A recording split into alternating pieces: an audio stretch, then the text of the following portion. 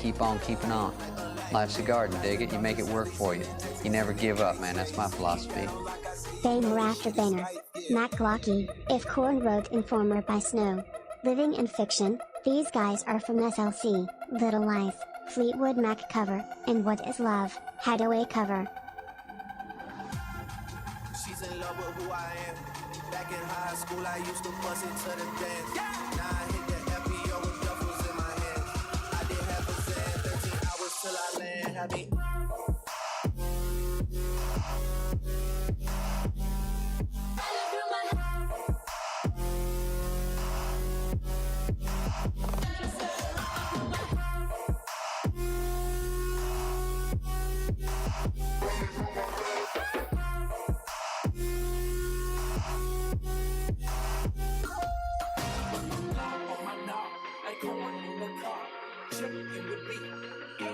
I'm so ready, you call my money fish sticks. New Apache.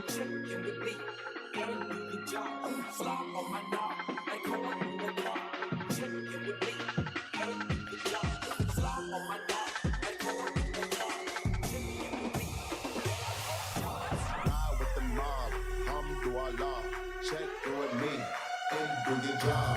Earth is the name, then baller did the chain.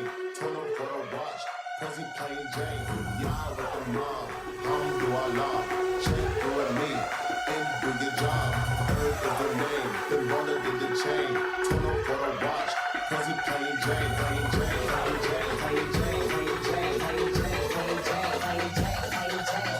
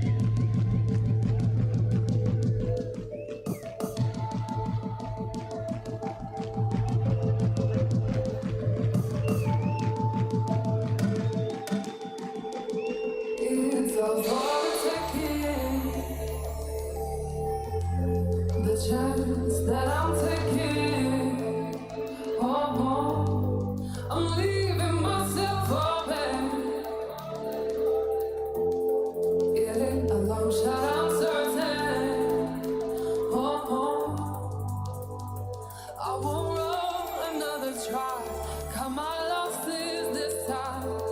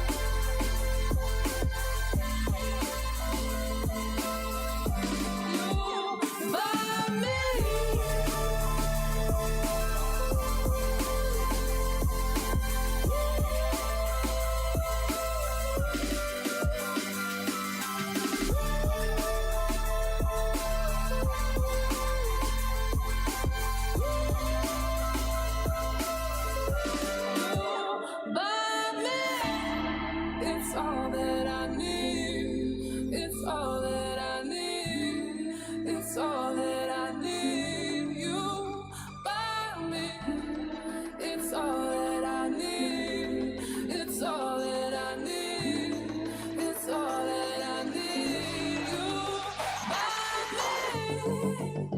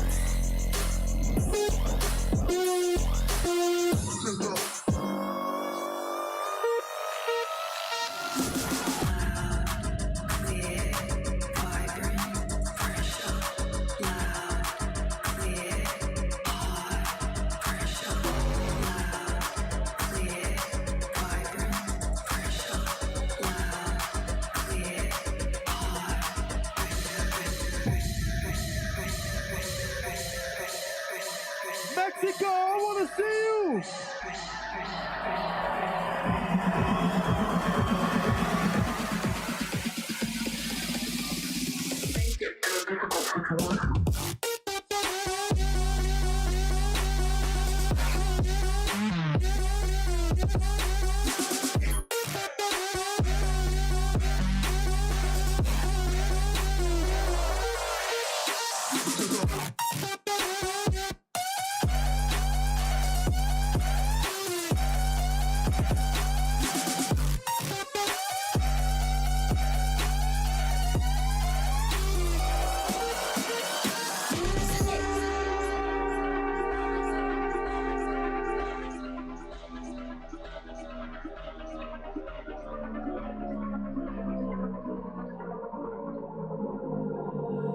What I would do to take away this fear of being loved, allegiance to the pain.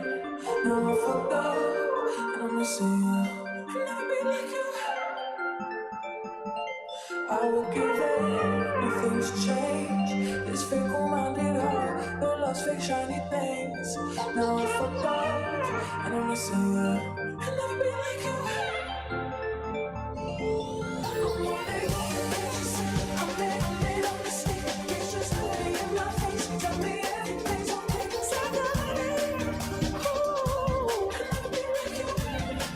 Mexico, I need you right now!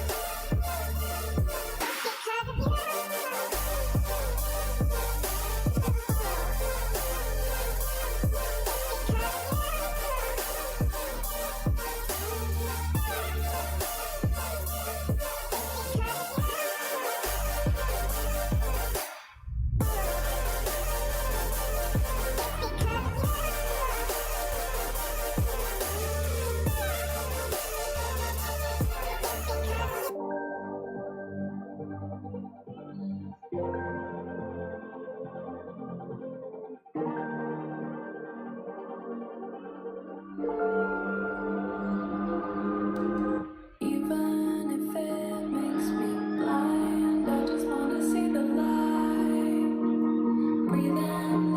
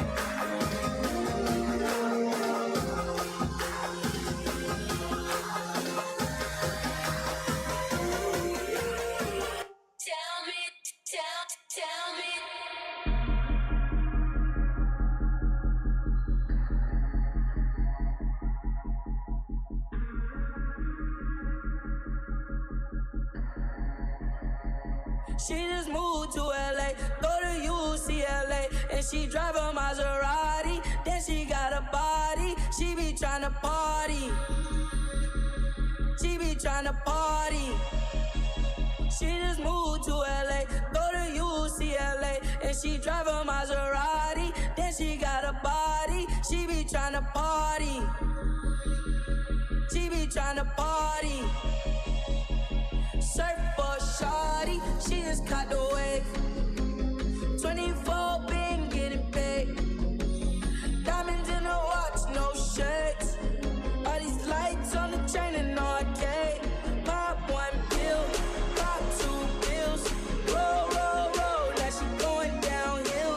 And she was born in Texas, so you know she flexing. Shawty got style, I can tell how she dressed. She just moved to LA.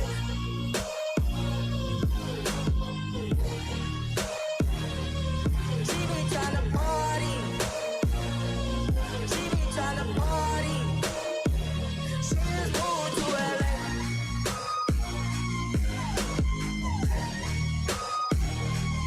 She be tryna party.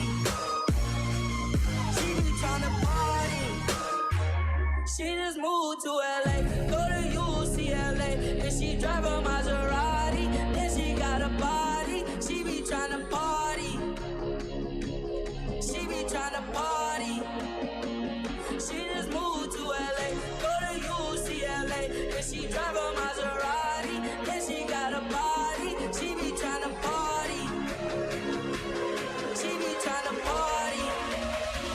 She just moved to LA.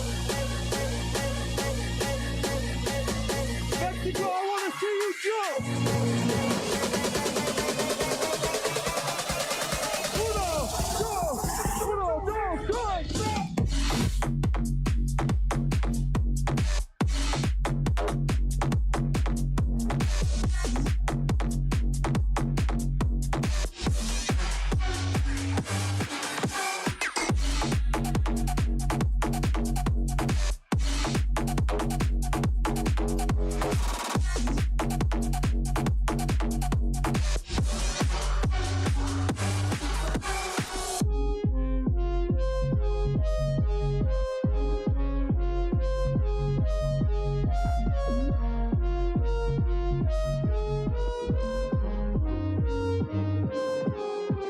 Undo that roof, undo that dress, undo that coupe, I do the rest.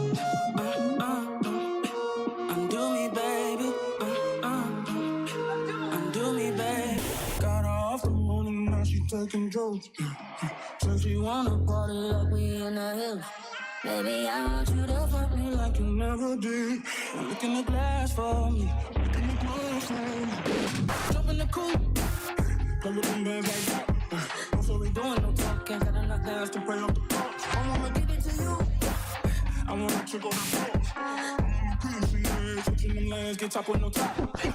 Undo that roof, undo that dress, undo that coupe, I do the rest. Undo me, baby. Undo me, baby.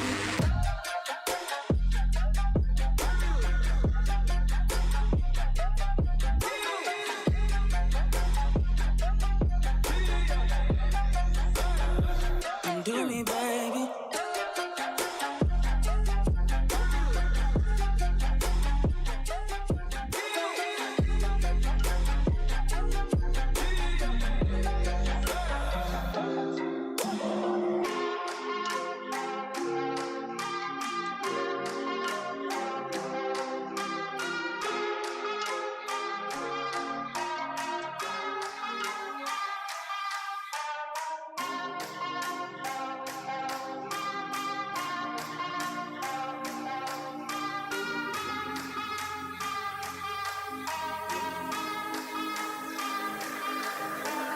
Your man on the road, he doing promo. You said keep our business on the low, low. I'm just trying to get you out the friend zone. Cause you look even better than the photos. I can't find your house, send me the info. Driving through the gated residential. Found out I was coming, sent your friends home. Keep on trying to hide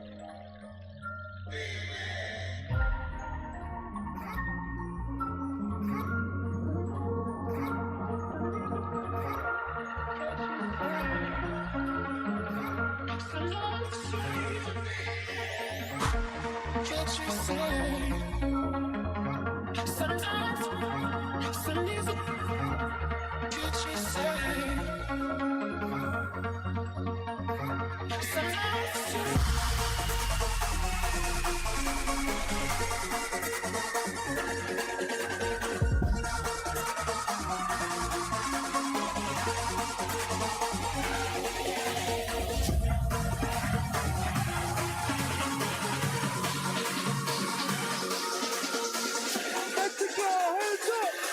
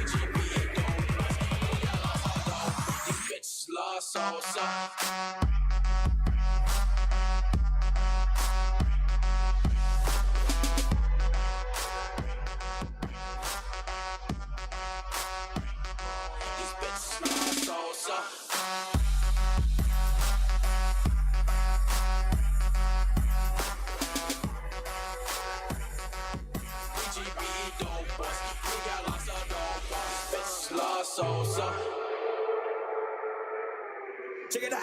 Hope you don't know damn nigga that'll represent like me. Who'll say some shit like me? One who'll lay the dick like me. But you don't know damn nigga who'll do the shit that I do. Run through your whole little crew. Pay for it if I got to. Hope you don't know damn nigga that'll represent like me. Who'll say some shit like me? One who'll lay the dick like me. But you don't know damn nigga who'll do the shit that I do. Who'll do the shit that I do. Who'll do the shit that I do.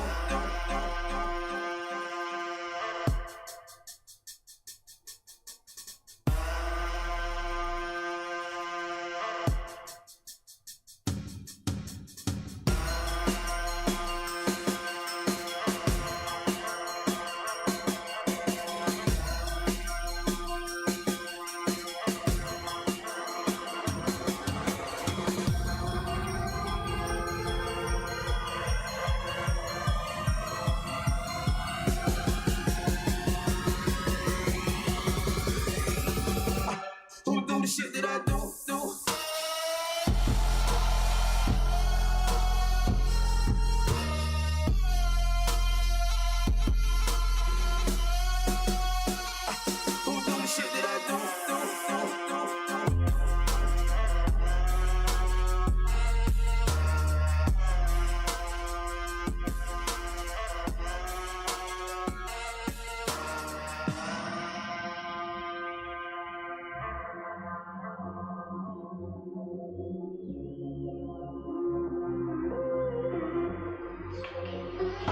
Who do the shit that I do?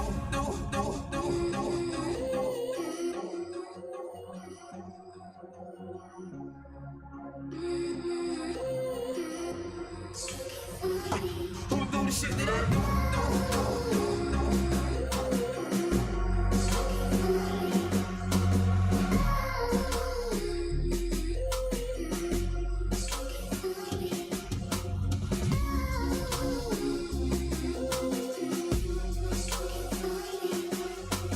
Who do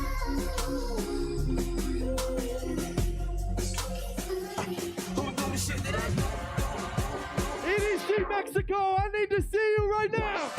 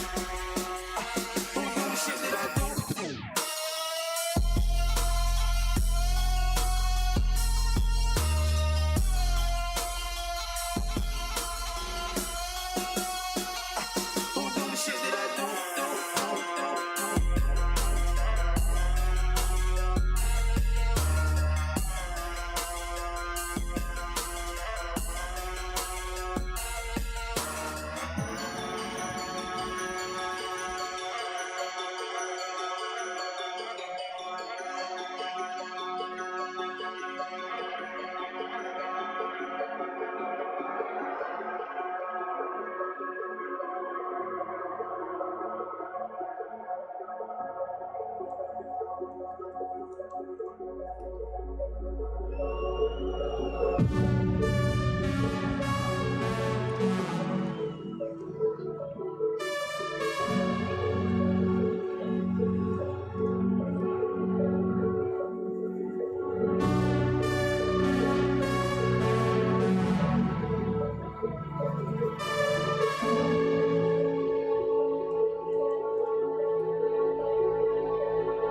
you want it, if you need me, I'll be yours. If you want me, if you need me, I'll be yours.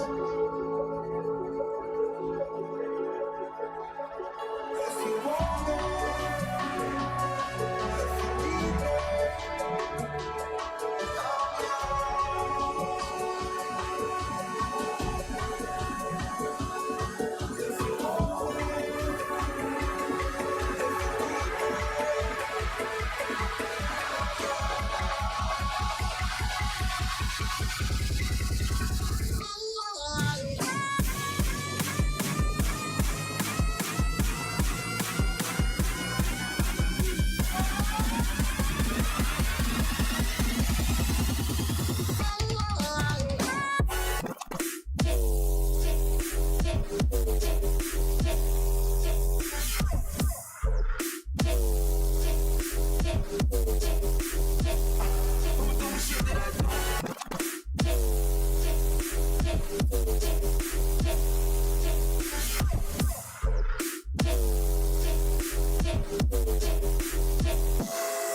if you want me, if you need me, I'm yours. If you want me, if you need me, I'm yours.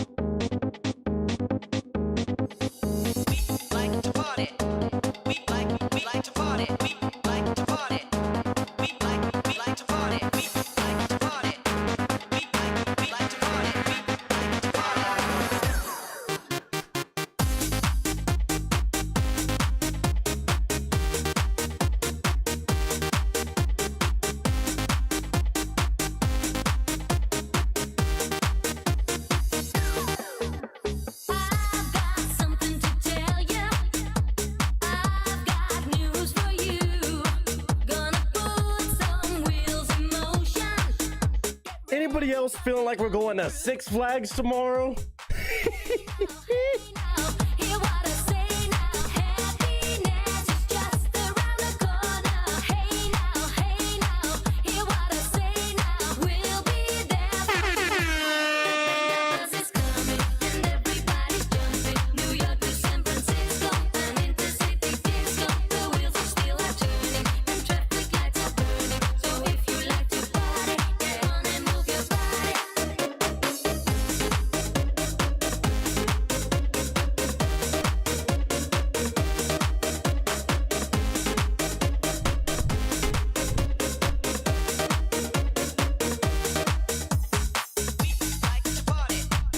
It's getting crazy now. Now it's starting to get a little fucking crazy.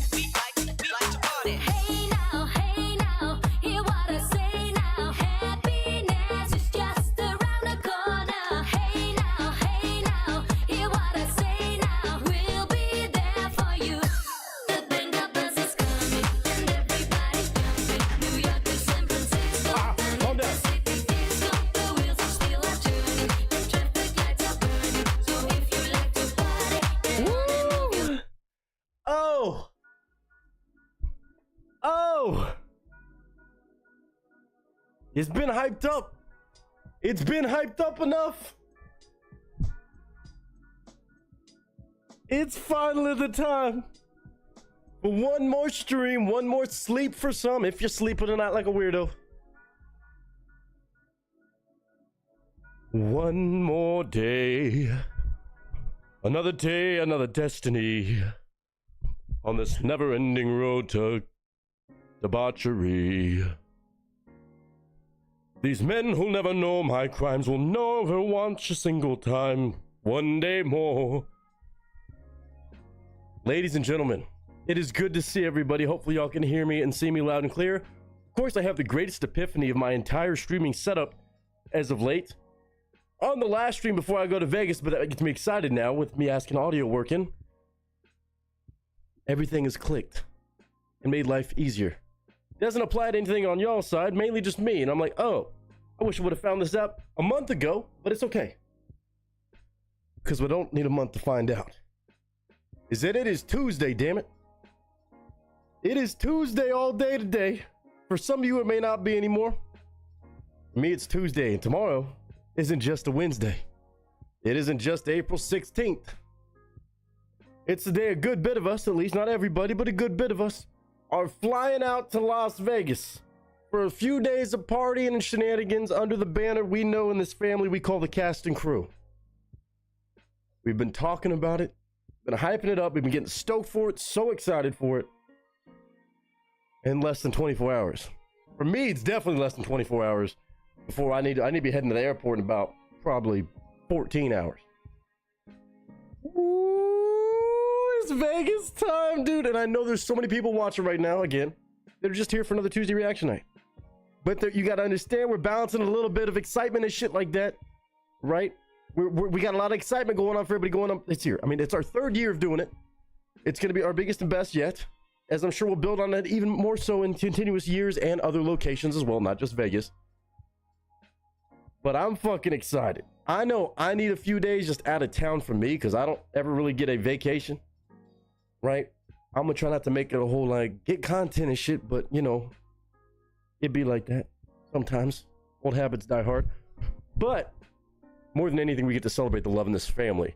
And I know a lot of people are not gonna be able to go, and that's understandable. I understand that. And it's all good. It does not change how much we love you. Okay, there is no favoritism in the cast and crew about this person's better because they made it. No. It's all a big giant family, and we're celebrating the family. We're not just celebrating the people individually who's coming. It's not like a birthday party for me, although it will be Mr. Wicked Mike's birthday. Come on, baby. We get Mike drunk tomorrow. But and a couple birthdays. That's right. It's gonna be a fucking party. Roseanne, how in the world are you? I was thinking about you again the other day, girl. I've been praying hard for you. I hope you're doing fantastic. I haven't even gone through the entire chat, but I just saw your name pop up, and I got to say hi while I can. I hope you were doing absolutely amazing. I hope you're taking everything one step at a time, and hopefully things are looking a lot better and better as you go. My goodness gracious. Sorry to blow past everybody else in chat, but I saw Miss Roseanne pop in. Miss Roseanne, we'll be celebrating you too. I hope you're doing good. I might as well say hi to everybody real quick and I'll read through some of these chats. In addition to Miss Roseanne, I love to see Steve, Tiana, Mr. Wicked Mike, Mr. Willie K. We got Nightmare up in the building. I know I missed some other people. I think I said tired of the BS, but in case I didn't, of course. Miss Angel. Who else? Chupacabra obviously is in here. We know this. He's dropping some music for us too today. Mr. Ben Tomsky stopped by for a moment. Phew. We got a full squad here. You all red solo cup?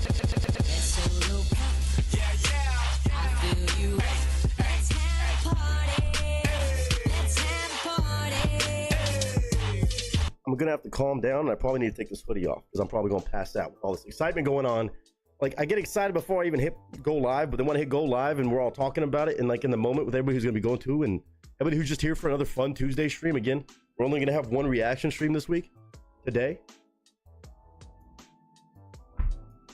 Thursday we're gonna be in Vegas. I can't do a reaction stream out there. I might still pop on and say hi at some point, if not just several times. You might get sick and tired of me seeing Nick's cell phone live stream special, but either catch them or you don't, because you usually don't get voted onto the channel. It's kind of what happens in Vegas stays in Vegas. Unless you're on stream in the moment, then you get to see it in the moment. Oh my goodness. Miss Roseanne, I hope you're doing so well. And Miss Erin, good to see you. Oh hi. Oh hi, Mark. Oh hi, everyone. Oh hi, Miss Erin. Woo, what are y'all saying in here, by the way? I'm taking a mini vacation this weekend. I'm gonna get spooked up. Okay, do your thing. Tiana said, safe flight for everyone going. Have fun and save time, everyone. Lots of love, Tiana. For that, I mean, simple well wishes alone, I know that means a lot to everybody. A lot of people traveling for the first time in a long time. Some people traveling by plane or whatever for the first time ever. Some people just straight up going to Vegas for the first time. Or a little bit of everything I just said. It's going to be fun. And pretty special for a lot of people. Just for their own, you know, general excuse to have a vacation. You're welcome. I'm kidding. But it's going to be just a blast with all these amazing people in general. I wonder if they can make this into a country cover. We like to party. They could probably sample it into like a badass country rap, I bet. They're gonna make me get back in my DJ bag and start turning shit like that into fucking rap beats. Stop it. Howdy. Everybody was saying howdy. Willie said it's pregame day. Tomorrow it's go day. Yeah. Yeah. Oh, it's well said. I mean, I know I would normally be down to do a whole marathon of reaction requests, and I still might accept one. We'll see. Right now, we're looking at a mighty fine, and I do mean mighty fine 7 stack. I feel like that's a pretty good balance because I still got to get some laundry done. I still got to finish packing. I barely started. I've been trying to get everything else done. Oh, I got to make sure I swap out batteries for the charger throughout the stream. I've got most of my camera batteries charging. I don't know if I have one in this camera or not. Oh. GoPro. You're boofing like cray cray. What? Better not be, not on my end, hopefully. This is my first vacation outside of my area in 20 plus years. I thought I saw you say this, Steve. Let's go, dude. Yeah, beyond overdue or something like this. I'm glad we could be the bad influence to drag your way, you know? Oh, it's gonna be fun. It's gonna be fun. These all my bags are packed, ready to go. Damn, this man.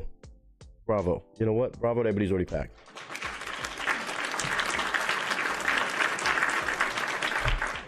I barely got to sleep last night. We had a whole shit show go down at the apartment. Of course, just great timing. Which I had to take Buddy out to the park this morning. I had to get up early, take him out of the apartment for a few hours because a pipe burst in the apartment complex. And they had to go into our unit and the neighbors. Apparently our fucking hot water heater tank, one of the pipes was kind of fucked up. Or water, just a water pump, whatever the fuck. It was a pipe fucked up in the apartment and it was leaking water underneath the entire apartment complex. So they had to come into our apartment and fix it, which means Buddy, Teddy was fine, but Buddy, dicey.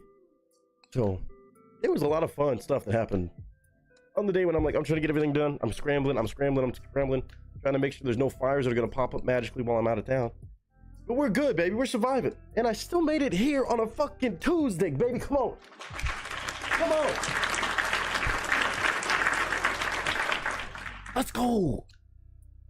I'm gonna be loud today. I'm just warning you right now. I shouldn't be because I'm trying not to lose my voice. But technically, Buddy's also not on the lease, so that also doesn't, you know, really help.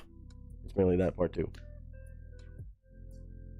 No, it wasn't. It wasn't like that. It was like there was a rusted pipe or something small. It was. Yeah, they got it pretty quick. They got it pretty quick. It was just one pipe that I think was a loose fitting or something was stripped. Danielle was talking to the guy about it. I didn't get the full story yet, but they fixed it pretty fucking quick. So can't complain about that. And of course, before anything else went crazy, it was just dripping water in the garage onto somebody's poor car. Because the pipes literally are just bare in the parking garage. So weird. But it's good. It got handled. They're like, it happens all the time. So, okay. Hi, guess what? I got my tickets to see Luke Bryan yesterday. It's on August 7th. Well, fuck yeah. Hopefully you enjoy that. I've heard great things about his concerts. I've heard he puts on a good show.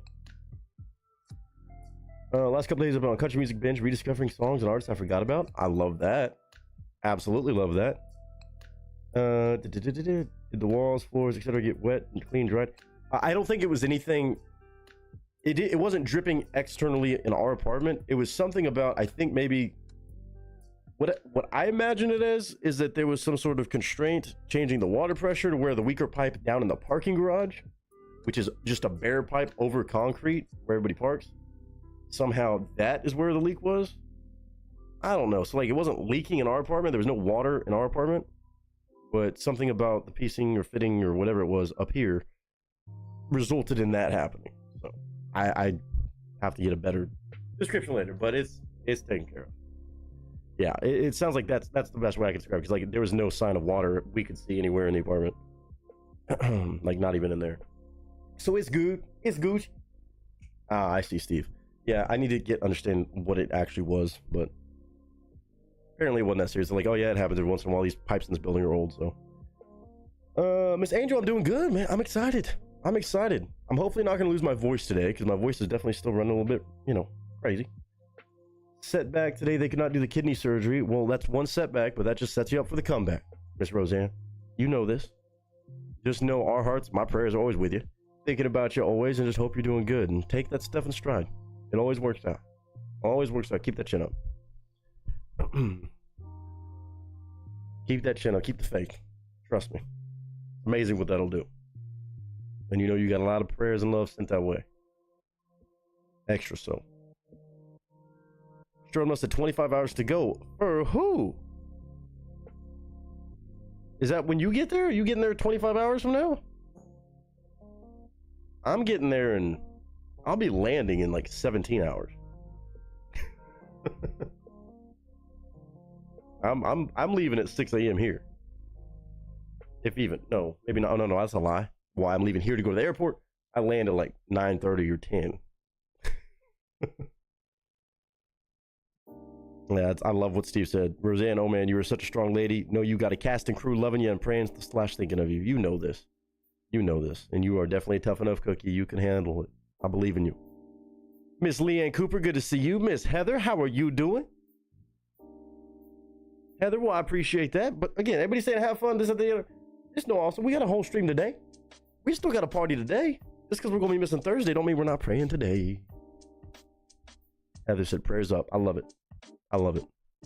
It's that kind of love that we get to fucking celebrate with stuff like tomorrow, man. In person, we always get to celebrate it, but in person, a little bit extra. Flight leaves at 8:59, lands in LV at 9:27 a.m. You land at AM or you land at PM? Garrett said party on a Tuesday. Let's fucking go. The stream going up on a Tuesday. We're bringing the good vibes. We're bringing the good vibes, baby. You lost 80 pounds and no longer diabetic, so some positive. Holy shit, Roseanne. I mean, fuck yeah, girl. That's not some small thing. That's not some small thing, Roseanne. What you mean? That's fucking amazing. Take that. You're already getting dubs left and right. You're already catching them dubs. Keep it going. You're already on the right track. Leanne, it's Wednesday for you, but not us out here in the United States of America. Lots of love, Miss Roseanne. One step at a time. Again, it all works out. Keep that faith. You know it. You know it. Crazy how life works. Country groups like Blackhawk, Shenandoah, Forerunner, Sawyer Brown, some amazing songs I forgot about. Well, hell yeah. Hell, you know some of those. Mr. Ben Tomsky, good to see you back in chat. Okay, that's what was reminding me. Willie said something about full go, and also I was talking about camera batteries. I need to charge my fucking GoPro, just in case. Because I'm probably going to be spending at least one day at the fucking Pizzle. Oh. By the way. I made sure, you know, it's kind of funny you say that because that's what reminded me of it. My patch that I keep on my camera bag, and yes, it is a camera bag.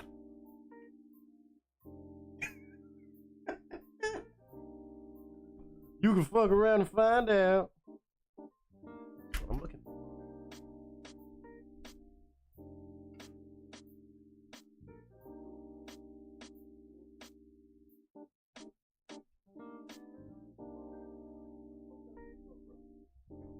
I had a GoPro. Where did I put the GoPro?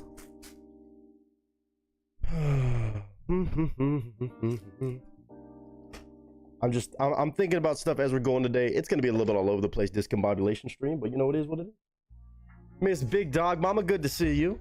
If y'all miss it on Sunday, Big Dog Mama Tired and BS showed a lot of love as they have been over the past several weeks. Of course, any other donations today, in addition to, obviously, we're full on requests, but any other donations will go to the Vegas fund of, you know, getting a round of drinks for people or getting this, that, the other, or helping everybody have a good time and just make bad decisions, including myself, but also I like to share that with everybody else. So just know any donations going to that today if anybody wants to do that. But mainly, they've been showing so much love on Sunday. I told them, I don't care if you didn't win the damn roulette wheel on Sunday. They each get to pick a song request. So I gave them each a song request for today. They've been going crazy with the love, just showing love, even though they're not going to be able to go in person. We're obviously going to be celebrating people like them too.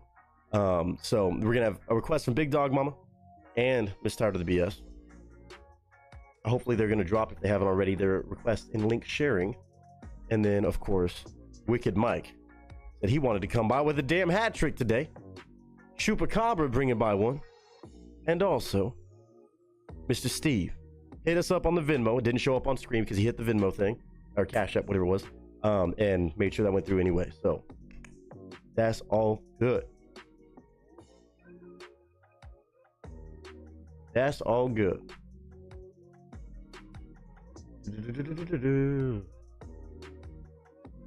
All right. Already did. Well, good. I'll check that out in a little bit. Let's see. How many times does Nick eat Whataburger this week in Vegas? I mean, at least once. Depends how motivated I am to get all the way over there to Whataburger. All over there. Not that far. Gonna sleep off some of this anesthesia. Roseanne, get that rest, girl. We love you to pieces, and I'm so glad you got to make it. At least to say hi to us. And of course, you know you got plenty of prayers heading your way. It's a nice camera bag. Thanks, man. It's been a good one. I need to kind of reorganize it in this different panels. Not sponsored. It was an Amazon purchase, but good one. After the last 10 days, I'm so looking forward to the next 3 days. Anyone want to buy a 2016 F-150 with new fuel pump, driver module, fuse, and relay? Not currently running. Oh no. Not the new this, but no, not running. I'm sorry to hear that, Willie. I'm sorry to hear that. Don't tell me it's one of those. Don't tell me it's the equal poop. Is it equal poop? Is it equal boost? Oh no, that's why I don't like these new trucks. As much as you might be able to fix things on these newer ones, it's like half it's computer shit. You're like, fuck it. No, Rosanna, just keep your head up. We love you, and just keep continuing our thoughts and prayers. Absolutely, all of you got this in the world. I haven't had In-N-Out. I want to try it. I mean, yeah, I think they. I'm pretty sure they have In-N-Out. Yeah, they do. It's right there on the fucking promenade. What am I saying? It's one of the cheapest spots to go get food. You don't want to spend, you know, $30 on a meal. Yeah, I mean, you can try it. It's pretty legit compared to the ones out in California. I grew up listening to country, became a teenager, went into rock, metal, and rap, and turned away from country. Now I'm trying to reconnect with it. Good for you. Patricia, first of all, how are you? Said, guess who actually has some time off in the evening? Well, let's fucking go. You could kick it with us. It's our Vegas Eve stream. We're going to Vegas tomorrow. I'm leaving in, what did I say? What is it at now? 14 hours to go to the airport. It's go time. But we're going to be partying today, of course. You know we got to. We're just chopping it up, of course, early on. You know how it be. Good judgment comes from experience. Experience comes from bad judgment. You know, I like this. That's going to be one of my things I remember. We're making bad decisions in Vegas. I mean, bad judgments, but good judgments, because bad judgments. I'm not prepared for what's about to happen. In Vegas? What's happening in Vegas that I don't know about? Y'all ain't prepared for what's going to happen in Vegas. Some of y'all have no fucking idea. Or you just won't be able to hang. That's cool too. Oh, Willie, not the fucking. It's always the EcoBoost, man. They're good until they're not. It's just, I feel like everybody I know with those newer, that Ranger trucks on the F-150s. I'm sorry to hear that. I know it's a fucking pain in the ass, sir. Older country. Oh, hell yeah. You know how it be because it do. It do because it be. Okay, let me find my fucking. I'm a little bit scrambled because I got a lot of stuff to do later, but I didn't want to cancel stream. Why would I fucking do that?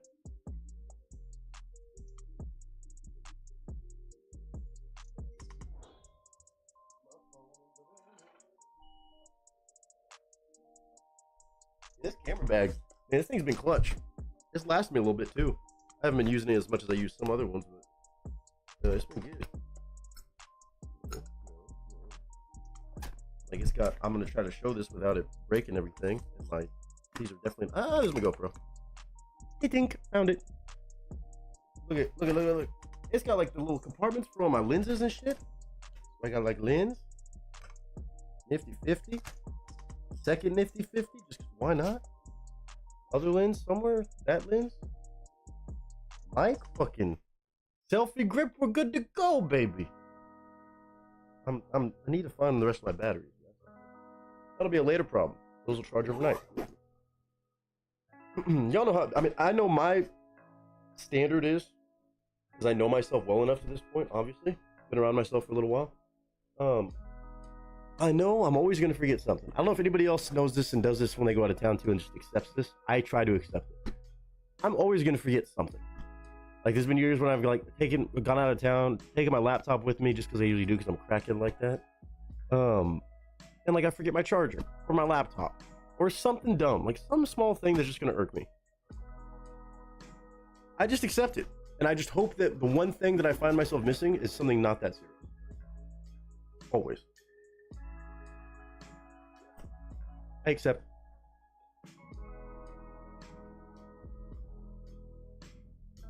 I gotta clear SD cards later. I gotta add that to my list. Let's plug this bad boy in. I've never had In-N-Out or Whataburger. I would like to try one day. Hell yeah. I mean, a lot of that stuff is all nostalgia. You know, when you had other different fast foods, everybody got their local stuff that they grew up with. And whatever you've had the most is definitely going to be the stuff that you definitely find yourself loving the most, I think. But I think that Whataburger is pretty good. In-N-Out's not bad for the price, as much as I joke about it. I don't like doing the whole this is better than Whataburger or Whataburger's better than that. I mean, Whataburger is, and it should be, because they have a full menu of options and they have a higher price tag. Keep it a buck.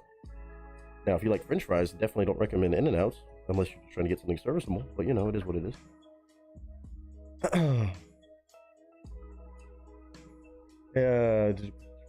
Oh.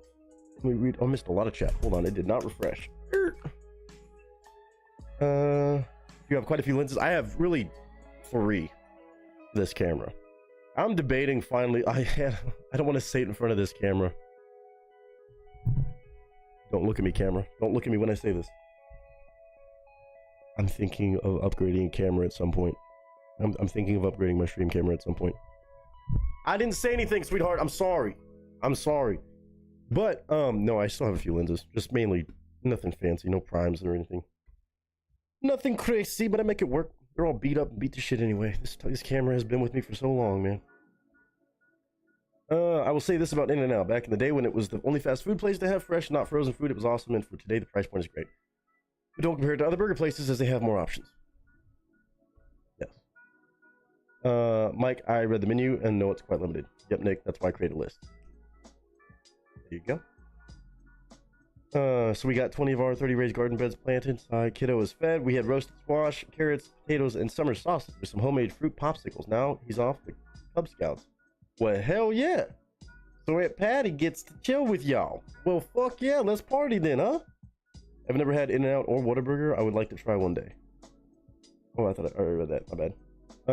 I forgot how many good songs Billy Ray has. Achy Breaky. Y'all are all over the fucking place today talking about shit. Love it. As the lens all of a sudden cracks, you just see a teardrop come down the middle of the lens.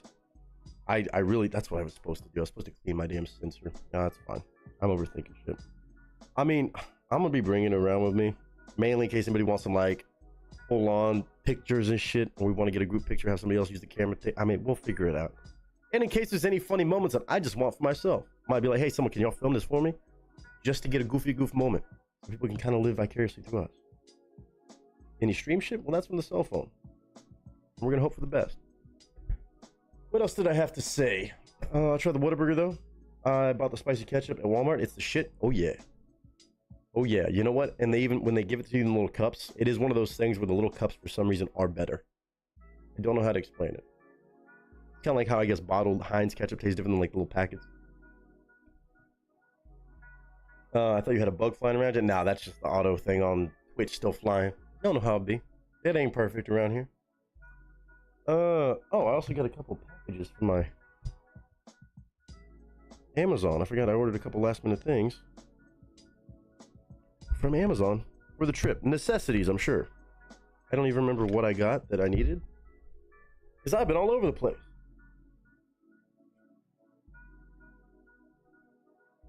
Let's see what I got. While we're waiting for everybody to show up. Oh! More cheap sunglasses, because your boy does not spend big money on sunglasses anymore, because I don't trust myself. And frankly, Scarlett, I don't give a damn. What are we talking about? Yes, I am an Amazon piece of shit because it's fast and cheap. And I don't need it to be fancy. What are we talking about? My good old go-tos. My good old 2-pack. Cheapy cheaps, baby. Who needs aviators? Woo! This is me at the slot machine. That'll do. It's all takeout for me until this house goes under contract. Just spent 4 days cleaning everything, and I'm not about to be making messes. That's fair. Honestly, I don't blame you for that. I wouldn't want to be doing that either. As fuck, to be honest, I haven't had grown up time for over a week because we've been jamming out, weeding, and planting these gardens. So now I'm having a cerveza and feet up. Let's go. Call that adulting time, or, you know, our shenanigans time. Me at the poker table, though. You know I gotta have the all blacks. I'm back on black.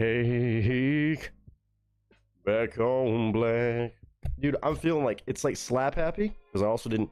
I'm waking up now. Now I'm in the moment. We're gonna have a drink with each other because we're pre-gaming for Vegas. It's for me. I'm literally leaving in 14 hours.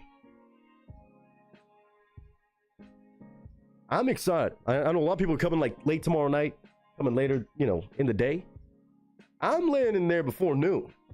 I'm trying to get to going. If I had extra time to kill, I got extra time to kill. I'll live. I forgot what I got from Amazon. Oh, my other necessities. Between the fucking glasses for the casino and this, I'm situated. I lost my American flag koozie the other day. Moment of silence for wherever. I actually know why I lost it.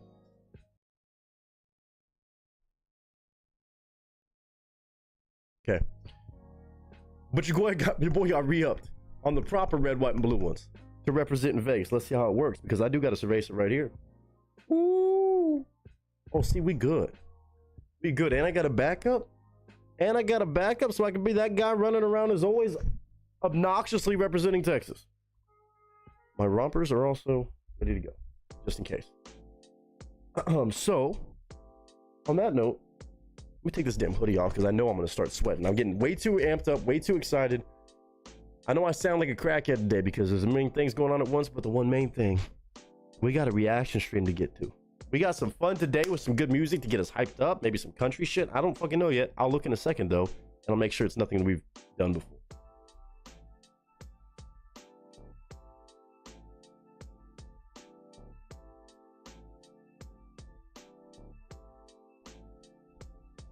I got a haircut. I'm feeling good. We're feeling saucy. And we're going to have a fucking fun time tomorrow. And not just tomorrow. Oh, Tired of the Biz. Don't you worry. I got that one ready to go too in case I have a tall boy. I have that one ready, of course. I used the best thing about that one. Honestly, I love that one. I do. No, I didn't lose that one. I didn't lose those. I don't take those out because no. I take out my other, like, just, you know, easier ones to find. Those I love too much. I keep those in the apartment, like my coffee mugs. You know what I'm saying? The one with the handle. You think I'm gonna take that out and risk losing it? Somebody jacking that shit? As soon as some redneck sees that shit, they're taking it. Especially if I go to a country bar. Hell no. Hey, what you got a handle, Steve? I'll take out for us next week because I'll be spring cleaning. Ooh. Ooh. It is that time. Camera, don't do it today after I just said everything I said. I was about to get on Amazon. No. I still have those. Don't you worry about those. I'm probably going to, even if I remember to grab it, I know I have it. I set it aside earlier.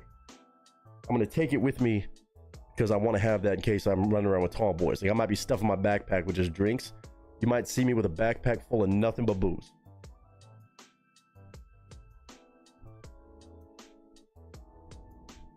It's Vegas. You can do that. Oh shit. Anyway. Yeah. That's the name of the game plan. Name of the game plan. That's the game plan and the name of the game. Wow, I'm really way too excited for tomorrow. Not possible. Not possible. Oh man. So many things. Just because it's gonna be us. I'm gonna try not to lose my voice today. If y'all see me tomorrow and I'm like, hey, how's it going? Just know it's not like I'm always just using AI to like recalibrate my voice. It's just truly because I went too ham. I've been going ham lately and it's catching up to me. It'll be fine. I think I just probably need a good, halfway decent night's sleep. Or I'm just gonna full send it marathon. Get the marathon going now because in Vegas, I'll take the very little sleep. It's a necessity until you need to. But the pregame, it does start now. You need a backpack cooler? Yeah, I mean, I've already got my camera backpack and I know that's gonna be with me most of the time. I can still fit like some tall boys or a bunch of cans in there. I realize my damn room doesn't even have a fucking fridge, so I might get myself a little bullshit cooler of some kind just to have while I'm out there. I'll probably just put the beers in the fucking ice bucket. It's hood rat shit. Hell, I might fill up the fucking bathtub or the sink with ice from the ice machine and just do it like that. You know what I'm saying? I don't need to buy a fucking cooler. What am I saying? Ladies and gents, the party begins now, though.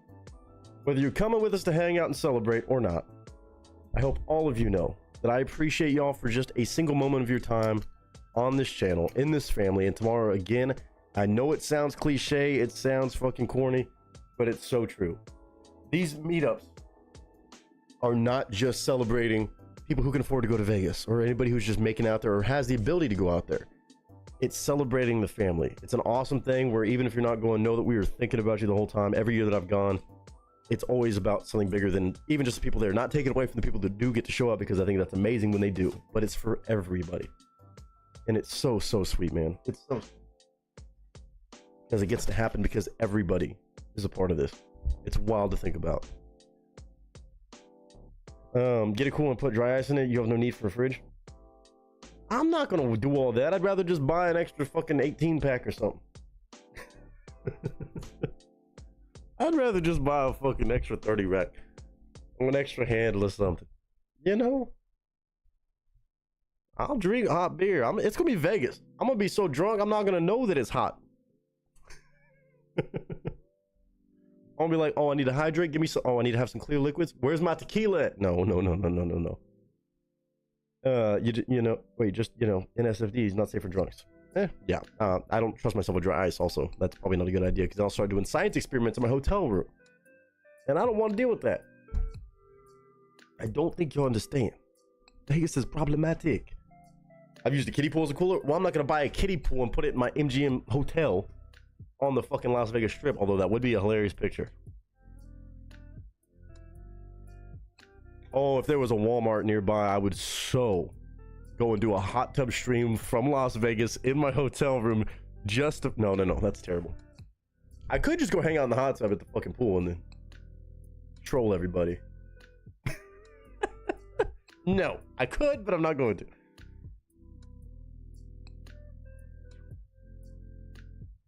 I made so many jokes about, instead of it just being filled up on Twitch with all those, you know, as some people would call them, thoughts and interesting individuals. It'd be hilarious to be the only guy on the hot tub section and try to make the front page of Twitch, or at least the front page of recommended on that. Something about that would be so satisfying. Take one spot away from some crazy harlot, you know.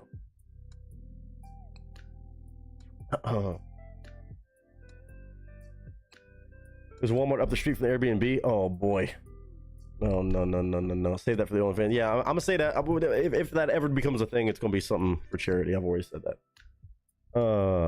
Our yard was major flooded after some heavy rains once. I ordered some mail-in steaks and I threw the dry ice in the yard lake. Made it bubble like a swamp. See, that's fun. Making the most out of a shitty situation. I like that. When it rains, it pours. And then when you put dry ice in it, it bubbles. That old saying. I said harlot. Harlot. But I mean, I can't say anything because we're all gonna be pretty fucking debaucherous, and I'm gonna say it one more time because I don't think people understand. I hope everybody who's going to Vegas respects everybody's privacy. You're gonna hear some crazy shit from everybody. I'm not even just saying me. I'm saying from each other, because some people have never been to Vegas. They're gonna get a welcome party from Vegas. They're gonna be like, oh wait, I can do this. We could just go fucking crazy in Las Vegas. It catches up to you quick. It's a slippery slope, and I've done it. That's why I can say I'm a survivor of it. I might survive again, but I at least know what I'm in for. Some people don't know, and they're just like, they get caught up. Shit happens. Respect privacy. Don't take pictures or videos of shit that doesn't need to be shared unless the person says that's cool. Ask permission first. I'm gonna do the same, even as much as I talk about vlogging. I'm not just gonna randomly do shit like that. I hope you have a fun and safe trip to Vegas. Angel! Miss Angel with a $10 donation, adding on to the drink fund. Adding on to get me a beer from Viva Las Vegas. Maybe a beer and a shot, depending on where we go. Miss Angel. Done deal. I'm gonna have an extra swig of something for you when I'm like, in between, do I start drinking now? Do I drink a little bit more? Do I take a break? I'm gonna have a drink for you. Just know, I'll be like, no, Angel would want me to have this drink right now. And we all will be very fun and safe. We're all gonna be looking out for each other. Hopefully, if anything goes crazy, I doubt anything will get that crazy, God willing, knock on wood. But if it does, we got other people looking out for each other for sure. Is Nick gonna do some buzzballs in Vegas? No, not planning on it. I'd rather drink a lot of actual things I enjoy, not that. Not that. When I make it there with you guys, I forewarn you, I am the one-man wolf pack. Are you coming, or are you just saying whenever you make it out there? We got several one-man wolf packs. I hate to be the one to burst your bubble, but there's always room for more one-man wolf packs. Oh, y'all gonna get an inflatable kiddie pool for y'all's spot? Y'all have fun with that. Willie and Steve gonna do a fucking hot tub stream? Let's go, huh? Hey, let's go. Let's go. Steve and Willie gonna splurge. Who needs the little jacuzzi in the fucking hotel room? I like the way y'all think. That'll be fun. That'll be fun. It's Vegas, baby. Do your thing. He just said for sure. Now this time, wait, let me check. What time tomorrow y'all meet? I mean, I don't know exactly what time we're meeting up, but we're gonna be out there from tomorrow. I'm gonna be out there Wednesday through Saturday. Some people are staying through Sunday. So it's not even just like, even Garrett was debating coming out, flying out maybe on Friday and Saturday night, and me stay another night. But there's all kinds of things that might be happening. When I was in Vegas, I was always weirdly fascinated with the range of street performers. There were awesome entertainers, terrible entertainers, and terrible people who loop back around to awesome. Yeah, it's kind of like LA or any of those touristy spots. It definitely happens. Every time you have tequila, think of me. I'm gonna be honest with you. If I'm having tequila, I may not be thinking about much, but if I do have some, be like, oh yeah, Tyler the BS mentioned this. I'm not planning on drinking too much tequila. I'm gonna have to watch myself with the whiskey too, but I just know myself. In Vegas, specifically. I know I'm going to have some tequila at some point because I know that's exactly what Truth's going to be drinking. He's going to hand me the bottle. And of course, I'm going to say yes. Fuck you think this is? So yeah, I'll think. I might be staying till Sunday. As of right now, I'm just guaranteed. I know for me personally, I might be just staying till Saturday. I have my flight booked out to leave Saturday afternoon. There's a chance. Garrett might be flying out to meet up. We'll see. It's kind of a small chance, but he's kind of feeling the urge to come out and say hi to everybody who's out there still. Maybe either Friday or Saturday night. So we end up staying an extra night. Ain't no doubt. Tequila keeps it fun. Oh, it keeps something. It keeps something.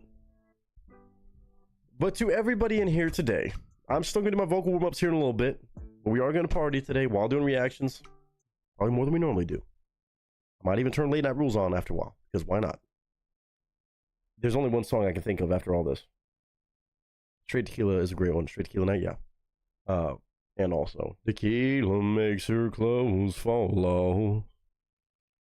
This one, though, also, would love to see somebody do this if we go to karaoke at some point. I fucked up. If you having a drink, put it in the air. If you're not drunk, ladies and gentlemen, get ready to get fucked up. For my gambling glasses. For my new gambling glasses. LMFAO, you know it.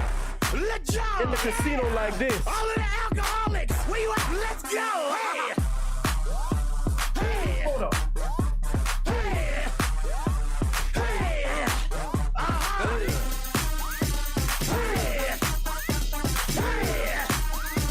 Hey. Let's go. Yeah. When I walk in the club, all eyes on me. I'm with the party rock crew. All drinks are free. We like Ciroc. This is how I'ma be. This is how I'ma be. We came to party rock. Everybody is on. Shots, shots, shots, shots, shots, shots, shots, Come on. shots, shots, shots, shots, shots, shots. Everybody. I gotta fill that up more. I gotta fill that up more. Shots, shots, shots, shots, shots, shots, shots, shots, shots, shots. Everybody.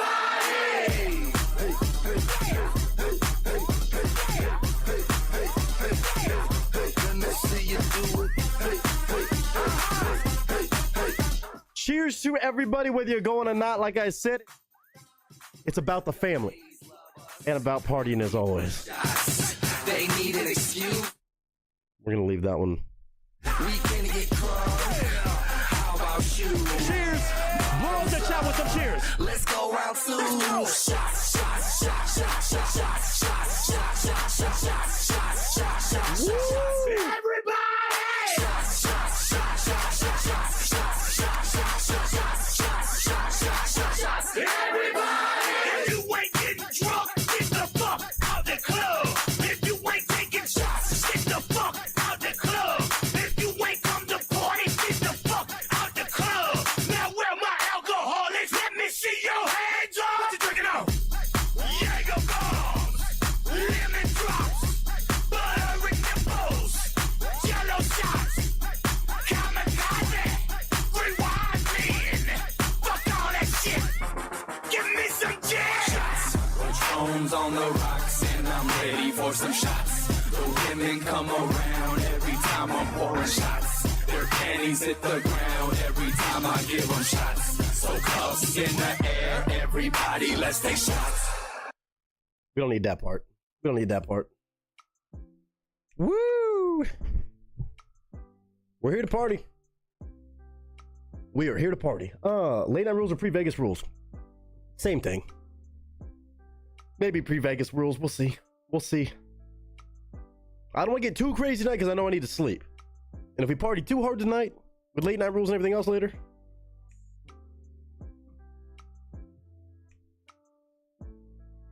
there ain't no telling.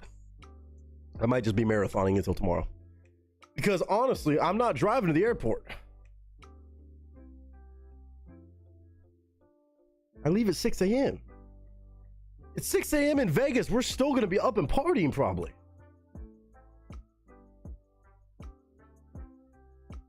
I mean, I'm just saying, there's a couple 24-hour bars. I mean, the casinos, you can always drink 24 hours in Vegas. It just is what it is. But a couple bars we're going to do that are specifically 24 hours. Like, them bitches don't close till 5:30 in the morning. Not everybody has to go to those. You live your life. You make your own decision. But I know at least a couple times that's where I'm going to be.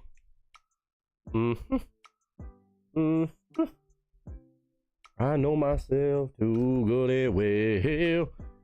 Got to get my stuff ready for the move, but we'll be there in spirit. That's all good, bro. Of course, love as always. You know this. Let's see what I miss. All the cheers, man. I appreciate y'all for being here today. I am flying out of LAX. Yeah.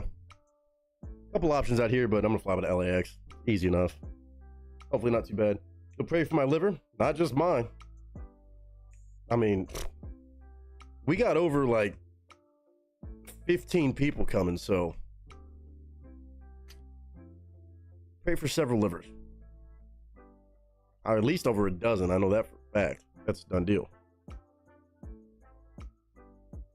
A lot of livers, a lot of brains, a lot of just, you know, well-being, safety. Of course, I appreciate the thoughts and prayers about safety. We'll be safe. We'll toe the line at times a little bit, but we'll be safe. All right, let's see what y'all picked out these song requests. Make sure everybody got these in here. What we talking about? What we talking about? Big Dog Mama, not the right channel for it, but I like what you're doing here. Texas Hippie Coalition back on the channel. Pissed off and mad about it. That's gonna be one I'm interested to see if I've actually heard before. I don't think I have.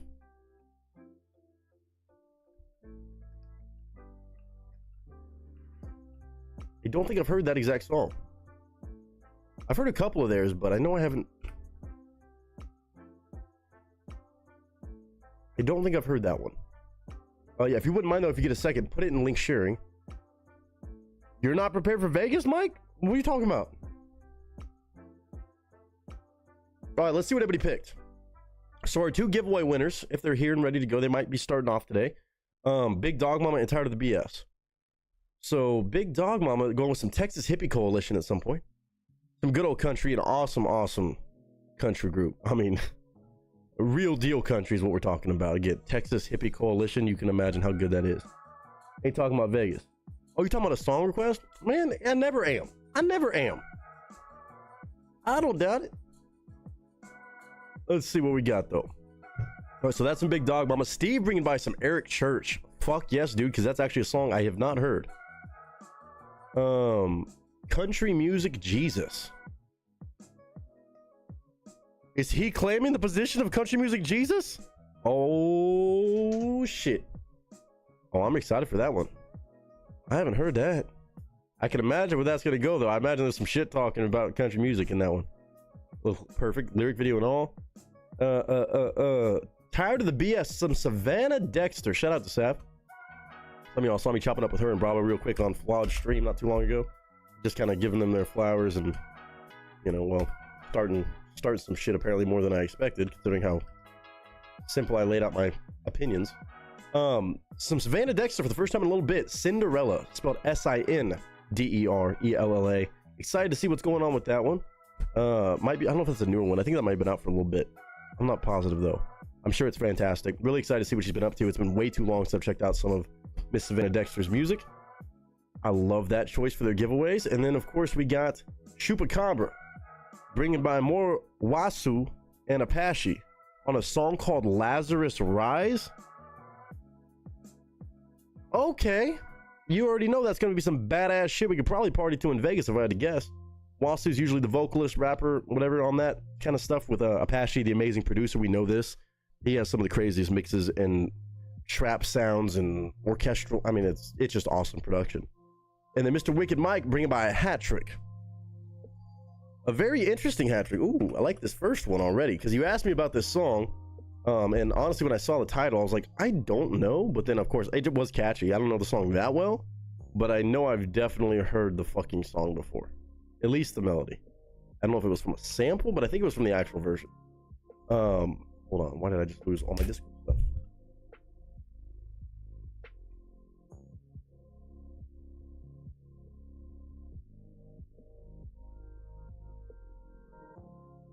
There we go.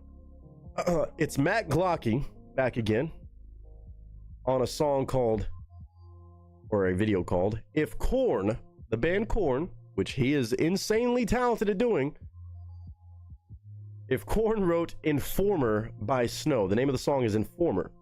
Some of you may have heard it. I'll play a snippet of it real quick while we're talking about it, just for anybody who's curious about what that's going to be. I didn't know it by name at all. I don't know if that's a one-hit wonder kind of deal, maybe on the original version. I don't know. I never heard of the group called Snow, nor did I know that this melody was called Informer. I know I've heard this exact version. I know I have. It's just I never connected the names.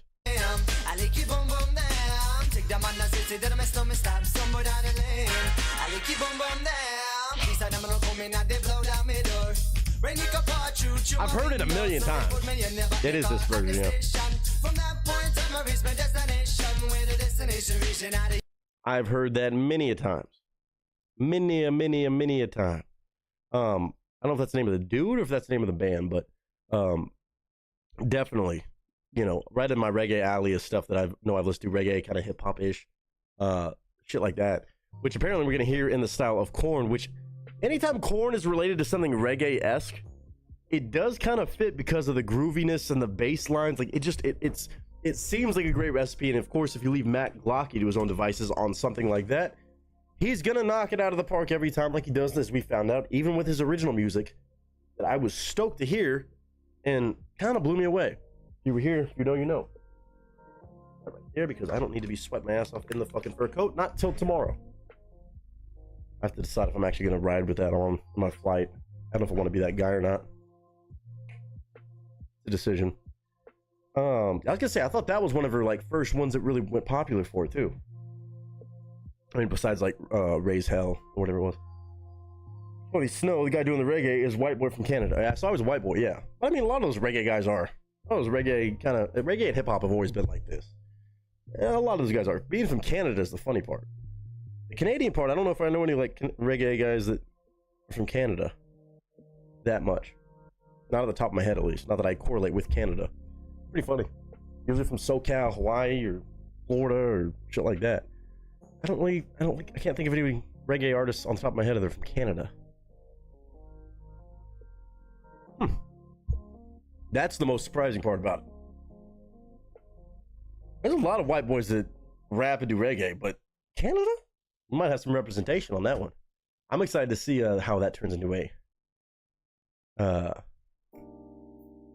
Korn song. Okay, we don't need that right now. Okay. Besides that, what else did I miss? The other two from Mr. Wicked Mike. Oh, I just lost it again. Discord, what are we doing today, huh? Okay. A group or artist by the name of Living in Fiction. That's something new here. On a song called Little Lies. That's not a cover, is it? I know another song for some reason by the same name, but I doubt it's a cover. It looks like it's on the topic page. I have not clicked it yet, but looks like audio only. Living in Fiction. Never heard of that before. I don't think I've done a reaction to Living in Fiction before. I've heard the name mentioned, I think, but I've never done a reaction to him for sure. And then we've got, same artist. Hadaway, What Is Love? What is love? Baby, don't hurt me. I'm assuming that's what that is. I didn't know it was Hadaway, but it's been sampled through a million things, and just obviously a very famous song, covered by Living in Fiction. Not sure if that's one dude or a whole band, but that's gonna be tight.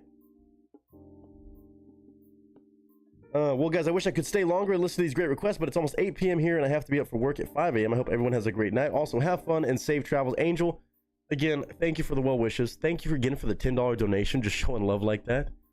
So damn sweet. As always, good to see you. And of course, I hope you have a great rest of your week. Keep an eye out for any random, phone streams from Vegas when we're all drunk and discombobulated, and maybe recombobulated again and then discombobulated again. You never know. Again, anybody who sees the stream pop up from Vegas, know that you're either there in the moment or you're not. I don't usually VOD those, just in case something's caught on camera that shouldn't be. But, it's usually a good time. It's usually a good time. It's not the same quality that you see here. You're not going to see the chat, the layout, and shit like that. It's literally just going to be us on camera and, some sort of setup. But we might try to hop on a live or two while we're out there at random times. It could be any time of the 24 hours of a day. Someone posted on Facebook, if you could see those from my eyes, you'd be amazed at how blurry you are. That made me laugh. Interesting.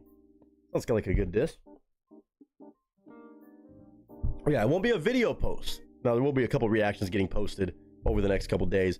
I have a lot of Tom to catch up on. I know he's dropping a new thing on Friday. Obviously, his whole album coming out, and I have a lot to catch up on personally because I want to make sure I do those things right. But there will be a couple reactions of other different things over the next few days. I would probably say probably going to go up on Thursday, maybe tomorrow too. Thursday and Saturday, I would bet, for a couple new uploads, at least 2 uploads. I should have ready for you 100%. They're just about done. So that way people have some content to watch, but also the lives. Those will be different. I'm not gonna be posting any videos necessarily, but if you want to keep track of all the main shenanigans in Vegas, make sure you follow me on Instagram if anybody rocks with Instagram. Exclamation point Instagram and chat will always pop up my Insta. I'm gonna make a point to be on there a lot more actively than normal, because that's gonna be where I'm kind of shouting out where we're gonna be, what we're gonna be doing, and maybe even if it's just me on camera doing stupid shit, there's gonna be some interesting moments, I'm sure, or posts or this, that, the other.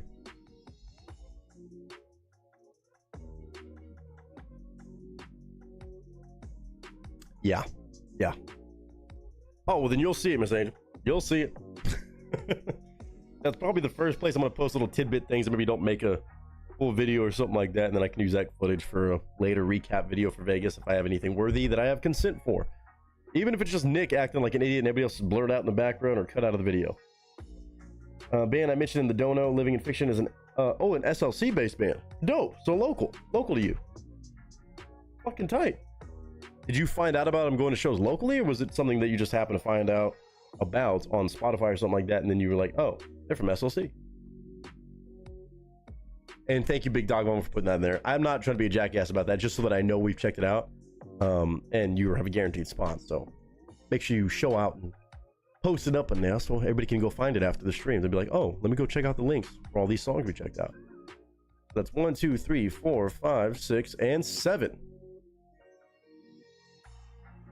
All right, so I think the order today is going to be Big Dog Mama, Tired of the BS, Steve, Wicked Mike, Shoop, and then back to Mr. Wicked Mike for a couple more. I think I did that right. Yeah. Also, Spotify, and then you found out they were from SLC, which is a nice little cherry on top. That's dope. That's fucking sick.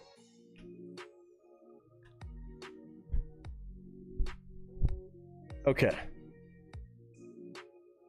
I don't want to do this. All right, it's time for us to do the shenanigans involved with vocal warm-ups. I need to do them so badly. My voice is hanging on by a thread. I'm going to be drinking water a little bit throughout the stream too. Just a little touch. A little tidbit of it. You know what I'm saying? Let me do this actually. Oh, I probably need to take my... By the way, if anybody ever loses their voice, I heard so many things about this stuff. It's actually pretty fucking good. I don't know why I'm shouting this out to you guys, but, you know, just in case there's anybody who ever feels like they have a scratchy voice, if you do anything vocally, this, that, the other. Obviously, tea, throat coat tea always works. Honey, some people put lemon in their shit. I don't really buy into that as much, but I do like it. Good antioxidant. But these things I heard so much about, and I finally ordered them like a couple weeks ago. I forgot to talk about it just because I'm not sponsored by it, but everybody hails by these. All the singers I know, vocalists I know, like professional singers and artists, all swear by these, and they're actually really impressive. I'm like, I underestimated how much they were working. These Grethers, if anybody's ever heard of these, just random shout out. Grethers, let me see if I can put it on camera. These things, Grethers. They're called pastilles for throat and voice. Really fucking impressive. They definitely are like cough drops, kind of, but more like gummies. Like you bite them a couple times and then you just kind of suck on like a cough drop. I was surprised by how like genuinely good tasting they were, but also it actually does feels like it kind of coats your voice and soothes it a little bit. If anybody's ever really down and out, keep an eye out for those. Oh, you're good, Big Dog Woman. No worries. And Pamela saying, hi, Nick and cast and crew. Hope you'll have fun in Vegas. Well, thank you. Oh, you might pop in later? Okay, bet. But I appreciate that just in case. I'll be watching Discord. Just popping in to say hi and wish you a happy Vegas trip. Pamela, you know it's nothing but love. Wish you were there with us. But hopefully when we do our Texas meetup, Even if it's just cast and crew. Hopefully you can make it by for that, maybe. Should be a lot easier. Try to make it as easy as possible for the Texas folks later in the year. Nick Cole McGinnis did a cover of Bohemian Rhapsody. However, YouTube took it down. That's fucking tough. That's gonna happen with shit like that, unfortunately. Damn, I'm sure that was so sick, though. Damn. To undertake that and have you... Hopefully you can find out how to get the licensing for that. Fat fingers, I always forget which place to put them. You're good. You're good, Big Dog Mom. No worries. Finally finished packing. Well, attaboy. I'm not at all. I got to listen to it. It was amazing. Well, I don't doubt that part. I don't doubt that part. Even if YouTube's a hater. Even if YouTube's a hater. Boom boom now.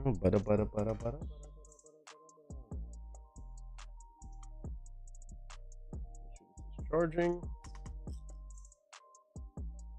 Yeah. Even have it. That sounded like a good sound.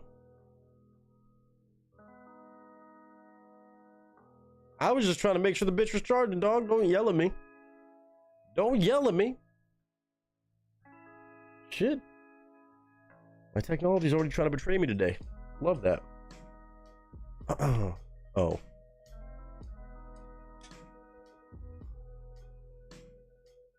Yeah, we'll be talking about everything we're doing in Vegas, I'm sure. We'll be hopping on Discord calls and this, that, the other and shit. And linking up when we link up at least one night. If anybody's got a chance to bring cowboy boots, I know everybody's packing, so I'm going to say it one time. Bring a country fit. You don't have to have a cowboy hat and shit. But maybe bring a country fit. Just in case. Just in case.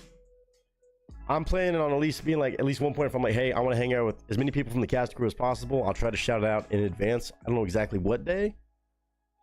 I'm thinking Friday, but I'm not positive. We'll be hanging out before then, obviously, but be like, hey, this for sure locked in time, place, probably Gillies, right there, kind of nearby on the strip, Treasure Island. One of my favorite country bars in town over there, and I think it'd be fun to just be at a country bar with a bunch of people that I know can rock with that shit, and it's on brand for me. That's my channel, my rules, and I can't say my meetup, my rules, but you know, I'm allowed to pick a spot where I'm gonna have fun, and I think everybody else is gonna have fun too. Get that country on a little bit. Why can't we? They're gonna let me do that, really? Oh, I don't even have shit on this. Okay, sorry guys, I'm trying to figure out what's going on here. Oh, there's no SD card in it, that's why. Okay. We good. We good. Shut off. Hold on, ignore the blurps. Ignore the blurps.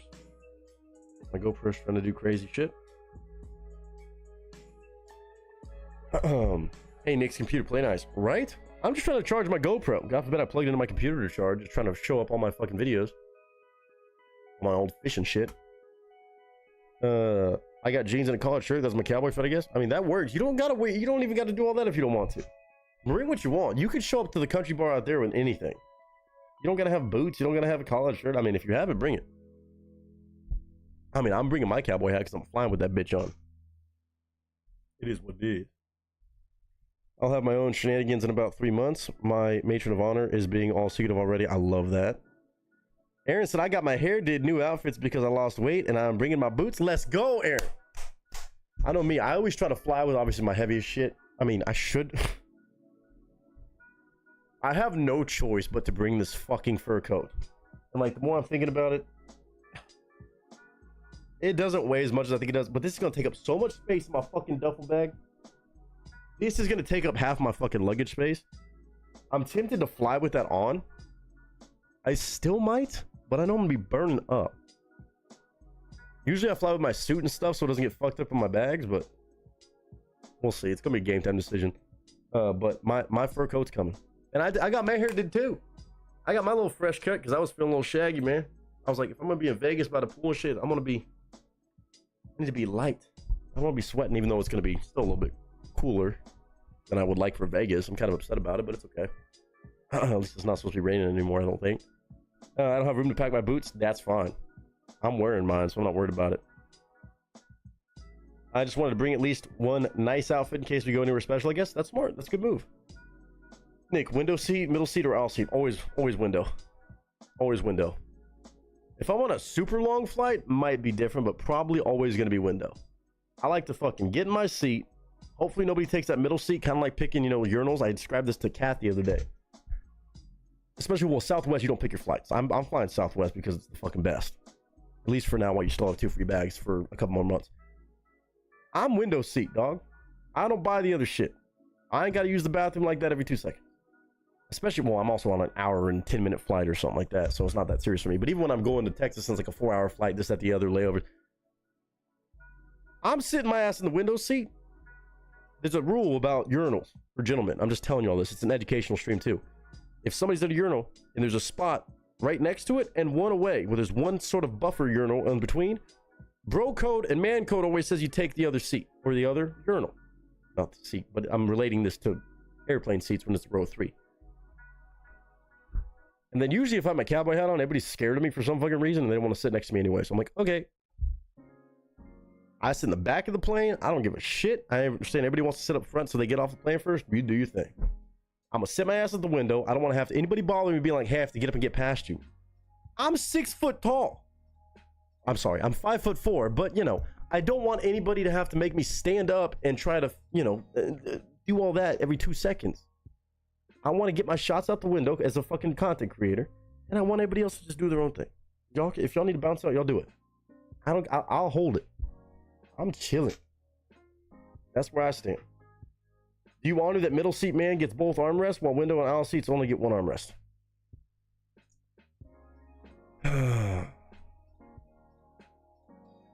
As long as the window one has an armrest too, I'm not mad about it. I'm not mad about it. I don't have a problem with that. And I'm a pretty lean guy, so I'm like, I don't need to be like taking up a bunch of space usually. I'm just leaning up against the window. And I'm also there to get my time lapses and shit with my camera because I'm, you know, that content creator piece of shit guy. Yeah, no, I don't mind that. Yeah, mine's first come, first serve, which I'm mad. I checked in fucking late for my flight, so I got a late boarding number. It's not as bad as it could have been, but I'll survive.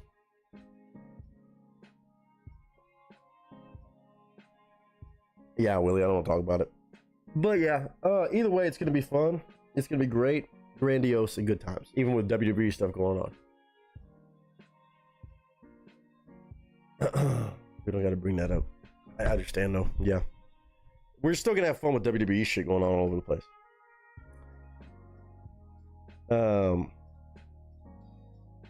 Yeah. Backup plane for me also. Yes, sir.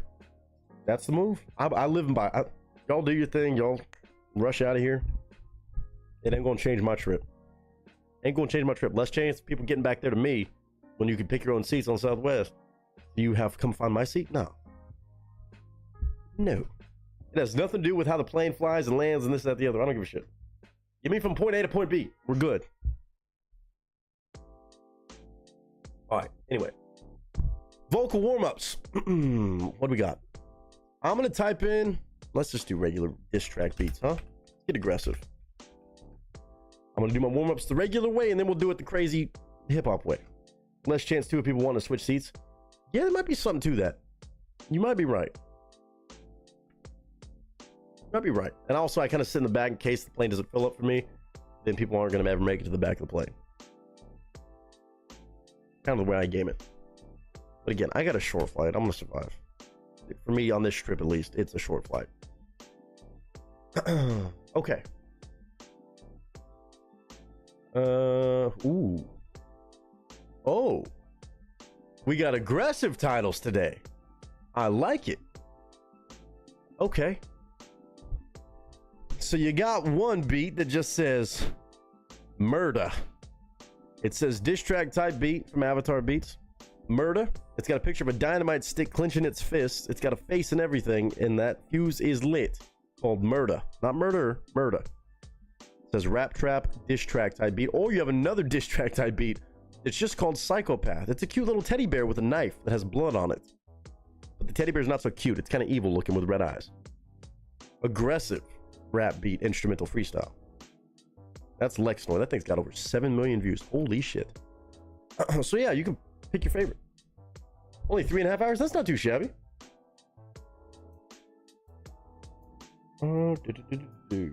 This. Okay. Oh, again, just I'm giving Vegas tips out. I know some of you already know how this shit goes. If anybody's gonna be doing, I'm not saying like I'm not even gonna be getting crazy with gambling this year. I just can't fucking swing it and afford it. It's all good in my hood. I have some set aside that I save up just to do stuff like this once a year, but I'm not getting fucking psychotic with it. But if anybody's gonna be doing anything like that, or even just in case, you may want to pull out some cash before you go to Vegas, because usually all the ATMs out there have like a $12 charge, and that's not including whatever your bank might charge and shit like that. Just be warned, if anybody has any reason they prefer to use cash, pull it out before you go. I know it's kind of last minute to tell everybody that. You can find an ATM even before you hop on your flight. Maybe do that. Just random. I know that's not a big deal for a lot of people. That adds up. Pull out cash and shit. Just have it before you go. You don't want to be charged extra $10 to $20 every time you want to pull out $20 from a fucking ATM. Just saying. All right, so y'all can tell me the beat: murder or psychopath? But before we do that, let me actually focus in on this. That's dope too, Steve. That's direct flight is much nicer. All right.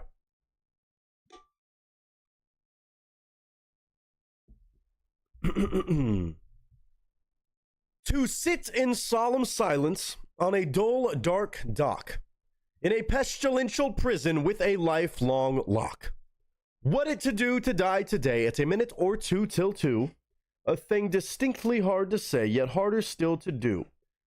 For they'll beat a tattoo at a 20 till 2, with a rat-a-tat-tat-tat-tat-tattoo, and the dragon will come when he hears the drums at a minute or two till 2 today, at a minute or two till 2. At a minute or two till 2 today, at a minute or two till 2. Unique New York. Unique New York. You know you need unique New York.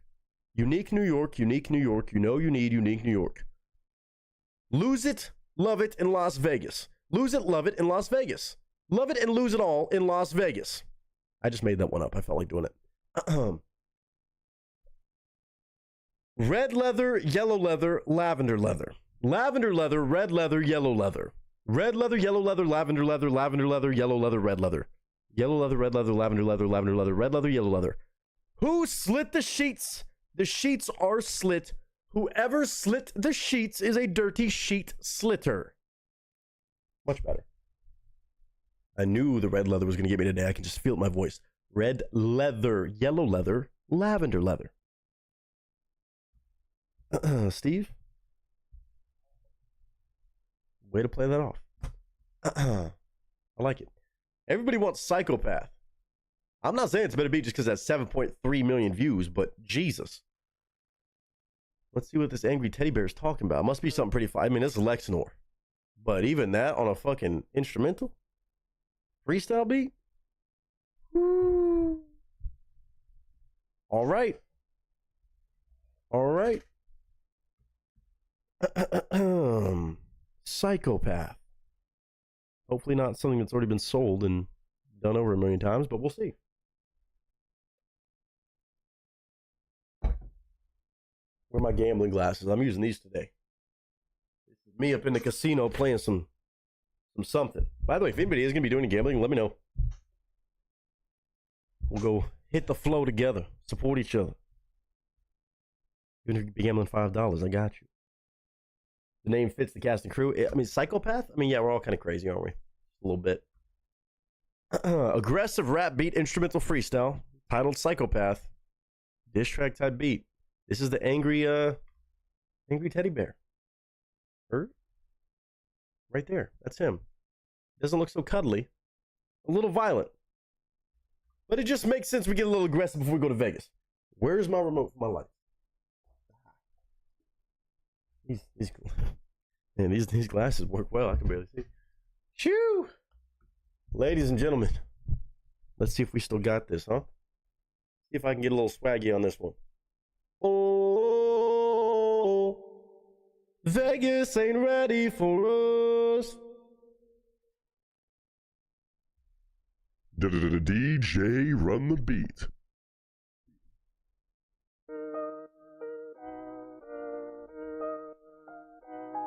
Oh, I've heard this beat before. I've heard it a few times, I think. But I ain't mad about it. We can't get pissed off about what we already know about because it's psychopath tendencies. To sit in solemn silence on a dull dark dock in a pestilential prison with a lifelong lock. What it to do to die today? At a minute or two till two, a thing distinctly hard to say. Harder still to do for the beat to tattoo at a 20 till 2 with a rat-a-tat-tat-a-tat-tat-a-tat-two. And the dragon will come when he hears the drums at a minute or two till 2 today. At a minute or two till 2. At a minute or two till 2 today. At a minute or two till 2. At a minute or two till 2 till 2. Unique New York, unique New York. You know you need unique New York, unique New York, unique New York. You know you need unique New York. Red leather, yellow leather, lavender leather. We got the lavender leather, red leather, and yellow leather. Cause who slit the sheets? The sheets are slit. Whoever slit the sheets is a dirty sheet slitter. Yeah, unique New York, unique New York. You know you need unique New York. Red leather, yellow leather, lavender leather. We got some lavender leather, red leather, and yellow leather. Cause Vegas is on its way. We are on today. Going live, going crazy, going wild, going hazy. No, stop it, Nick. Although the beat is sick, I ain't a pimp, but we got some tricks. Not on some Houdini shit. Oh no, I might miss. You might be a snake, go on and hiss. Oh, I'm Mike Tyson with a lisp. I don't know what's cool, what's so hip these days, these ways. I don't know what to say. I'm done now because I don't want to frown. That was some chocolate dropper shit and I stopped myself, but I kind of didn't.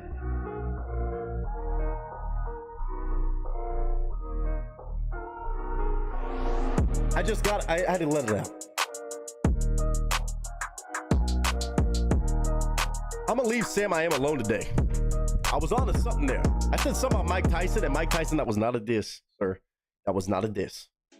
You factually have a lisp. I don't know why I said that. It was not a diss, Mike Tyson.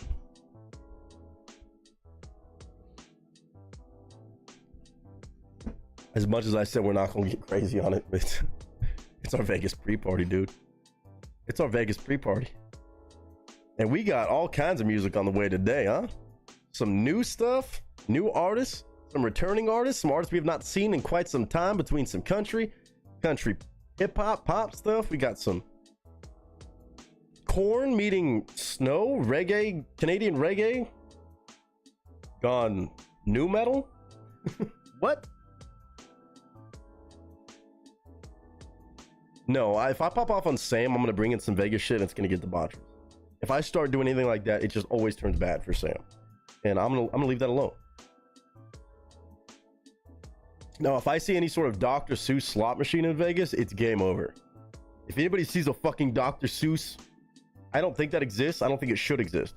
Just in case somebody does, you let me know. You send me a fucking DM, you tell me, and I'm gonna come play that fucking game.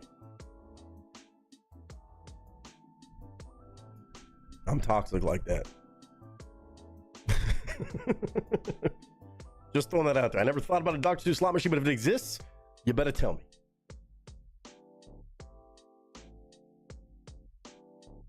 Terrible idea. But I want to take the money from Sam. I want to. Red drink, yellow drink. You drink more than you think. You drink more than you think. Red drink, blue drink, yellow drink. One fish, two fish. Red fish, blue fish. I'm a real G. You are just a bitch. No. Let's stop. Let's stop. But let's do this. We are partying today, like I said. Late night rules are probably going to be in effect after a while, because I don't normally do that on reaction streams. When we're hanging out having a good time, we might as well start the pre-gaming now. I put pre-game in the title for a reason. I put pre-party on Saturday or Sunday night's game night, which was fun. By the way, I'm sorry I didn't shout it out. If you were not here on Sunday, not to be like the sorry and give you FOMO and shit like that, but you missed history. we definitely have to. I need to make this a double shot for this alone. I was hyped. I was riding that high for a good 24 hours nonstop. I was telling the roommates, I was telling everybody, I was like, we fucking did it. We fucking did it. After years, it's been at least a year. We set an all-time new high score, not just on the new version of Words on Stream. Since December, November, whenever they changed the fucking game, our highest score we ever got to, our highest level was ever level 37. All time, through our years of playing that fucking game, was level 42. That one stood tall for a while. Sunday, on one single go, we dethroned that motherfucker. And it wasn't a charity stream with a bunch of people, like over 40 people in the building. No. We didn't have a pro Words on Stream play. We just had some fucking savages as usual. And teamwork. Level 46. We didn't just get to 43. Level 46 is our all-time new record. If you were there, you were there. And everybody wasn't. I know y'all were sending good wishes, and y'all have gotten us to that point too. It was special, man. It was special. Did anybody ever even drop that in the game night chat? I got to go back and drop it, don't I? I'm gonna go back and drop that. I did not post. I thought somebody else did. I will go drop that in there. Fucking crazy work. I mean, I was losing it. If you know, you know. I mean, I was losing my mind. We were all. I almost started crying. Pretty epic shit. Oh, feel free to watch the stream back on that part. That was fun. Cheers to everybody again, man. Thank y'all for being here. Again, I know some of y'all are like, man, I'm tired of hearing about this Vegas stuff. There's a balance here. We have to celebrate it because it's something special. We don't get to do it very often, although I want to start doing these meetups a lot more frequently. This is also cool because we have 4 different communities coming together. We have everybody from Kat's channel, from Truth No Lies channel, from Keto Abashi's channel, and of course, Cast and Crew showing up and showing out. I think Cast and Crew might have the most representation, by the way, not to brag, but it is what it is. It's fun. It's all good. But I'm excited, and I hope y'all are too. And even if you're not making it to this one, know that I hope to have a day or a moment with every single one of you. Shake hands, hug it up, take some pictures, rock and roll, chop it up, or just, break bread. It's going to be a blast in all those moments. And of course, this one is just another example of the fun we get to do to highlight this insane family that we have here. Again, as of last week, celebrating over 43,000 subs. Insane. So to that I say I love you. To that I say thank you. And to that I say... And... Never gonna give you up, never gonna let you down, never gonna run around and desert you.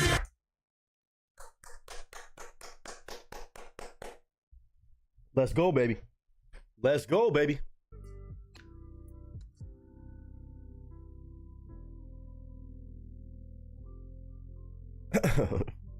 It can't be a Vegas pregame stream without getting Rick rolled, you know?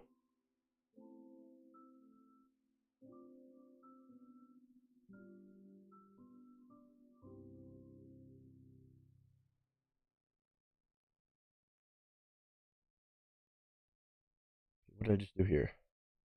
Yes, we're good. You get to meet the long lost. Long lost. Never knew I had twin. Hell yeah! I'm so excited for everybody just to get to hang out with each other. Of course, I am too. But all that. Was your dad like a donor or something? I don't think it was that serious, but I think they just both have very similar tastes in music. He's talking about their music tastes being so similar and on the nose. That's why they're musical twins, not in any other form or fashion. Unless there's a hell of a surprise waiting for me when we get to Vegas. I mean, I don't know. I could be completely wrong with this. I'm gonna assume not. Aaron said, "Oh, well, I'm so super excited to meet all y'all, my family." Absolutely, Aaron. That's what it feels like. Everybody's just all one big family. We get to hang out. Of course, not everybody in the family is gonna be there, but man, we got a lot of family members. They're going to show up and show out and just have fun and just goof off in the most random, dumb ways. Sister from another mister. Oh, yeah. Oh, I was just clarifying in case you never caught that inside joke. I heard my dad's day for humor. That's almost never interpretable. Well, I didn't know if you were ever in tune with the whole musical twin thing. I wasn't sure. I didn't know if you ever clocked it. So I was clarifying because he didn't say musical twin. He just said long lost twin. I caught that part of the humor and I was just clarifying. I understand the deadpan though. Allegedly. Here, I'll give you this. All right, Miss Big Dog Mama. I know you said I was here for Sunday. Are you here now? Straight white male, Nick. Who is crazier, you or Truth? Oh, God. Dude, that's like...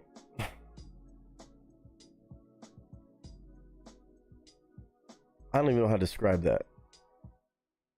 There's no answer to that. I don't know how to answer that. I'll tell you who's crazier, Truth or me? Yes. When we're together, it's a fucking problem. I also get to meet Keto for the first time. I've never met Keto. Keto's the only one I've not met in person before. Keto's a fucking wild one too. I just know this about him. And him and Truth are a fucking hoot together. If you ever watch their content, their fucking podcast, this, that, the other, the shit that they made, the sketches and shit they posted. Those two dudes are absolute comedy. You put me and Truth in a room together? Hilarious. Cat? You add Cat to the room? Cat is one of the funniest people I know. My God. Like, we've had me, Cat, and Truth meet up. A couple times, several times now.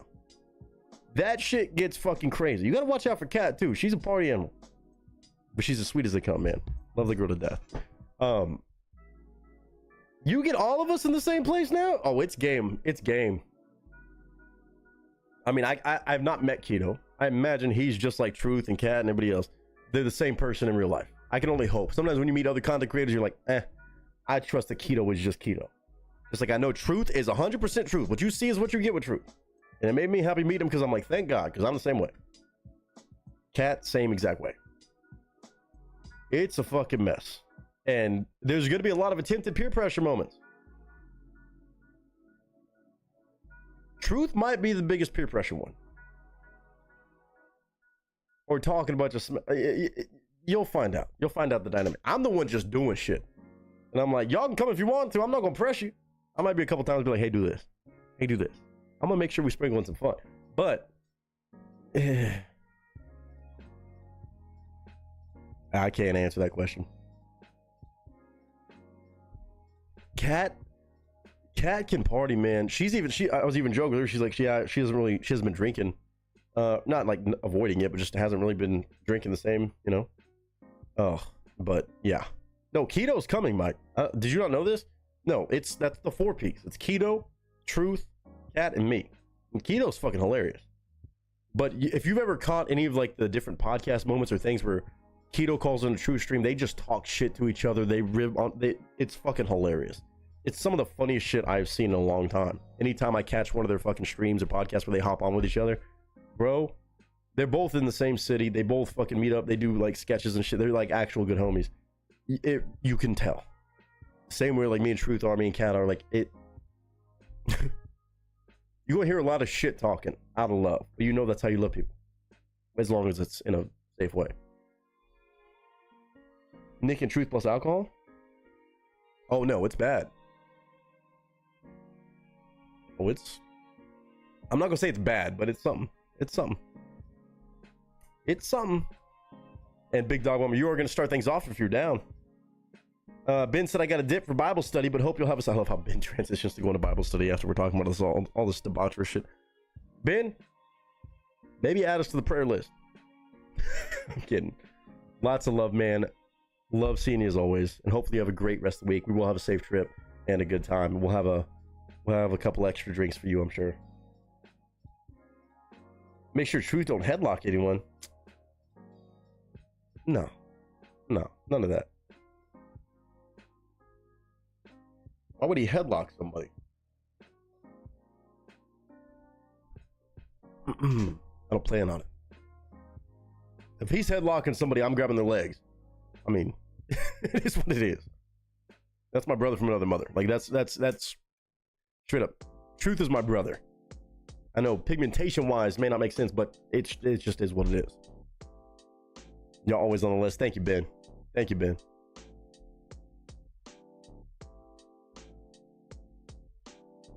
All right, let's see. Pull this up. Let me make sure I can watch this video. I think I can. Just tag me in something. Sure, man, I've heard that. I'm deleting that out of link sharing. It's hilarious though. I do love that. They're never gonna give a fuck. Ricky Acid parody. It's hilarious, but I'm gonna take that out of link sharing. Great choice though. God, this has 16 million views. I'm gonna be really intrigued if I know this song. I definitely haven't heard it start to finish, but I'm curious if I've heard this melodically. Because I know Texas Hippie Coalition has been one of those that I've checked out before on the channel. I think once. I think maybe been Big Dog Mama too. Or no, maybe been Willie and Aaron actually, something like that. My memory sucks on some of these that have been. It's been a while for. But I know just genuinely day to day, I've heard at least a song or two from these guys. I know I have.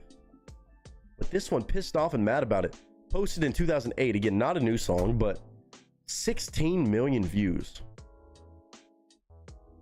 Let me make sure I'm good on this. I think I am. I think they're still like not really on a major label and shit. And this probably wasn't grandfathered in if it was. Because it's like, see, what's cool about them is they're country, but they're also rock and roll and metal. Like, they're a fantastic balance of both. I think y'all understand what I'm talking about when you listen to it. Like, they're rocking. They're not just, you know. You'll see what I'm saying. Usually. It's usually a lot of like one of those Texas metal bands. Like them, what's the other band? God bless it. The other metal band from Texas. Shit. It's gonna bug me. Don't worry about it. Nick, if I ain't in here when you start mine, full send. Yes, sir. All right, Captain. I got you. I'm excited for some more Wasu and Apache. Blood doesn't make family? Oh, absolutely not. Oh, we know this. No, and I'm serious. If Truth has somebody in a headlock, I assume it's for a damn good reason. He's like me. If somebody really pisses you off, or pisses somebody like him off, if you can get Truth angry, you must have done something really wrong. The same thing with me. I have a lot of friends who are like, Nick, I never want to see you angry. Because it takes a lot to get me to that limit. Even if you're talking shit,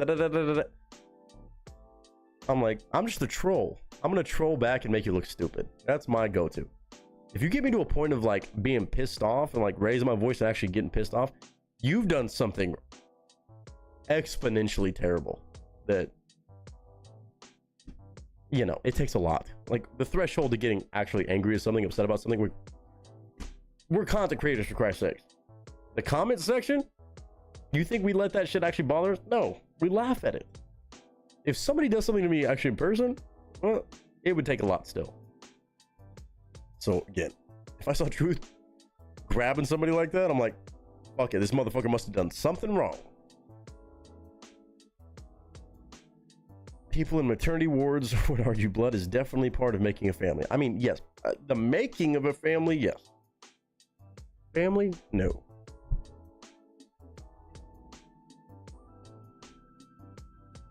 But also in a maternity ward, what if there's a fucking guy started dating a girl who's already pregnant by another guy? Still family to him. Got him. All right, Big Dog Mama, Texas Hippie Coalition. Should be safe to show this video.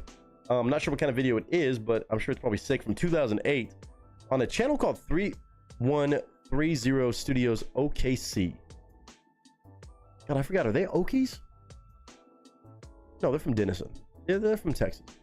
But at least in this instance, the studio is from Oklahoma, so that's fair. I was gonna say, I thought they were Texas. They have Texas Hippie Coalition.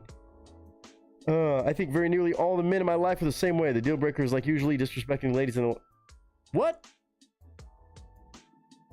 My roommate and my man are both like, nah, I'll troll you back. Oh yeah, no, that's funny. Yes. Yes. Unless the person goes after their wife. Well, yes, then that's different. Didn't see a man get mad first. Well, yeah. Other than that, just goofiness. Don't let my brother in a maternity ward. He already has 4 kids with 4 different women. You're related to Nick Cannon? Kidding. All right, let's go.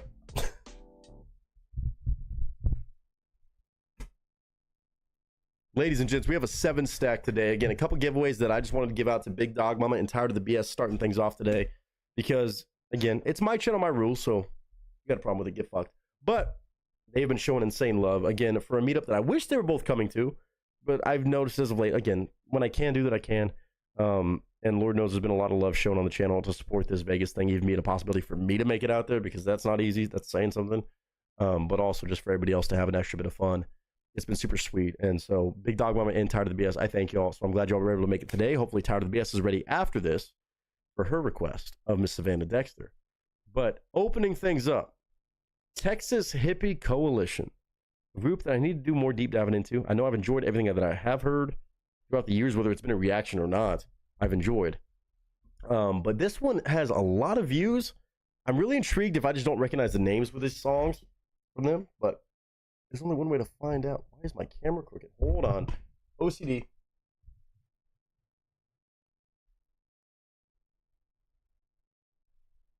Better. All right. Ignore all the shit you see in the background. Yeah, Steve, you get it. I have a pretty high threshold. I'm a pretty tolerant guy in a certain sense. If you do something to get me mad, you know you did something wrong. You done something dirty. I'm dirty. All right. Alerts are muted as always on these reaction requests. Let me put this cowboy hat back on the fucking flamingo. I hate when Frank only has 2 cowboy hats and not the lucky 3. It feels like bad luck. Put my cowboy hat back on.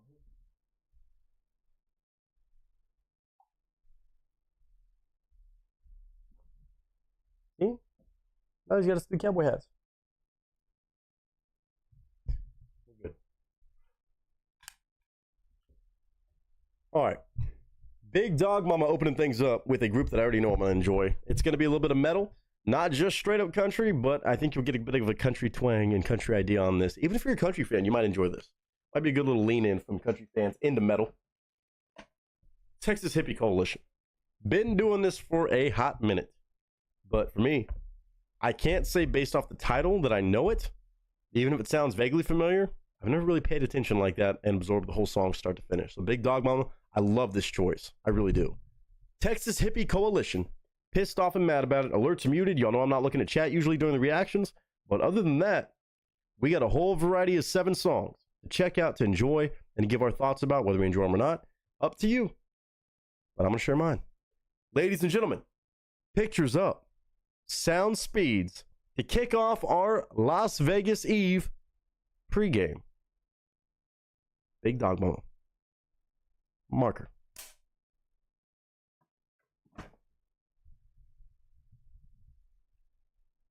See if my voice can survive. Cheers with the Texas flag.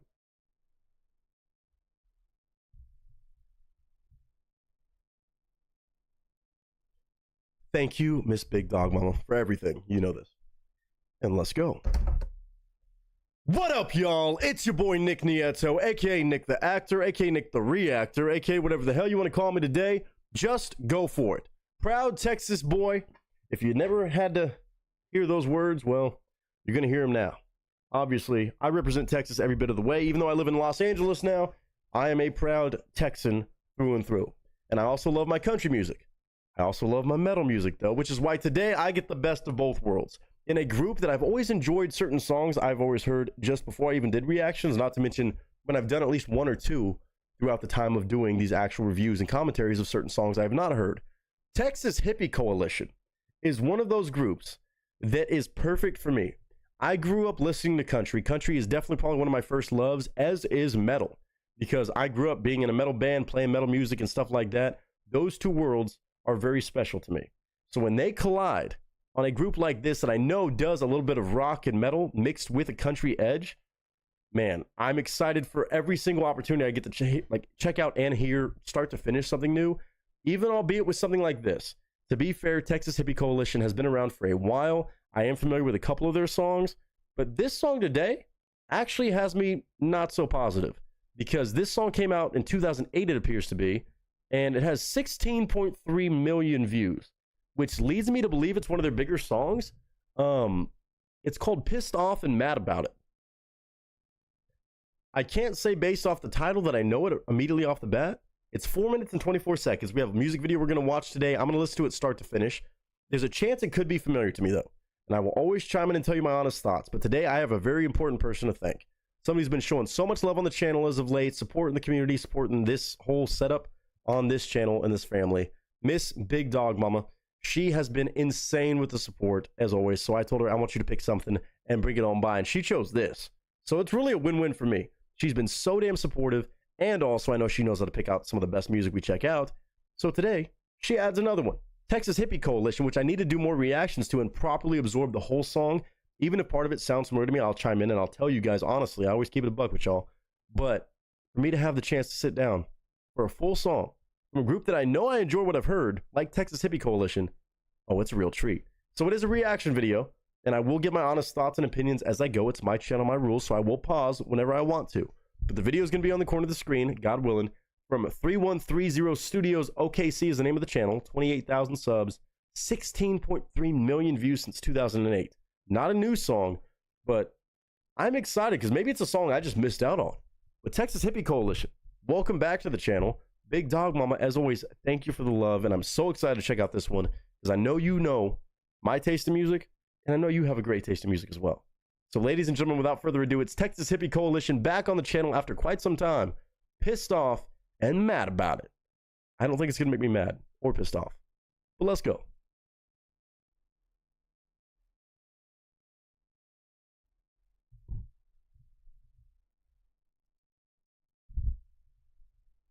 All right, as I said, we have some sort of music video, I do believe, on this channel.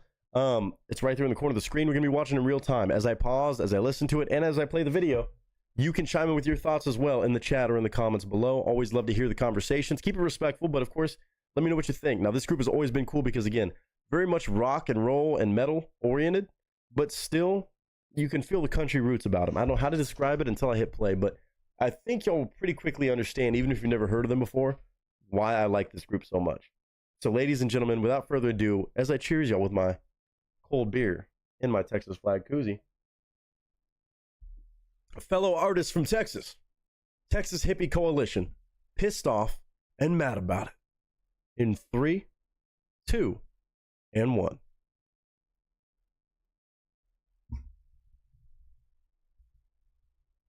I'm excited. Look at the drum kits. Holy shit.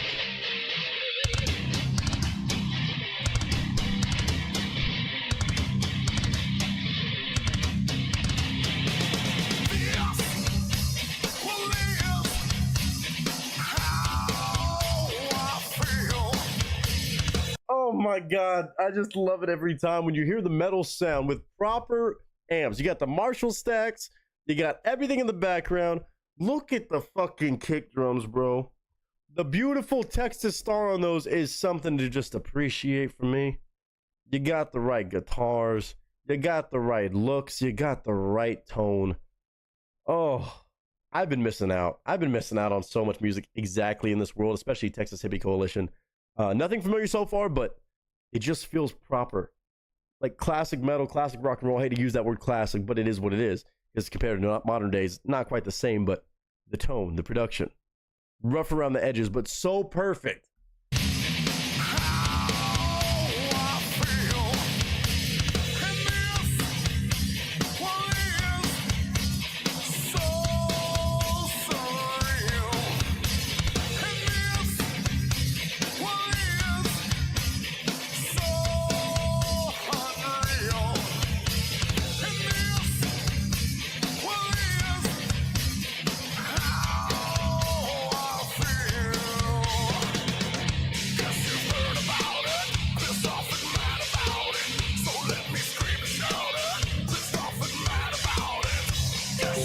Okay. Oh, as my computer's yelling at me. I've definitely heard that chorus somewhere. I just never connected it with Texas Hippie Coalition or this song. I've definitely heard that snippet somewhere. I wonder if that was used in a movie or like a UFC walk-up WWE thing. Y'all can tell me, but why do I feel like I've heard that? I know I must have. It's been somewhere. Maybe I've just listened to it casually. But damn. Well, I mean, it's pretty straight on the nose on what kind of mood you need to be in to listen to this. Not need to be, but if you are in that mood, you're pissed off and mad about something, well, there you go. It's right there for you, and it jams, man. Proper guitar riffs and sounds. Thing of beauty.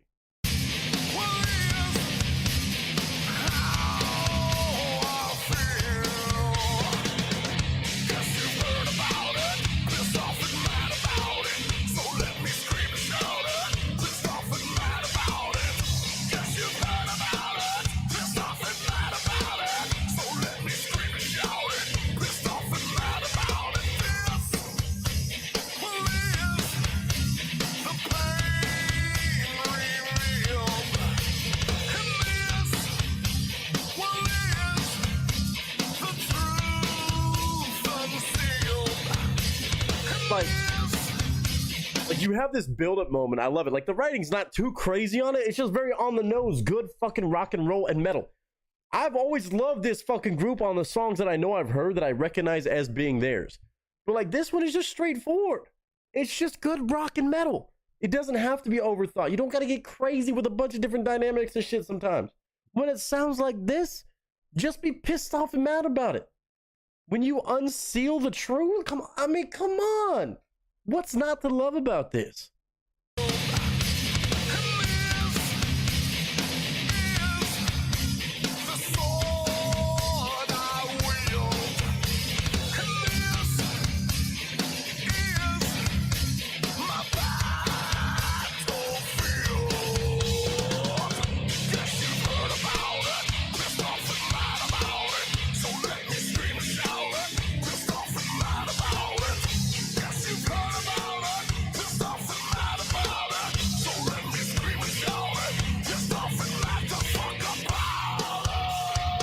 His voice, come on. Woo!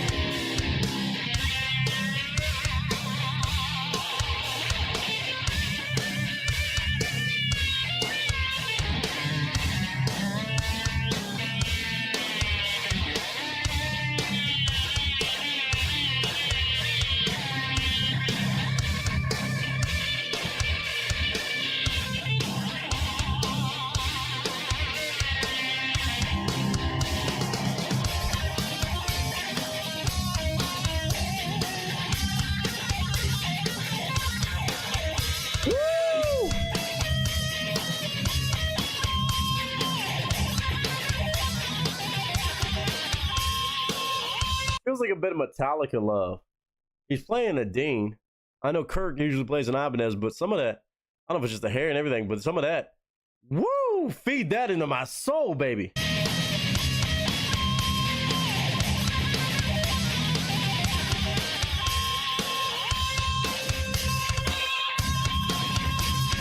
That right there.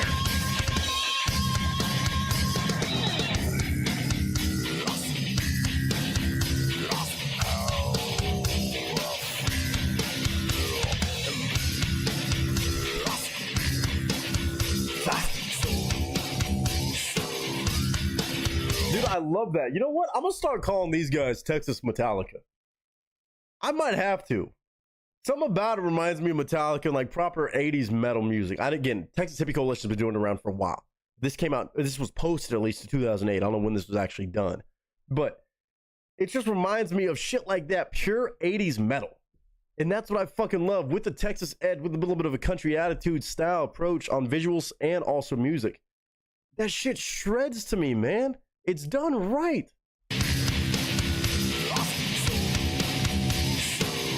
He's almost doing like throat singing.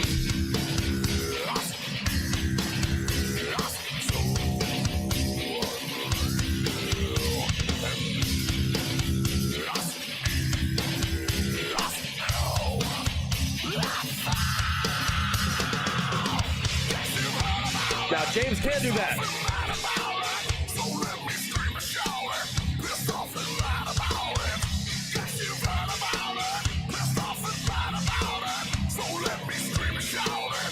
Woo!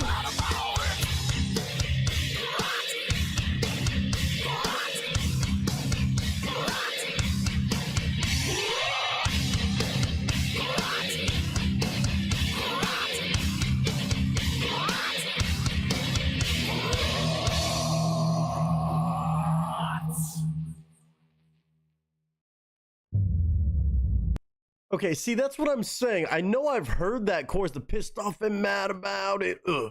Like that kind of balance on the melody. I know I've heard somewhere. I don't know where. It could easily be something I heard in some sort of reference.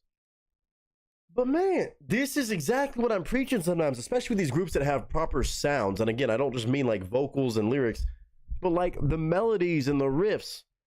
Sometimes you just got to keep it simple, stupid, and just shred the fuck out of it. Like, if you're not headbanging to that, you just, I don't know what to tell you. Like, it's an easy headbanger. It's an easy anthem because it's straightforward. Lyrics aren't that crazy. It's repetitive, but it's catchy as fuck. The riffs hit you, and the drumming, the patterns on the bass, everything is working together. You got vocals like that that are angrier. It's like an angrier country Metallica. I mean, I can't say angrier, but you know what I'm saying. Like, vocally, maybe can do some things that James Hetfield couldn't, as vice versa might be the case too. But like, to me, it reminds me of like that, almost like with a Pantera-esque riff set, where like it's just a catchy fucking riff out of nowhere that you hear it over and over again, but you just can't get enough to like walk like that. It just reminds me of that sort of thing where like it's about the riffs and the jam part of it. If you're not having fun, if you're not making music that people are having fun with or headbanging to, you've lost already. But if you can dial that in, it doesn't matter how many range and dynamics and lyrics you have, just fucking shred. Too many people overthink it. They want to make this grand old thing, and sometimes it can be cool when it's got like all these different transitions and this, that, the other. But a lot more times than often, they miss that. They miss that mark, and they lose this just headbang ability, this anthem-esque kind of feel that garners this many fucking views. Again, what is this sitting at? 16.3 million views on this one version of the video alone. Even from 2008, that's crazy. It's a jam. I love this Big Dog Mama. Thank you for giving me a chance to listen to this, because now I know anytime I hear that pissed off and mad about it, now I know that's Texas Hippie Coalition. I should have probably connected that. Maybe. Whenever I hear a good rock riff like that or metal riff, I probably should just assume that maybe it is them, because they have so many songs I just never really attached to them. And also, there's got to be a lot more that I've just never even heard point blank. Now, this one, albeit in that chorus, in that short melody, I have heard this somewhere. It's going to drive me crazy trying to figure out where I've heard it. But Texas Hippie Coalition is so dope to me, because like I grew up playing, like when I say metal, like I was in a high school band growing up and shit like that, where we were not that great. I was never great at playing bass guitar, but we played a lot of like 80s metal. That's what we focused on, stuff like that. It had more of that classic traditional metal thrash sound. And this is right in line, but this was not released in 1980. This was released a while later.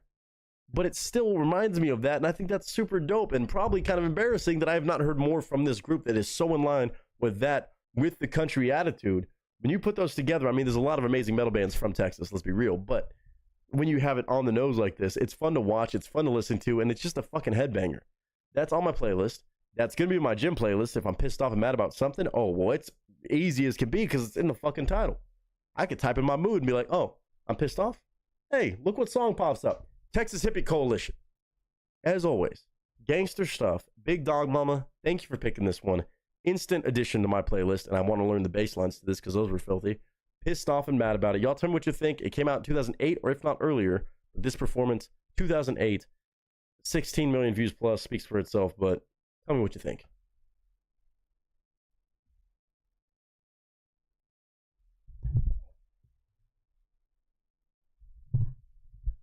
All right, ladies and gentlemen, I know a lot of y'all are fans of certain genres, and I hope a lot of you, as usual, which we're blessed with on this channel, a lot of y'all listen to a little bit of everything and kind of like to see where the crossover happens. And in this case, kind of some countryisms mixed in with metal, although it's predominantly metal, yes, on this one. Not a whole lot of country references, but we can all relate to being pissed off and just in a bad mood about some shit. It's just easy rocking, and this came out in 2008, I think, I would assume, but this performance at least was.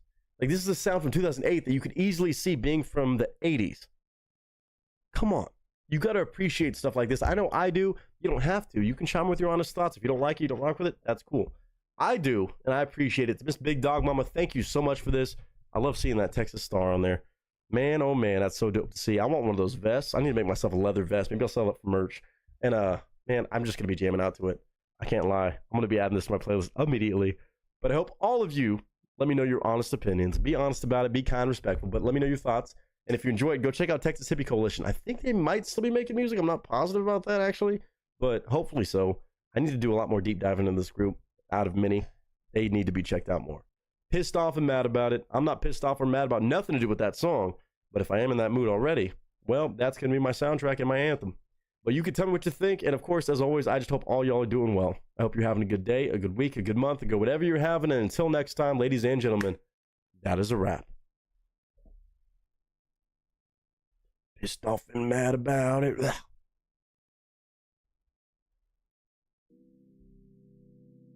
Red leather or yellow leather, Nick? No, it'd be black leather. Come on the vest? No. There'd be some red on there. There'd be some blue. There'd be some white. Come on now. I'm gonna put the link to that in chat. Again, 16 million views is crazy. I wonder if anybody in the comments have said where I would have heard that from. Batman Snuggles in the building. I didn't lie. How are you doing?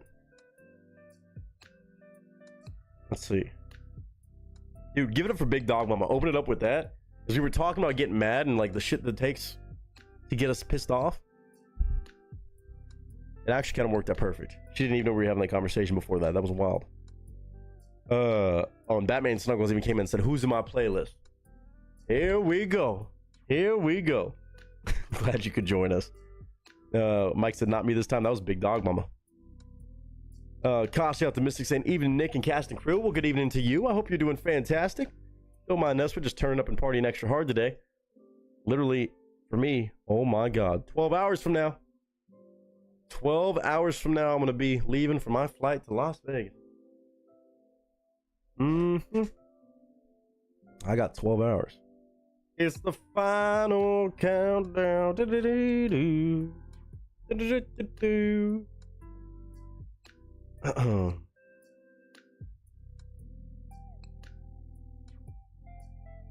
Glad all y'all can join us now. Look at all y'all popping in. Tired of the BS is still here. That's good to see. It is here. Hard to believe. Next time I will do what I can to be there too. Oh yes, as far as Vegas goes, absolutely. There'll be more. And again, other states, other places too. You know this. Miss Vader's daughter. So very good to see you up in here. Hope you're doing well today. Good to see all y'all. Big Dog Mama. I needed that. See, I hear songs like that or tidbits and I just never know where I hear them from. Like, does anybody say where I would have heard this? Like Texas rock and roll, man. Texas metal. All the metal heads chiming in about it. It's 2020 and you're still pissed off and mad about it.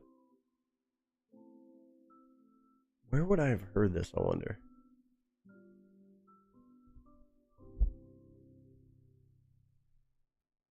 This song came out much earlier then, huh? Oh shit, I'm an idiot. Fuck. Wait, no, it was released 2008.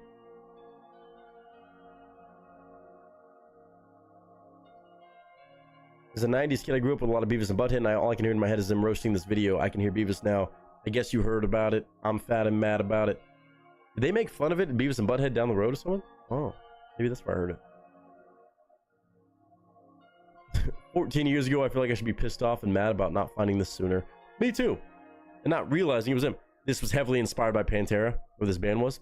I said Pantera. Y'all heard me. You heard me. I said Metallica and Pantera if they were from Texas. Well, Pantera, obviously, but... Wow. I think I may have heard it from Beavis and Butthead.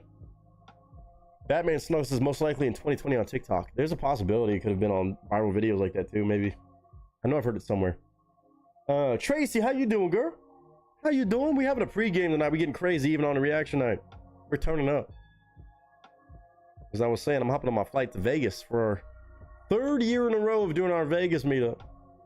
12 hours. 12 hours. We got to stream first. You know this. I'm good. Nick started moving boxes into the new house, and I am officially sponsoring someone in A. Saturday is my first meeting with my sponsee. Vader's daughter, that's an amazing thing. What a beautiful step. Good for you, girl. That's going to be a blessing. Oh, my goodness. That'll be good for you, and I'm sure them, my goodness, you're changing a life right there. That is special. Congrats on moving the boxes in. Hopefully you're excited. So, Jelly, you're not going to tell me to shush? Fuck out of here with that. You could be jealous. That's fine. I'm about to go get a backup beer because we got Tired of the BS up next. If she's down to follow up suit with Big Dog Mama leading the charge like that, pissed off and mad about it. Are there tabs on that? I need to actually go look up tabs for the bass part. Just out of curiosity.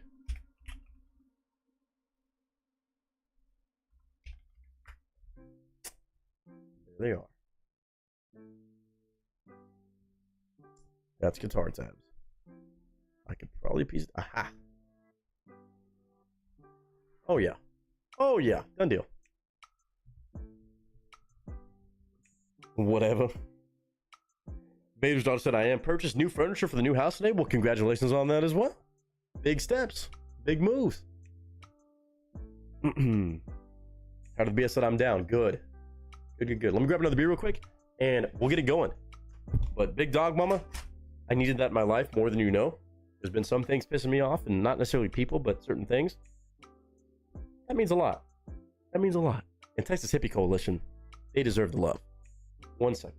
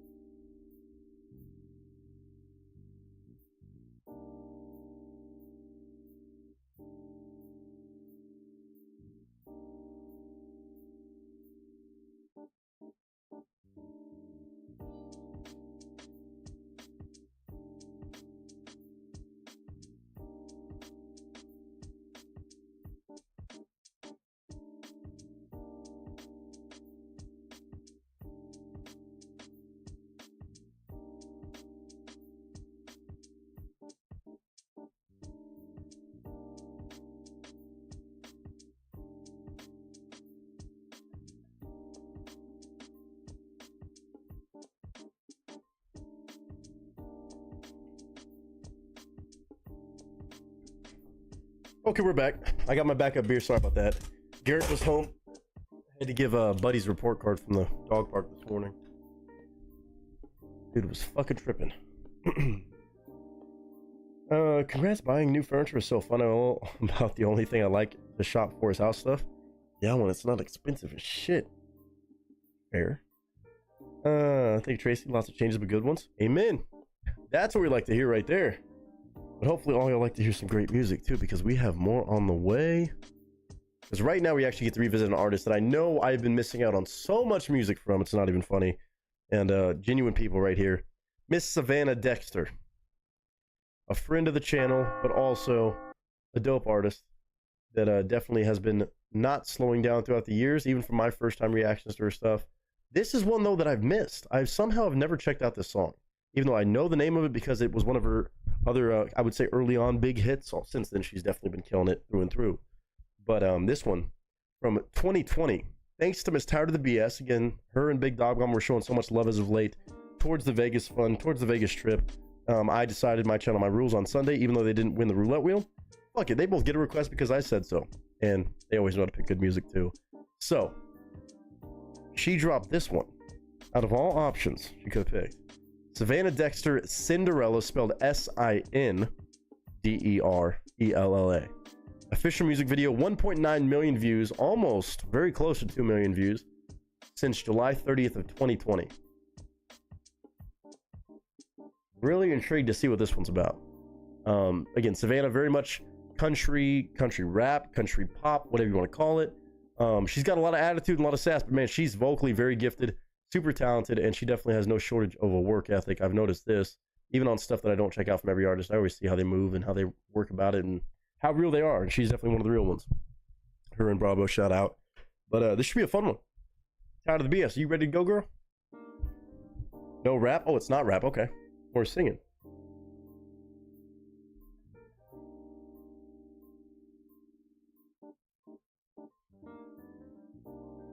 Oh, I'm caught up.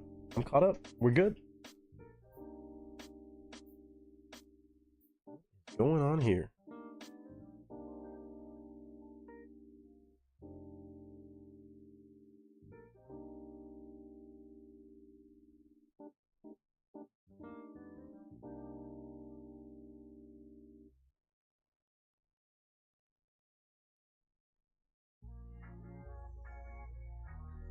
Oh, we're good. Here I am being worried about problems happening. There's not even problems to be seen. She said, ready? No. There's none of that shit. You tired of the BS? You know I didn't pull out that damn slate yet. You know I didn't.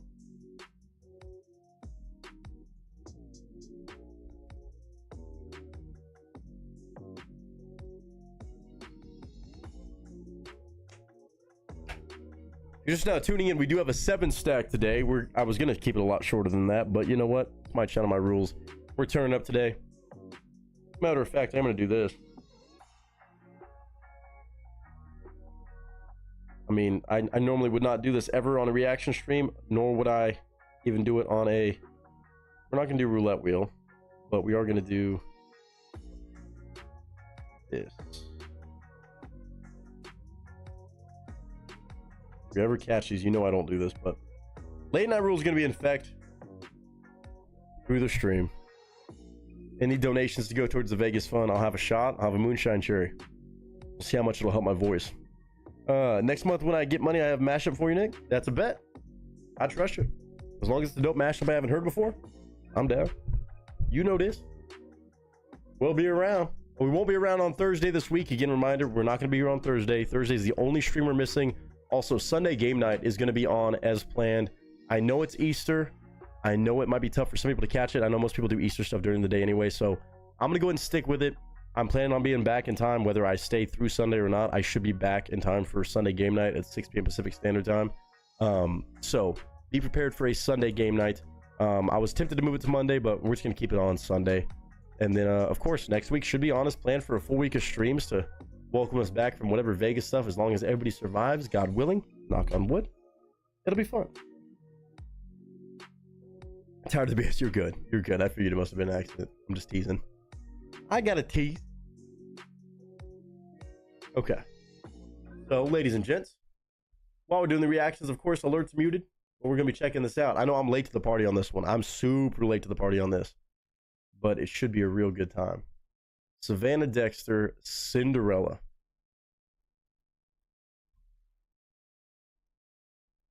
Ladies and gents, let's get it going. Our second request of 7 of the stream. Who knows what we'll do after the request? We might even hang out and goof off more, but right here, right now, I can't miss a 420 game night. I will not be participating in 420, most likely. Most likely not. Unless I'm really hurting after Vegas. But I think I'll be okay. We'll just be marathoning throughout the whole weekend, I guess. But ladies and gents, thanks to Tired of the BS on something I said, I want you to just pick something, and she chose this. One that I cannot be mad about whatsoever. Let me make sure this audio is good to go. Cranked up, loud and clear. Bam. We got Miss Savannah Dexter back on the channel for the first time in a long time, been far too long, on Cinderella. Almost 2 million views since 2020. Ladies and gents, pictures up, sound speeds, and marker. Like,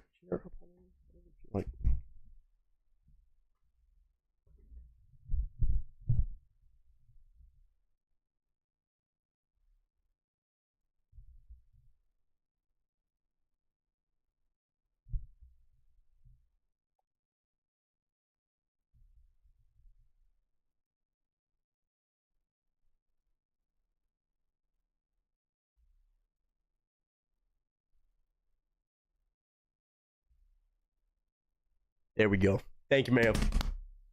What up, y'all? It's your boy Nick Nieto, aka Nick the Actor, aka Nick the Reactor, aka whatever the hell you want to call me today. Just go for it. Way too excited for this one because, to be honest, there are certain artists that I know I have checked out a couple times across the time of the channel. I've also just seen them around in the same worlds of music that I really truly enjoy. And I've also just seen their personalities shine through the internet, which is not always easy to do. But one of those artists that has just missed the reaction request, has missed the channel, and has been away from the channel for way too damn long, Miss Savannah Dexter. She is truly an awesome artist from what I've seen, an awesome human being. Lots of love to her and all the work I've seen her put in throughout the years. But it has been so long since I've done a reaction. The last one I may have reacted to from her may have been Raise Hell.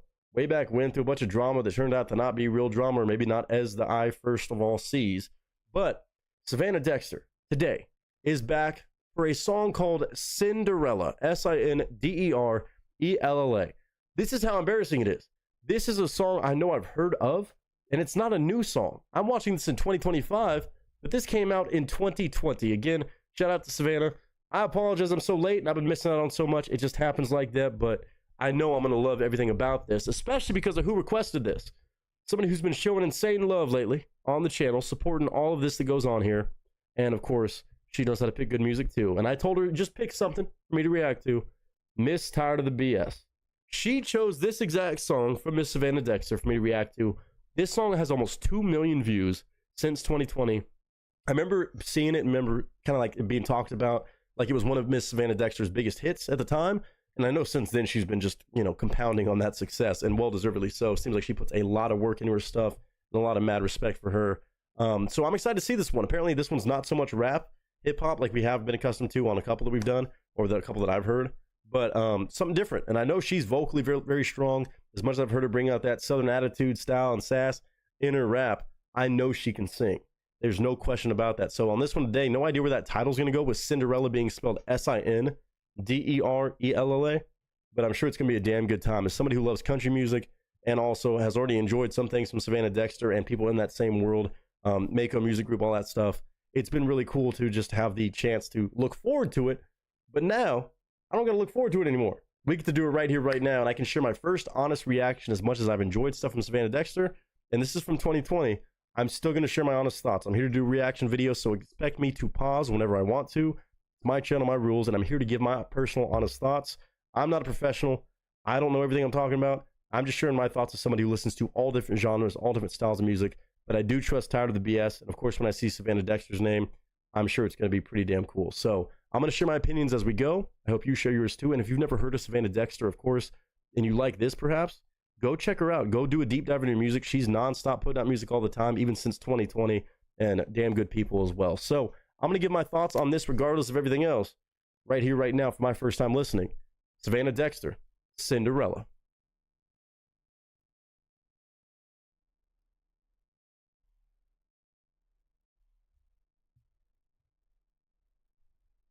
All right, like I said, my first time ever watching and listening to this song. I try not to cheat even with artists I know I'm going to love. I always try to save it in case somebody requests it. And thankfully today, even years later, we get this one from Savannah Dexter, Cinderella. I don't care how old the song is. You can still go run up the numbers. You can still show support to these artists, especially if it's your first time listening. I want to hear your honest thoughts in the chat or in the comments below. And if you enjoy anything about it, hit the like button here. But of course, go hit the like button. Go support the artists. It's not easy to be an artist these days, especially when you're not, you know, selling your soul to the major labels and this, that, the other. But Savannah Dexter is here thanks to Miss Tired of the BS on Cinderella. The music video's in the corner. We're going to watch, listen, and give our thoughts in 3, 2, and 1.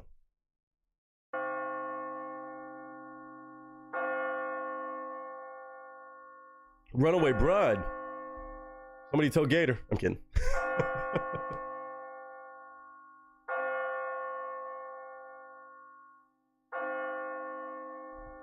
Uh-oh. Shout out to the Directed by Ghost.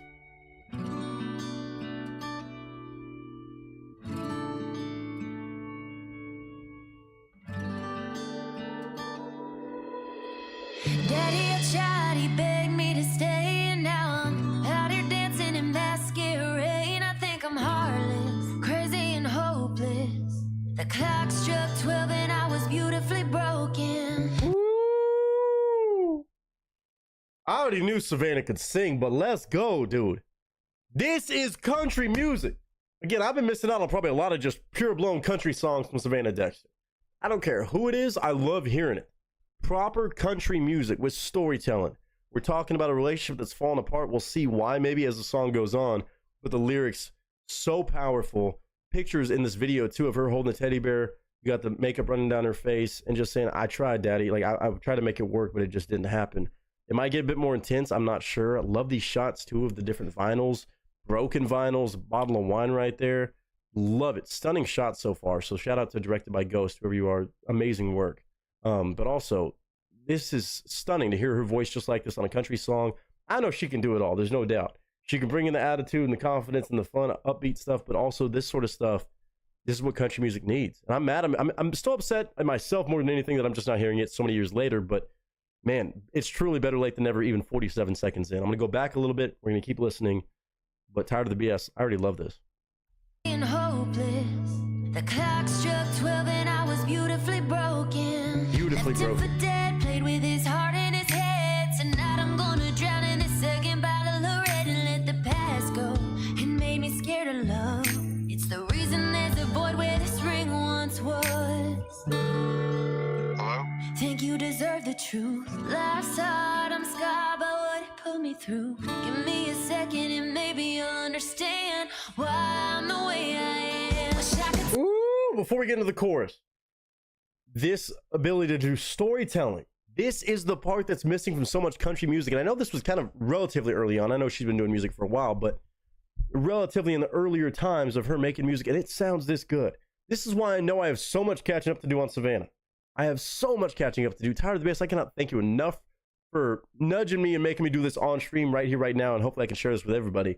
This is extraordinary.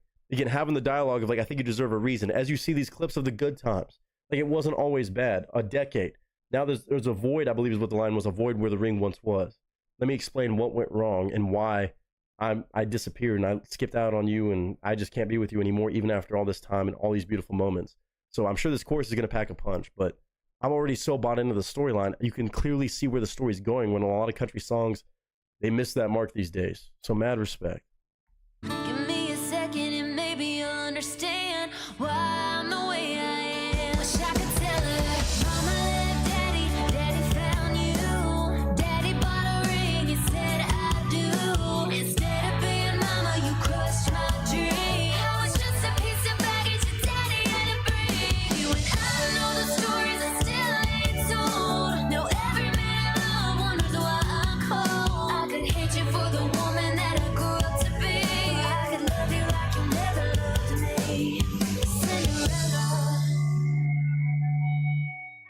Wow. And again, I love the reference, by the way, of the when the clock strikes 12, of course, referencing the Cinderella, but this Cinderella, again, spelled S-I-N.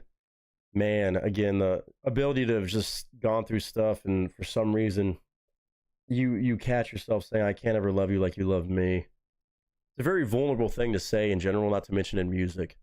And I think a lot of people can relate to that. That I just can't. That I feel that imbalance there, and I have to accept that. And I'm the, in a sense, the black sheep, like Cinderella was, maybe in a sense. Maybe I'm reaching on that, but I feel like that goes into the meaning as well. It's like I'm the odd one out. I owe you the explanation, but I can't love you the same way that you love me. I just have this in my trauma, in my background, in my history, where it's hard for me to do that. And I think a lot of people can go through that when you've been through traumatic stuff, whether it's other relationships, whether it's things you've seen growing up. It can make it tough for you to fully trust somebody. And then you see that somebody's giving their all to you, and you just, no matter how hard you try, even after time and time, maybe even a decade, you can't do the same for them. It's a heartbreaking thing to do. It is a very honest thing to do, obviously, especially before making something like, vows. But it's a very, very intense kind of perspective to have. That's stunning, man. Savannah, I love this. Again, I haven't seen this side of Savannah truly in this full force, and this is so great. I hope she's made a lot of country stuff like this. I love the other stuff too that I've heard that's upbeat, and again, as I say, like, fun times and, talking shit. But there's something special about her being able to do this. Her voice sounds so, so good. She's meant to make music, obviously, but this is really, really just stunning to me.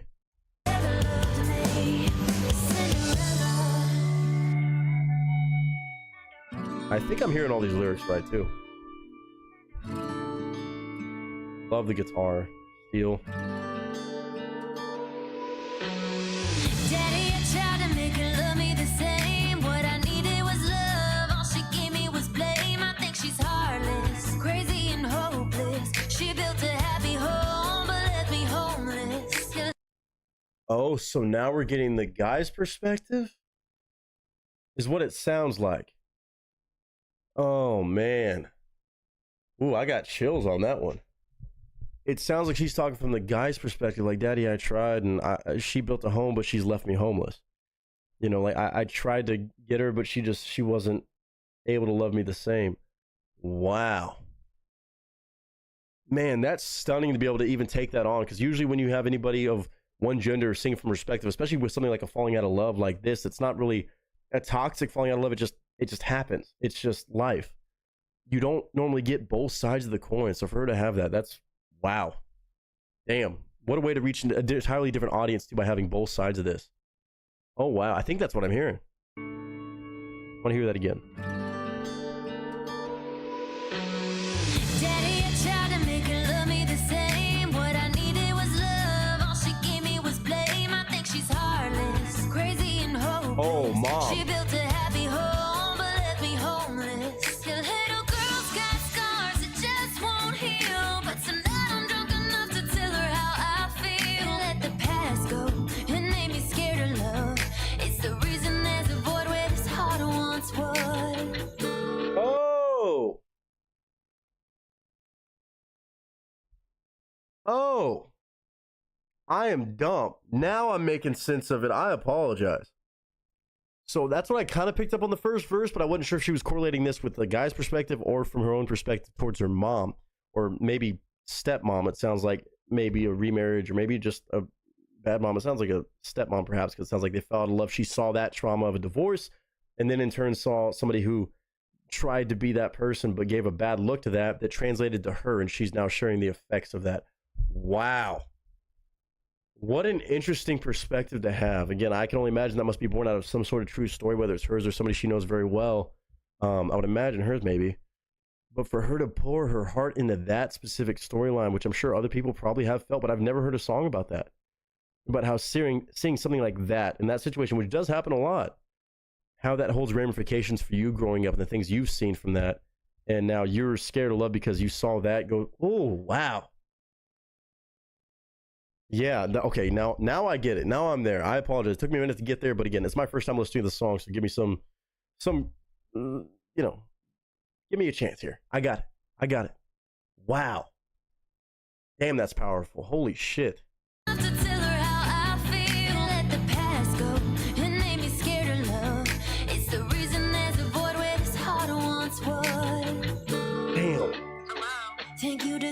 true. Life's hard, I'm scarred by what it put me through. Give me a second and maybe you'll understand why I'm the way I am. See, mama left daddy, daddy found you. That's what it was. I misheard the lyrics first time. Mama left daddy and daddy found you. Oh.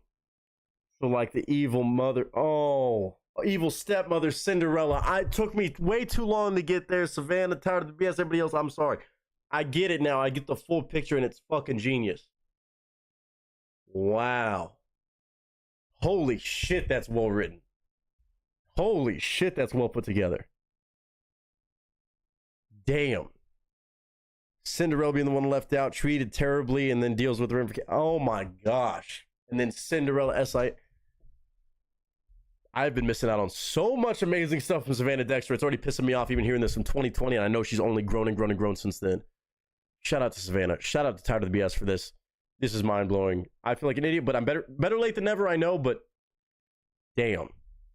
Now calling mom and saying, you know what, you did this to me. He found you, and then all of a sudden, I want you to know that part of you is the way I am. And maybe a sense of forgiveness, maybe a sense of trying to get closure, but also accepting that it just happened because of that. Wow.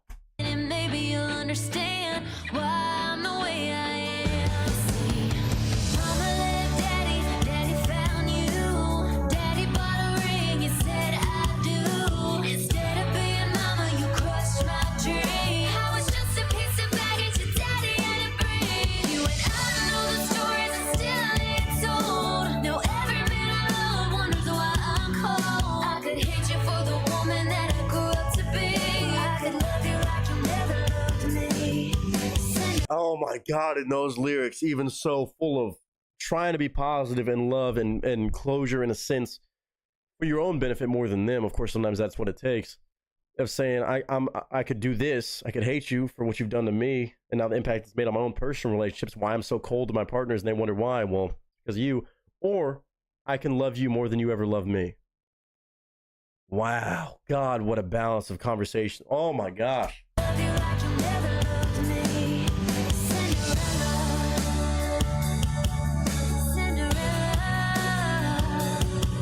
Cinderella.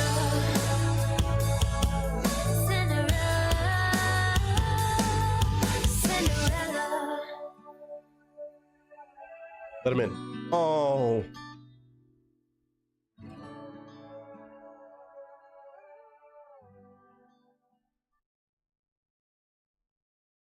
Okay, I'm making it a point to check out a lot more Savannah Dexter on this channel.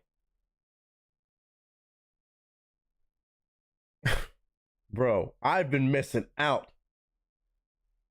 I might have to just start picking them on my own if I need to. Right? I mean, I know we check out so many different artists on this channel. Sometimes we just don't have the chance to always stay in tune with every artist, especially when they work their ass off like Savannah Dexter does. Damn. Oh my God, what a piece of storytelling. And you use the fairy tale with the not so fairy tale portions of it too to describe your own life. And of course, at the end, she still hugs the man. Great job on the video, by the way. Again, as the actor, I mean, I have to give kudos on that. Even Savannah in the video. It's not easy to be in music videos. A lot of musicians fall short of translating emotions in music videos. Savannah did a great job here, I would say, with all the key little shots and moments. And it also goes to the editor and everybody behind it, directed by Ghost, who was a part of making this whole piece come together visually, also with the audio. The audio, though, on its own, standalone, is fantastic as well. I mean, again, the storytelling, the writing is so genius, so clever. I've never heard a story written about that. And again, I think a lot of people can relate to that sort of situation. We have a step-parent come in and they were maybe not the best to you, even though your dad or your mom may have loved them or something like that, but they didn't treat you the best. They treated you like the odd one out. And you kind of have that trauma because of it. And you could either blame them or you could try to forgive them. And it's kind of that toss-up. It's never really answered there about what's the best way to do it. It's not saying, hey, you're fucked up if you don't do this. It's just a real conversation. And I like that about music when it's not, you know, finite, saying, I'm going to love you. You know what? I forgive you. It's all great and dandy. It's like, I'm in between. Because the in-between spots are sometimes the best core at songwriting pieces, I feel like, in a lot of especially country music. Man, Savannah Dexter, her voice has always been fantastic. Even when she's rapping, she can rap her ass off too. She's just an end-all be-all really talented individual from what I've seen thus far. And I know I have a lot more to catch up to, which of course I hope to do so very soon. But tired of the BS for this one right here. again, reminding me how gangster this girl is musically. I already know how cool she is in person and as a personality who keeps it real. And I've seen it time and time again just throughout this, that, the other that goes on the internet. Man, it's amazing to hear this, and definitely have my eyes open, even on something from 2020. I'm listening to this almost 5 years later, but I'm still going to ask all y'all, if you enjoyed this, go check out Savannah Dexter. You'll find a little bit of everything, I'm sure, on her channel, especially throughout the years. But this is an honest artist that is making great stuff, and I need to check out a lot more. So tired of the BS. Thank you for this reminder. Savannah Dexter, major shout out to you, girl. I always have a lot of respect for you, and you know, you always keeping it real with what you're doing, where you're growing, where you're posting stuff, and I always see you putting in work. It's just been one of those things where it's been too long. But anybody who's watching this right now, if you've never rocked with her stuff, you've never checked her out before, you've never heard her name possibly, go show love. Savannah Dexter, again, Savannah, SAVANNAHDEXTER. This one's called Cinderella with an S. Go show love on this song. Go do a deep dive. Go support artists like this, putting in work without crazy labels and this, that, the other, selling themselves out, just making good quality music that I've definitely been missing out on. I can admit that. Maybe you have been too. Savannah Dexter, Cinderella.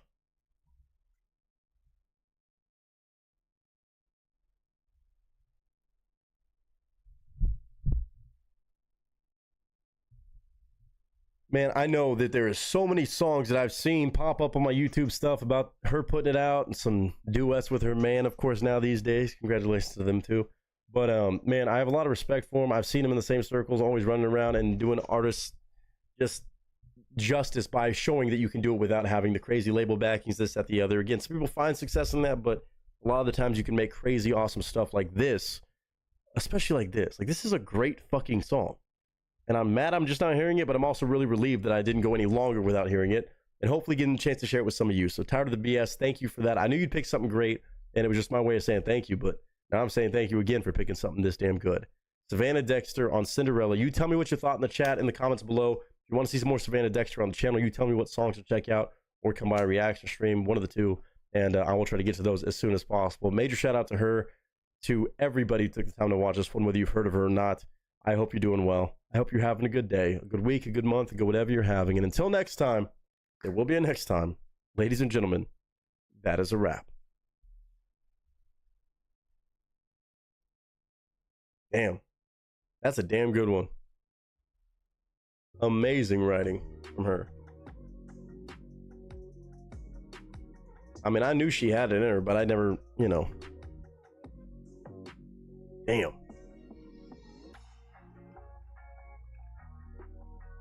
Damn.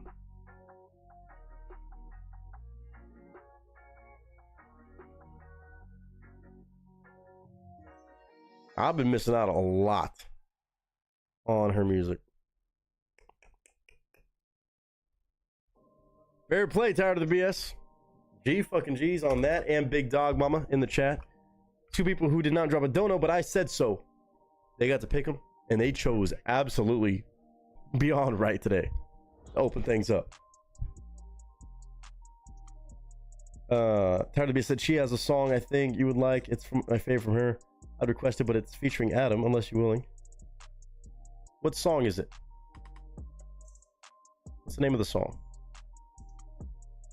Stepmom. Okay, so it was, okay. I was a little late to the party. I misheard the lyrics in the first time it's gonna happen, but I got there eventually. It made sense. It was just a lot going on. I was trying to absorb between video and everything, but we got there. Wow, what a cool storyline. Sav was amazing, but her Bravo. It is Bravo, right? I always say it wrong. I feel like I get it wrong every time, even when I talk to him on Flawed Stream.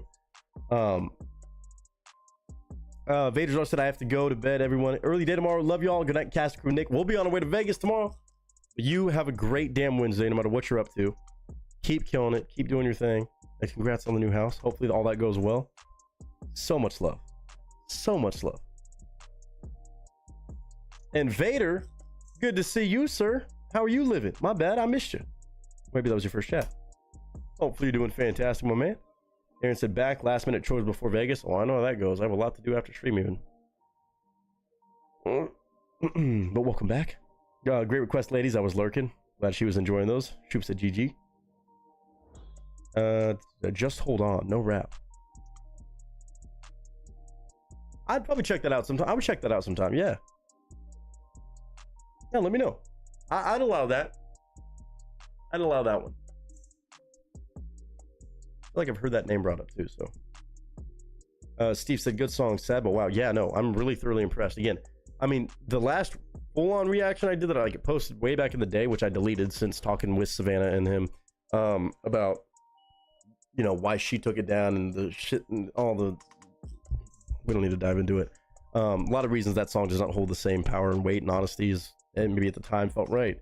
And I told her personally, I was like, I took down that video. I'm not going to partake in that now that I understand there may have been some other stuff at play. But that was hip hop, talking shit, dish track, this, that, the other. And she was fire as hell. And I knew she had a singing voice. But that right there is just pure blown country. That shit's phenomenal.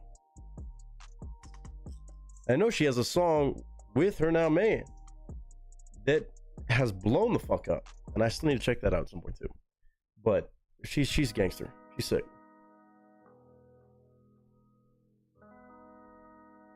Link to that one? Yeah, I got you. My bad. You're right. Hold on.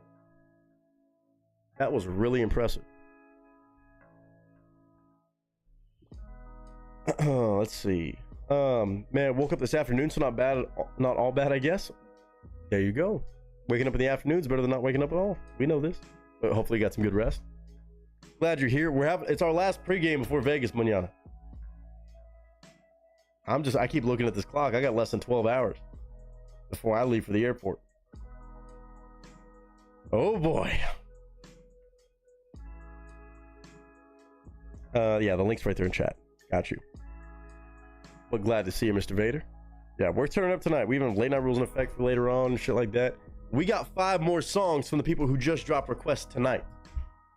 And boy, oh boy, do we got some doozies. Mr. Steve's gonna be up next if he's ready with some more country.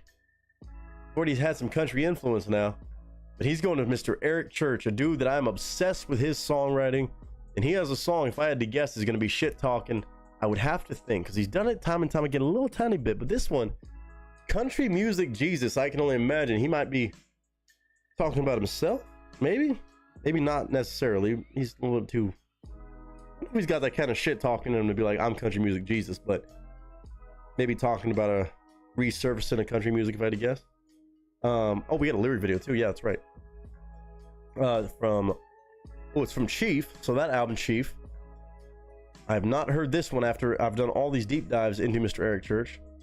Released in 2011, so 14 years old, maybe some change. It's called Country Music Jesus. Not the official video, but it's got some lyrics on it. Of course, with Eric Church, the lyrics, well, they make sense. It is very important. Is 4 hours enough? I mean, it depends what you're doing all day. Over the next, well, more than 72 hours, if I get more than 4 hours of sleep, maybe total, I'll be beyond happy. I'll be surprised if I get more than 4 hours any single night or day, because I might be sleeping during part of the day. That's why we're pre-gaming now. That's the reason I got late night rules on, even on a Tuesday. Steve said, ready. That's a bet. Hold on, let me check this. What is blowing up right here? What is blowing up right here?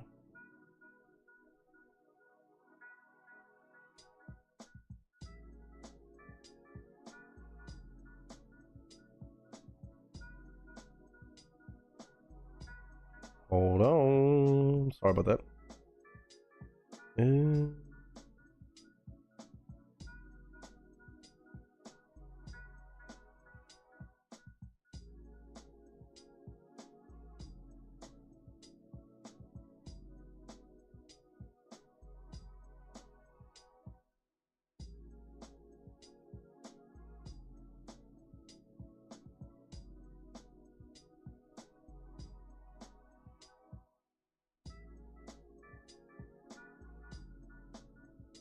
Give me 1 second, guys. Give me 1 quick second. Real quick, sorry. Give me, like, literally 1 minute, hopefully.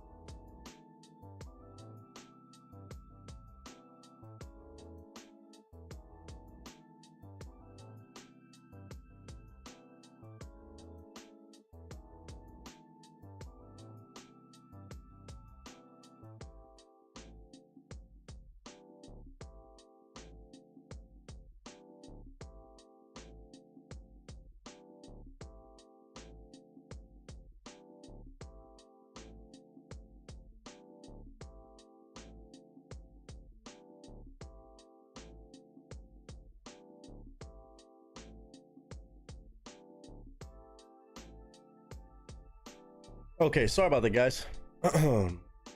Some of y'all know how it be. Before you leave out of town, I mean, in general, it's always like that with me, but God forbid you're going to be out of town. You got to change some situations, things your normal, you know, not responsibilities, but things you normally got to do. God forbid I'm out of town for just a few days. And I let everybody know. It was like, well, what the? No, fuck off. I'm trying to be polite with my fuck off phone calls these days, but sometimes people make it tough. People be making it tough, man. But we're good because I'm excited. Not just for Viva Las Vegas. I'm also excited for the rest of the requests we got, including this one right here. Eric Church is truly, for me, I mean, as far as country songwriters and stuff like that, he's got to be top 5 for me these days, at least. As far as people who've like been putting out music lately, actively, the newer way besides traditional country artists, he's got to be top 5. Easy, no brainer. When it comes to creativity and just detail, extra information in the songwriting that is so well placed and just genius every time. I'm sure this one's gonna be no different. Maybe it's a shit talking one, maybe it's more introspective. I don't know. But it came out in 2011 on his album called Chief, which was a huge album for him. Again, I have a lot of Eric Church to catch up on. We've been doing a lot thanks to people like James Whittle and Steve, but I think they might be, again, musical twins. Steve, it was funny. I don't know if you were here for it. Last week, James Whittle came by and recommended some Brantley Gilbert on a couple songs, and I'm like, man, one of those I already heard, but the other one, Steve, actually was the reason I checked it out. So we might have another set of musical twins, I think. I think you and James actually have very similar things. I mean, Wisconsin, Minnesota, could be something to that flavor too. But y'all know good country music, and y'all have very similar tastes. It's hilarious how many times y'all cross paths with your music. It's pretty funny. And I think he's done a couple times where he's requested something. I'm like, man, Steve already requested that. Or I think maybe it happened with you too, when I'm like, oh, James already requested. Like, it's funny as shit. I love seeing some of y'all have so many, like, you know, similar interests in artists and songs, and they're great ideas. Great minds think alike, baby, and we definitely have no shortage of great minds. All right, we got 16 people up in the building. Cheers to everybody hanging out today. Again, we're partying extra hard, having fun on our last stream of the week, technically, until Sunday. It's fun. Yeah, Pamela, it's a great song. That was a fucking kick-ass song to start streaming with. You kidding me? You know, it is all good. Great music needs to be shared. It absolutely does. And I love it every time I see it, especially when I'm like, oh, yeah, no, that's a great song request. I know because I already did it. It makes me happy, actually, more than anything when that happens. As much as I'm like, sorry to be the one to be like, oh, I need something else, but, you know, it's fun. So, ladies and gents, without further ado, Mr. Steve, for the third request of 7 today, we got some more country. We're going to be switching genres, don't you worry, but I'm all about this kind of country music.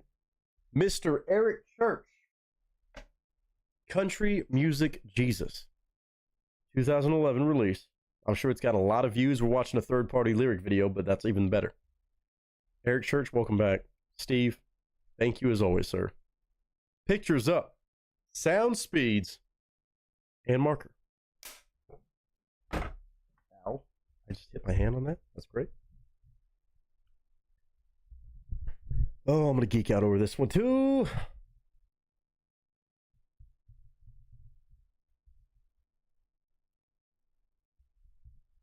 Steve, thank you so much for this. What up, y'all? It's your boy Nick Nieto, aka Nick the Actor, aka Nick the Reactor, aka whatever the hell you want to call me today. Just go for it. Man, oh man, more Eric Church is always a sign of a good time. Today, I get to do a deep dive further into Eric Church's music, back to his album from 2011 called Chief, that definitely had so many amazing songs, but to be honest, this man in general has so many phenomenal songs. He is truly one of the best songwriters I've ever listened to in my life. And as somebody who's even dabbling in the idea of writing country music or has a lot of friends that write country music, I geek out over this man's work every time. From songs that I know 100%, songs that I've heard just through reaction videos that even sound vaguely familiar, but I get the chance to deep dive into the writing and appreciate it start to finish. Even to today, a song I've never heard from Eric Church, I don't believe, but the title has me awfully excited, called Country Music Jesus. Now, I'm going to preface this by saying a very big thank you to Mr. Steve from Wisconsin. That's what most of y'all know him by. He brought this one by on a simple request. He knows I love my country music, and this man knows country music and all music very good and well. So I have no doubt about it, obviously, for a variety of reasons. But also, everybody who ever watches a single reaction that has to do with country knows they're sick and tired of me saying it. I'm a Texas boy. I'm very picky about my country music. Today's world in the top 40 charts, especially as I'm watching in 2025, a lot of it's, I'm not going to say gone to hell, but it has gone to a much different place than what I know to be country, at least the country kind of music I was raised on. Now, there have been individuals that have changed my mind about that, and I think changed a lot of other people's minds. There's a lot of great artists that are definitely keeping true to tradition while also adapting to what it takes to be a new artist in today's world. You have to follow the trends. You can't just stick with the old school all the way and necessarily assume that it's going to work out commercially. But Eric Church has always been one of those guys that has proven me wrong. And again, a guy who's still making music to this day, that doesn't worry about fitting in the mold, but still finds the success it takes by making something catchy, but the lyrical content, the songwriting, the timing of everything is so detailed and so impressive. I genuinely geek out about it. So this one, called Country Music Jesus, I can actually imagine might be a bit of a shit-talking song. I don't know if he's calling himself the Jesus of country music, might be a bit extreme, but maybe talking about the idea of somebody maybe saving country music or the rebirth of country music. It came out in 2011, which I feel like was still a pretty good era for like even poppy country music, where today some of it's just, it's fun, but it's just not the same. So I'm intrigued by this one. With this title, my brain is going a million miles a minute. But there's only one way to find out what it actually holds.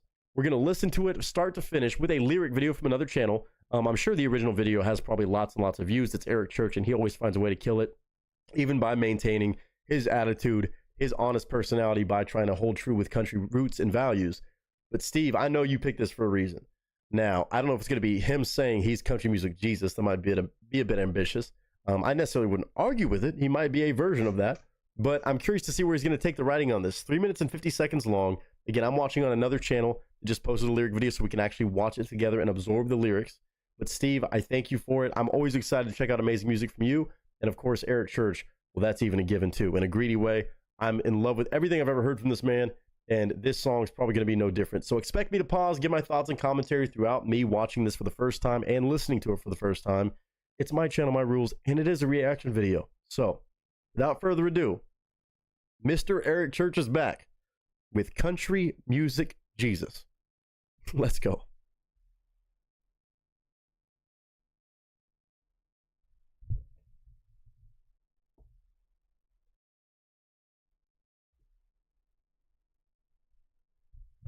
All right, y'all. I'm just excited as can be every time I see Eric Church pop up on the channel. And again, Steve picking the song, hand selecting a certain song from. Whoa. Hey. I didn't mean to hit play. My bad, Eric Church. I know I said I was excited as can be, but hold on. Again, I'm going to pause whenever I want to. It's my channel, my rules. And as you can clearly tell, the audio is ready to be cranked up and played. So you know what? Fuck it. Let's get into it. I got a cold beer ready because this man always comes correct with music, with lyrics, with his voice. Eric Church, Country Music Jesus, courtesy of Mr. Steve. In 3, 2, and 1.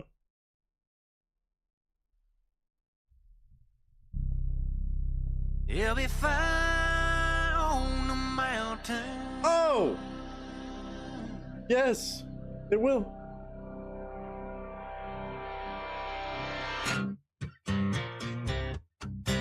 Oh, I feel shit talking coming. That feels edgy from him, not gospel chords. Not church chords. Had a revelation last night. I'm already pointed out. This is how you know I nerd out over this shit. Fire on the mountain, obviously. But the first line of the actual verse. I had a revelation. Country Music Jesus. Revelations. Oh, come on, bro. Everything is going to be intertwined with so much detail. You got to keep up. You got to keep up. Oh, okay. All right. I'm already geeking. Just so easy, but good. He wastes no lyrics. Had a revelation last night. Oh, it's twangy. Divine inspiration from the other side. Bluesy. What Still. it's gonna take to right all this wrong. We need a country music Jesus to come save us all. Oh God, don't tell me this is about to be one of my new favorite Eric Church songs. I say it every time. I feel like every time I check out a new song from him, I say it's my new favorite. I can't pick a single favorite. He's got too much range, too many different storytelling examples of what he can talk about and different moods you might be in and what you want to listen to. Dude, the way that just doubled up with the sound. Oh my God, Steve, I fucking love this. We need a country music Jesus to come and save us all. I think he's one of them. I think there's several examples. And I think there's a whole resurgence of it, especially even, again, I'm listening to this 14 years after it was released, but it feels like there's a pop for people wanting traditional music again, or traditional style country to come back. Eric Church, this was in 2011. He called it out. He may have brought it, he was one of the people that was definitely early on in making sure, whoa, let's hold your horses about where country music's going right now. Make sure we stick to the roots a little bit. And calling it out right here to come and save us all. To come and save us all. Are we rocking? We need a second coming worse than bad. Oh my God. And some long-haired hippie prophet preaching from the book of Johnny Cash. Amen to that riff. A sheep among the wolves, they're standing tall. Ooh, come on, baby. Country music, Jesus, to come and save us all.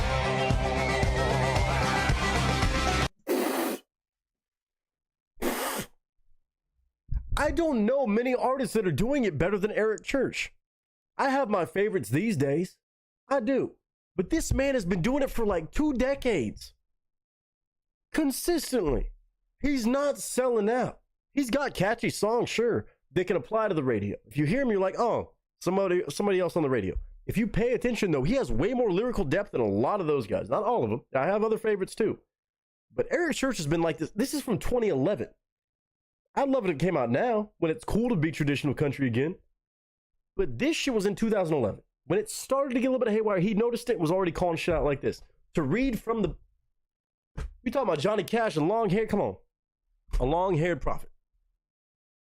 This sound, this tone, the guitar, all the instruments, real instruments. Dude, he was ahead of the curve. He was ahead of the curve, and I love Eric Church for it every step of the way. Where's this hook going? And save us all. Listen to banjo. They'll be fire on the mountain. There'll be revival and banging drums. They'll be screaming and they'll be shouting when my country music Jesus comes. Oh, dude, this man is so fucking good.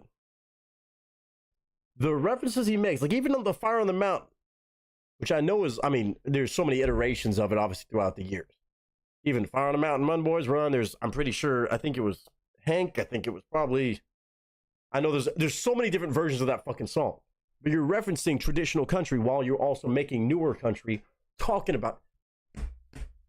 The man does not wait. Like, I know I'm listening to this on the first time listen. I'm already geeking out. I know I'm pausing a lot on this. It's like you would think I'm a hip hop head listening to a fucking rap song breaking down bars. There's more that I'm going to be missing. I know I'm going to listen to it over and over again and be like, oh, that melody's from this. This is from that. He puts so much detail into his work, but it always still catches a catchy riff, a catchy melody, and the fucking attitude. Oh, dude, this is up there. I'm going to be jamming the fuck out of this song. Steve, thank you. Let's go.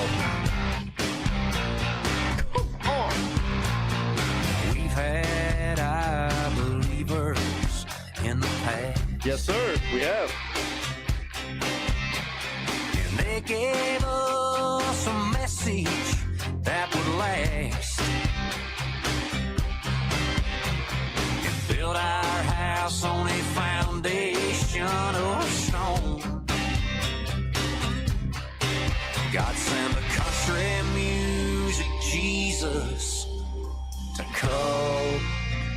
and save us all.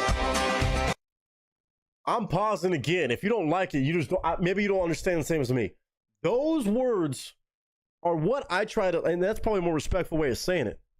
You have to respect the roots of country music. And I guess it's kind of akin to when people say like, oh, you're not welcome into the hip hop genre. And I think there's a way you can be respectful and you have to honor it. I mean, it's not about hopping into a genre, but if you're going to do that, I'm not saying you have to be the most knowledgeable expert person. I think you can be welcoming as people. There's no gatekeeping in certain genres, right? But I think it is important that you don't desecrate the foundation that has been poured. As this says, we've had our believers in the past, and they gave us a message that would last. Messages in country music, which a lot of the times you miss. There's always been songs that don't have a very intense emotional message. They don't have to be a sad song to be a country song. They don't have to be intense to be a country song. It can be fun, upbeat, and good times. But there should be some sort of a message. And built our house on a foundation of stone. That foundation is solid with something like country music. It's been around for a long, long time. God sent a country music Jesus to come and save us all. For the rebirth. Man, I know I'm explaining what a lot of y'all can already pick up on this. It's my first time listening. This is my visceral, honest reaction. It's so good. It's so good. God sent the country music Jesus to come and save us all.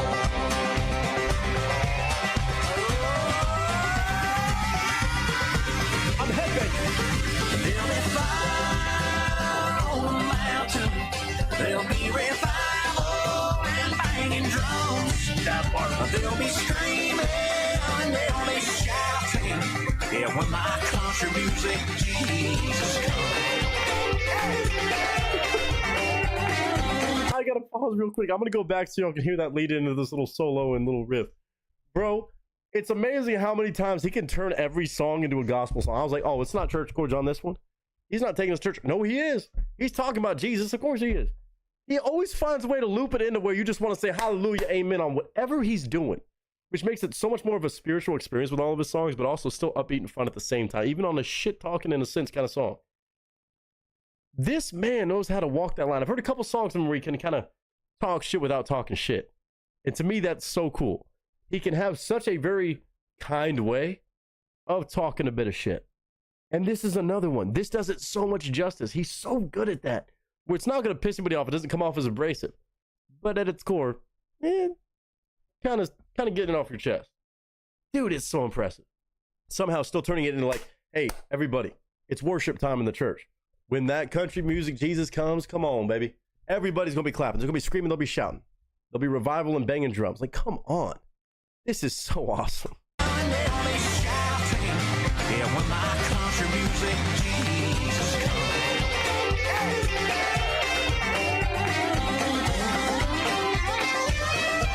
Yeah, they'll be they'll be screaming and they'll be shouting when my country music Jesus comes. When my country music Jesus come on.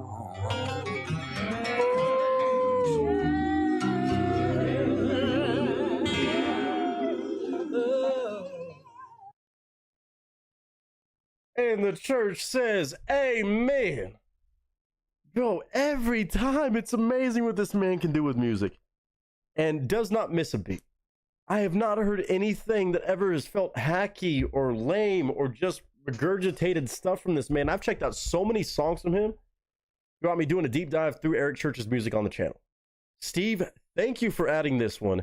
You know, I like to go to karaoke and goof off every once in a while, even when I'm out in LA. And sometimes they have country karaoke things. People are singing this, that, the other, like the new poppy stuff, and that's fun and all. You know, do your thing. But sometimes I like sneaking in a little, like, nice, lighthearted shit-talking song.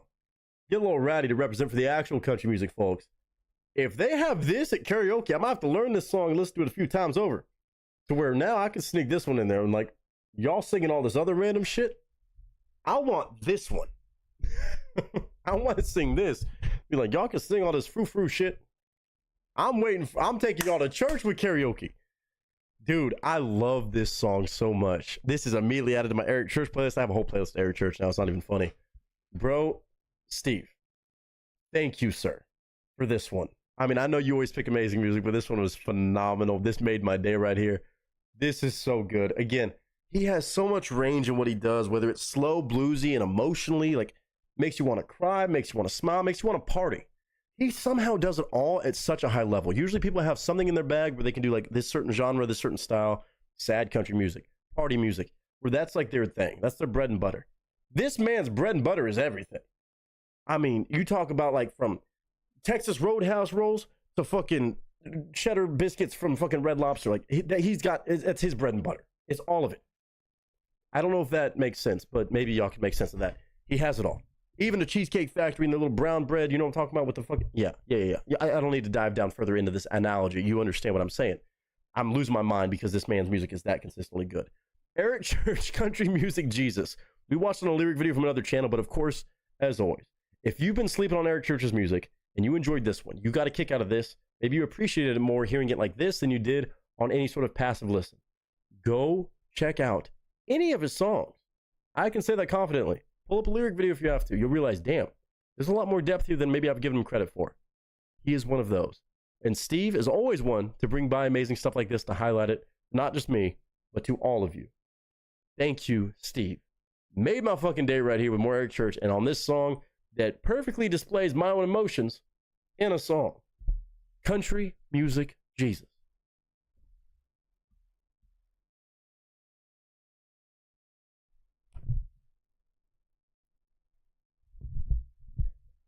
Oh my goodness, man. Oh my goodness. What else is to be said about Eric Church? I think he's one of the best songwriters of this generation. He's been consistent. I know he's written songs for other people too, but every song, whether it's gotten millions of views or not, whether it's gotten radio play or not, he's found a way to also be commercially successful in the mainstream while maintaining it. He has the recipe. He knows what he's doing more than most artists ever could dream of. And he's damn good on my playlist, I'll tell you that much right now, including this song right here. Steve, you got me amped up on this one. You got my country coming out. And all to that, I say cheers and hell yes, Mr. Eric Church. God bless whatever Country Music Jesus looks like through a variety of artists these days. But again, in 2011, making this song is really what stands out to me. Nowadays, you could say this and be like, oh, we need country music back. A lot of people got songs about that. I still love them. He said this in 2011. He knew what was going down, and it still applies.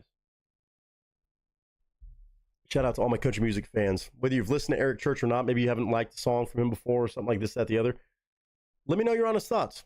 I want to hear. I want to hear in the chat in the comments below. But of course, as always, thank you to Mr. Steve for blessing us with this music right here. And I do mean blessing, taking us to church. Didn't expect all that. But man, I expect a great deal. But he didn't let us down. And I hope all of you are doing well. I hope you're having a good day, a good week, a good month, whatever you're having right now. And ladies and gentlemen, until next time, God bless country music. And that is a wrap. Dude, that was fun. With the way that started, I didn't know how upbeat that was going to get. He's like a low-key outlaw in country music. Like a lot of his music is low-key outlaw country. I don't mean low-key like if you listen to it, you can catch the outlaw ideas and message. But he's not trying to be like, fuck you and everything you're about, you fucking fake bitch. Like, he's not doing that. He has such a way of gaming that, like, he's playing full-on chess with country music. And I love it. Like, he's up there, like, he's an outlaw country artist. It's so well put together. It's so genius, man. It's unreal. That was the lyric video we watched. I'll pull up the actual video and let y'all go show love on that, or I guess the audio. Here we go. This is the audio on his actual YouTube channel if you want to do a deep dive through his proper music with full audio. Here you go. From his album called Chiefly in 2011.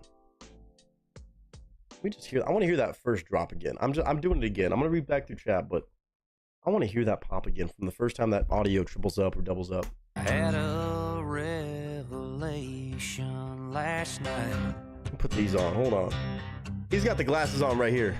Divine inspiration from the Am I related to Eric Church? Am I related?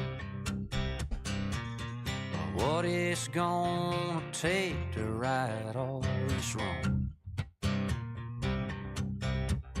We need a country music Jesus to come and save us all.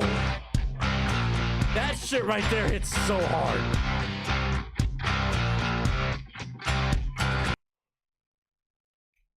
That's just damn good, bro.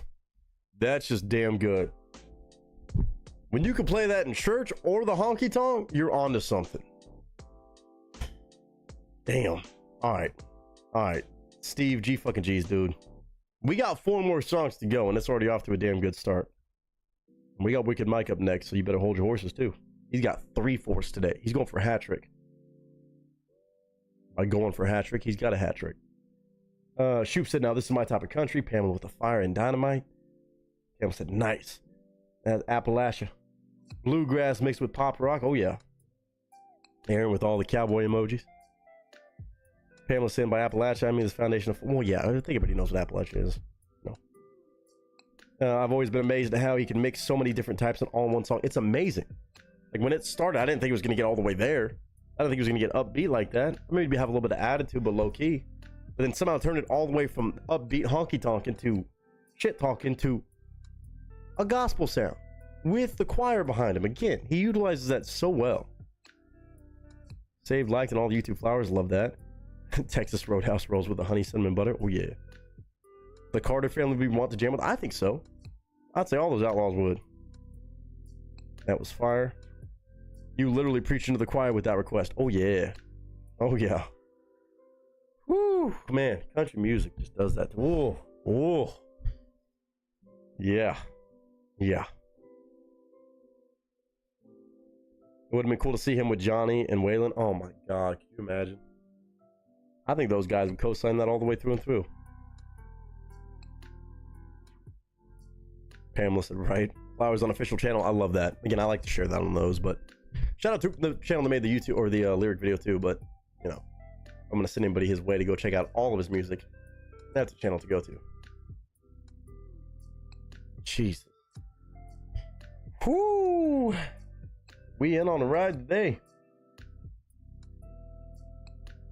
And Mike's bringing by 2 songs from a brand new artist, or 1 cover, 1 original, I would imagine, and then also Mac Glocky. So we can decide what's going to be right now, and then the other 2 we're going to check out later. Oh yeah, Steve, did he just drop the new? When his new album was on the way, wasn't it? When we talked about this last, is it already out? Because he had the singles coming out, but was it the new album already dropped? No, he had the Hands of Time song that just came out. So new album is on the way.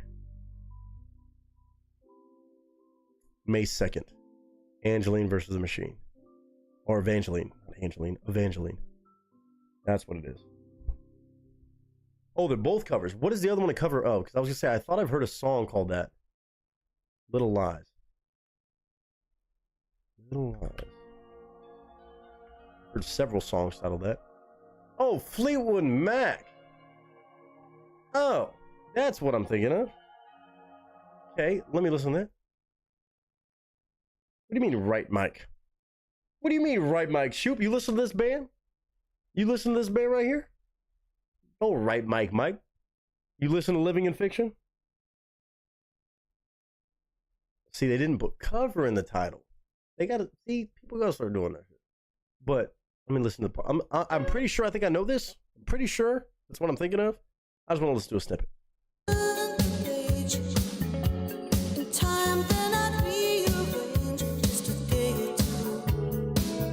You listen to the group that I just talked about? Really?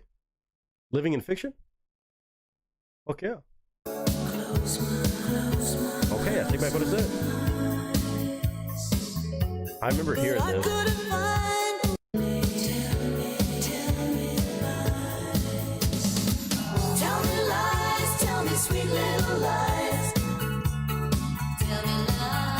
I don't know that song as well as some other Fleetwood Mac songs, but I've definitely heard it. I've definitely heard it a bunch. But yeah, cool. So that's a cover too. Steve said, well, I'm going to try to get some sleep. Do your best. Rest well. Rest up before the Vegas stuff. Willie already said what's happening to your bedtime routine. It ain't going to be existent in Vegas. maybe not the same. I mean, get rest if you need it, but you know.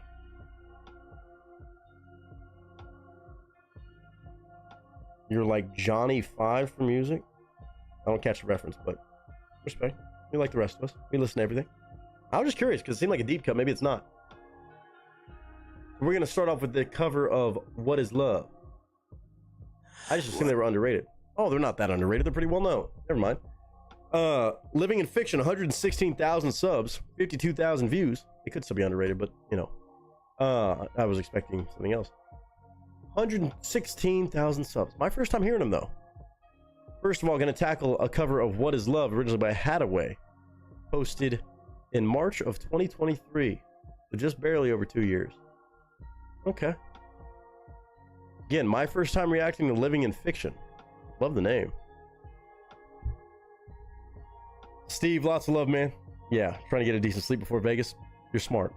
I'm gonna try to do the same tonight, but we'll see. But lots of love. Pam was saying, be safe in Sin City. He'll be fine. He'll be fine. 5:30, drove to my friend's place, who was taking me to the airport. Oh, that's love. That's love.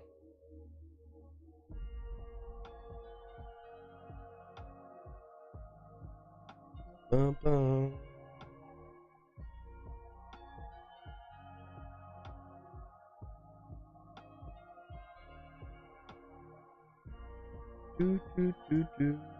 Hold on 1 second.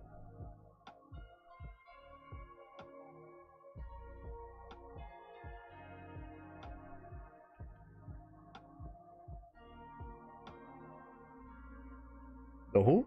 Not Tina Turner. All right, you talking about what's love got to do with it? Same words, or not same words, but same idea, but not that one about love. Steve, it's gonna be a blast, brother. Again, whoever's landing in Vegas at a certain time, let me know what time y'all are going or landing, I guess. And if y'all are landing about the same time, then we'll try to maybe, I mean, if we can coordinate, I mean, at the very least, we'll meet up in the airport. We might just run into each other naturally. If you see me, obviously come say what's up. Might all be bouncing out in the same fucking trams and shit, but maybe there's a way we could all coordinate, just splitting a fucking Uber or taxi or whatever the fuck, or maybe just grab a fucking drink at the airport while we're waiting on everybody else to show up. Who knows? I'm gonna try not to fall for the slots in the airport because I'm gonna get excited. I'm gonna get antsy. I'm not gonna do it. I might put a 20 on it. I'm landing at 1:10ish, if not delayed. There might be people landing at the same time. Put it in the Discord just in case. Yeah, if not delayed is kind of part of it for sure. I know how that goes. What Is Love is the song playing it. Yeah, no, I know the song What Is Love. I know that one. Yeah. Night at the Roxbury. No, shoot, you didn't miss it yet. You're gonna be after Mike. It's Mike, then you, and then back to Mike for a cup of mo. We might hang out and do random I mean, no, I can't. I need to get ready for Vegas. I need to probably get sleep. Maybe I'll be a bad influence and I'll hang out longer. Do I get some Rocket League in before we go to Vegas? I don't know. I'm amped up now. This is the problem. And I had a feeling me doing a stream today because I started to say, hey, no stream on Tuesday. I need to get ready, but I'm getting way too excited now that we're getting this close. Now that I've like started to handle a lot of the stuff that's been going on. My phone lights up and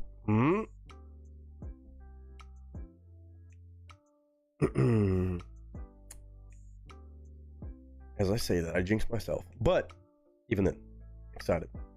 Mike said I'll be up probably. You'll be up, for a while tonight, you mean? I might be too. I don't like the idea of oversleeping for the flight. Well, yeah, I don't want to do that part either. I'm gonna be up. I mean, if I need to, I'll drive my happy ass out there. I'd rather not do that because it's way cheaper for me to fly.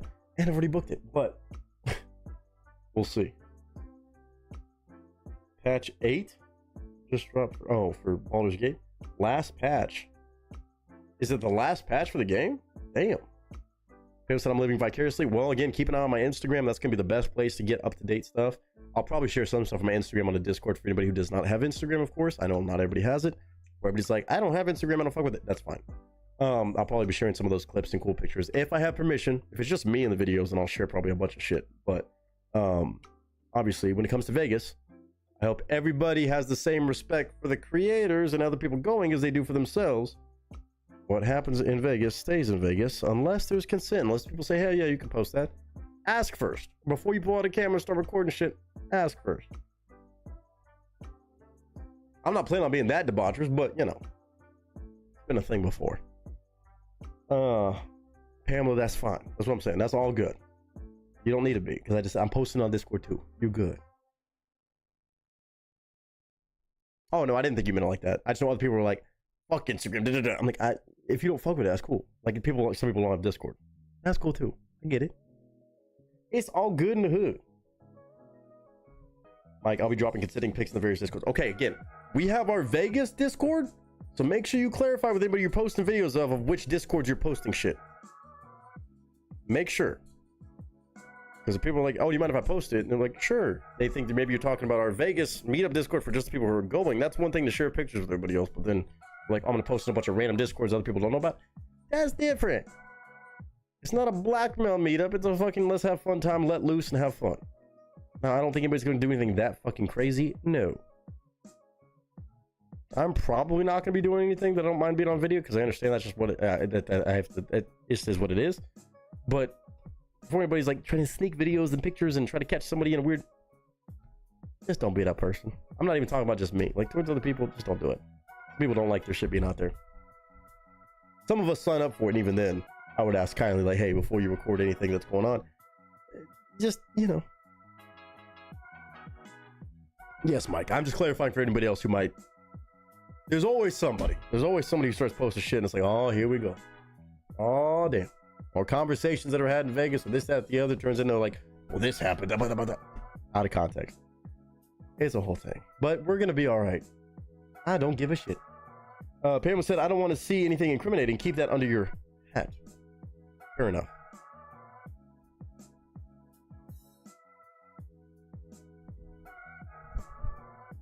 Mike, give me 1 second. Another fuck off phone call.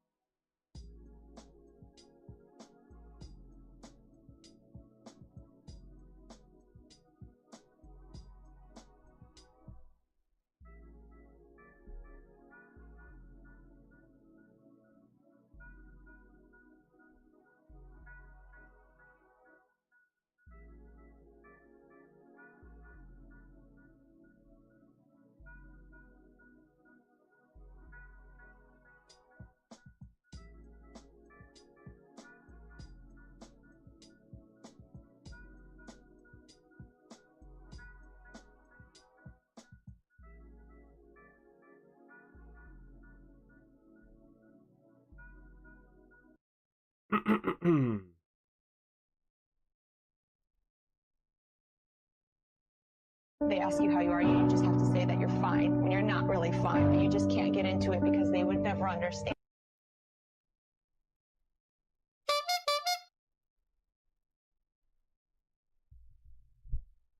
Apologies again. I'm trying to X-nay this shit now so I don't have to deal with it either throughout the rest of the stream or, God forbid, the next few days. Because honestly, if somebody calls me some bullshit, I will be turned up enough to be like, hey, fuck off. And I'm trying not to be that guy. By the way, Pamela, I'm sorry we missed you. Go get that rest, girl. I know it's getting a little late. So much love your way. Thank you for hanging out. And of course, all the very best throughout the rest of the week, whether we see it or not.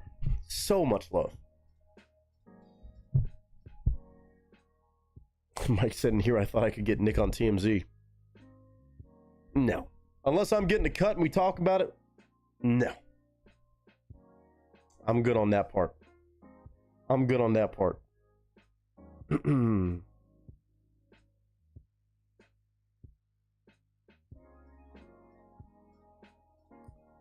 Okay. Either way, we still have 4 more amazing songs to go on this beautiful Tuesday stream leading into Las Vegas. I'm going to give you all a penalty shot on that one. And not the kind that my LA Kings are avoiding and block it right now. Because my LA Kings, that's my hockey team. My only LA team is the Los Angeles Kings. They're already solidified home advantage in the playoffs.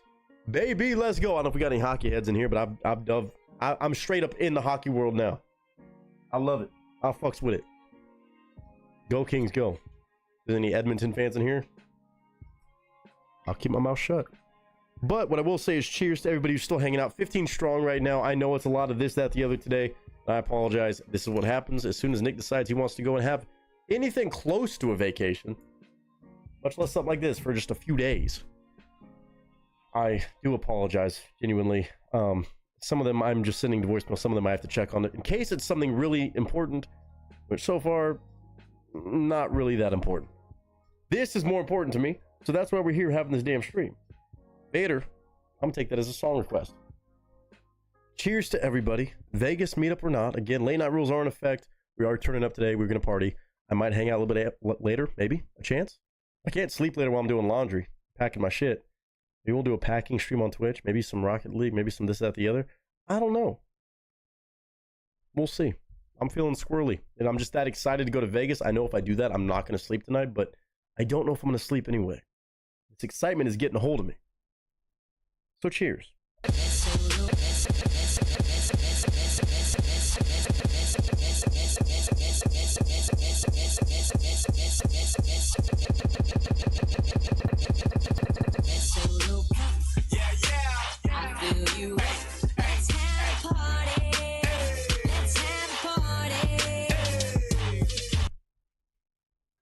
Yeah. Theme song for Vegas, for sure. I don't know if I'm going to hop on a Twitch, or maybe we just kick it over here. I haven't decided yet. Well, there's always shenanigans, especially when we got a Mr. Wicked Mike hat trick that we're just now diving into, and we're going full force with a song that is very well known, but performed by a different artist that I'm not personally familiar with, known as Living in Fiction. There is a full music video of some sort. I'll double check this right quick just to make sure they don't have a label attached. 116,000 subscribers. Yeah. Let's see. High vibe. Distribution. No, they're their own thing. We're good. Based in Nevada City, California. Interesting. But from Salt Lake City, apparently. Tower of the BS says, have a good night, everyone. Have an amazing time in Vegas. Safe travels. Tower of the BS, you know I wish you were partying with us. Hopefully on at least one more meetup the rest of the year, if not several. I hope we get the chance to party too. And thank you again for that song request. I'm glad you got to show up and do that today. It meant a lot to me, and I appreciate you very much. You rest well. All right. Ladies and gentlemen, or whatever you want to call yourselves. Hadaway, What Is Love? Big time hit, obviously legendary song. This was posted in March of 2023. Again, I don't know much about this group. I don't know anything really besides they're from Salt Lake City. And they apparently have this cover of What Is Love. We got 2 covers from them today, whoever this might be. Mr. Wicked Mike knows it, though. It must be good. 52,000 views since 2023. Even on a cover, that's kind of surprising. Let's give it a shot. Looks like there's some sort of performance video associated with their cover in this rendition. We'll have to chime in with whatever kind of style it may be. But ladies and gentlemen, for real this time, let's get it going. Number 4 of 7 tonight. First of 3 for Mr. Wicked Mike alone, showing insane love. Pictures up, sound speeds, and marker.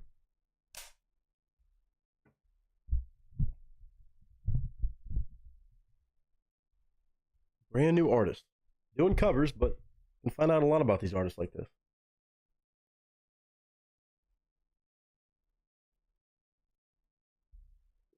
He said action. You know what? It won't do you wrong. I know you won't. I'm just intrigued. Let's see. What up, y'all? It's your boy Nick Nieto, aka Nick the Actor, aka Nick the Reactor, aka whatever the hell you want to call me today. Just go for it. Just don't hurt me. Baby, don't hurt me. No mo. Sorry, that was dumb. Today we're doing a cover, actually, of the very famous song that I just kind of quoted, What Is Love, originally by Haddaway, Haddaway, a song that is definitely one of those that I think everybody's just about heard in some form or fashion, whether it's been sampled in something more recently, or you've just known the original being used in a million different movies and TV shows and commercials all over the map. Probably one of the most well-known songs in history, if I had to guess. But today we're not listening to the original because, again, I've already heard it. I know that much. We're listening to a cover of that song, which honestly, I think this might be the first cover I've heard of this song on the channel by a group or an artist that I have never checked out before called Living in Fiction. Love the name Living in Fiction, but I know near to nothing about them. The one and only Mr. Wicked Mike has brought them by officially for a first-time impression and reaction. It's a cover, but that can say a lot about an artist. Now, he did say he found them on Spotify, which he finds amazing artists left and right. It's ridiculous. He never leads us astray from a very entertaining reaction and a lot of very impressive artists that just I haven't heard of. Maybe some of y'all haven't heard of either. Living in Fiction currently sits at 116,000 subscribers on YouTube. This performance, this cover of What Is Love, was posted on YouTube March 10th of 2023. So at the time of me watching, just barely over 2 years old, 52,000 views. Okay, not too bad. And I just don't know anything about him. He did say that they ended up being from Salt Lake City, which is around his neck of the woods, which is even cooler because he just said he found them on Spotify. Apparently, some people in the chat and the stream know about this group, but I don't know anything about them. So all that I can do is, after knowing the original song, hearing it sampled in so many different things, used in so many different ways, is give my honest thoughts about this exact cover. I don't know what genre, if they're changing the genre, changing the style, or what about this makes it so powerful enough for Mr. Wicked Mike to bring it by, but I do trust him. There's going to be something awesome about this, and I do believe it's my first time hearing a cover of this song, surprisingly enough, on the channel. So a win-win all the way around. My first-time impression of Living in Fiction, even on a cover, is going to include me pausing, giving my personal thoughts as we go throughout the song. I'll pause whenever I want to. It's my channel, my rules. If you don't like it, go watch the original. Came out in 2023. You can find their channel on Living in Fiction. My first time ever hearing this group, albeit on a song and a cover of a song that I've definitely heard more than once. So, ladies and gentlemen, buckle up. And I got a video for you today. We're going to watch and listen at the same time. Let's go.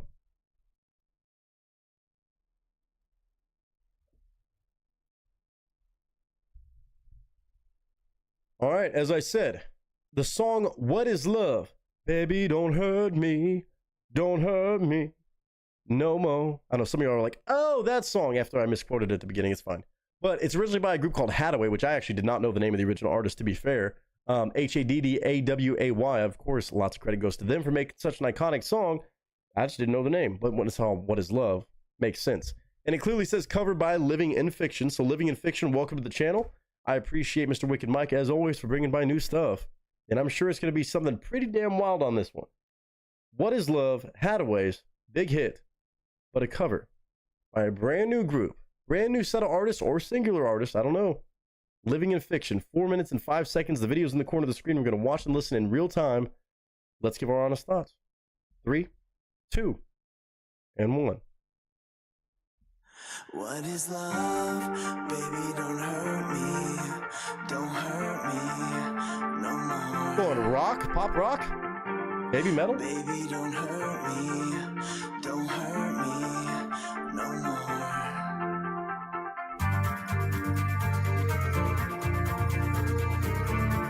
Okay, already, I'm feeling like it's gonna be an elevated vibe. Like the original song already makes you want to do this. Obviously, Night at the Roxbury, shit like that.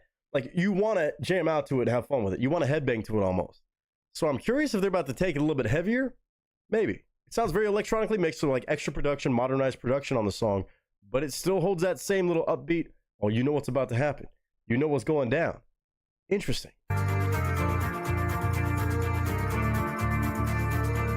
Got some extra strings there. Oh!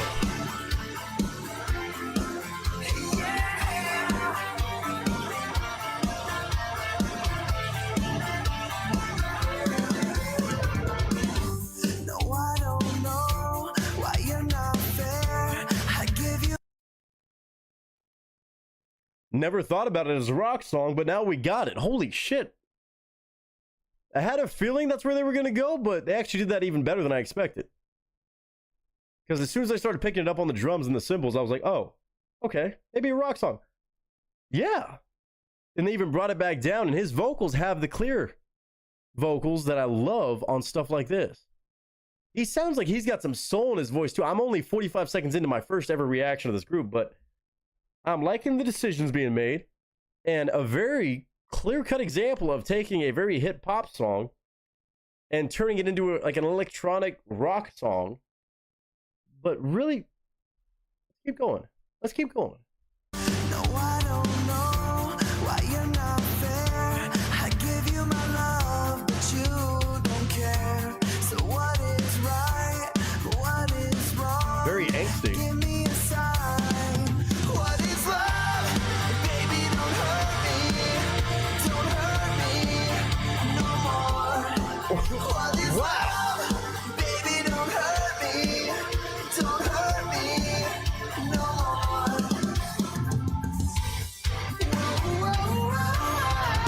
Woo! Hold on.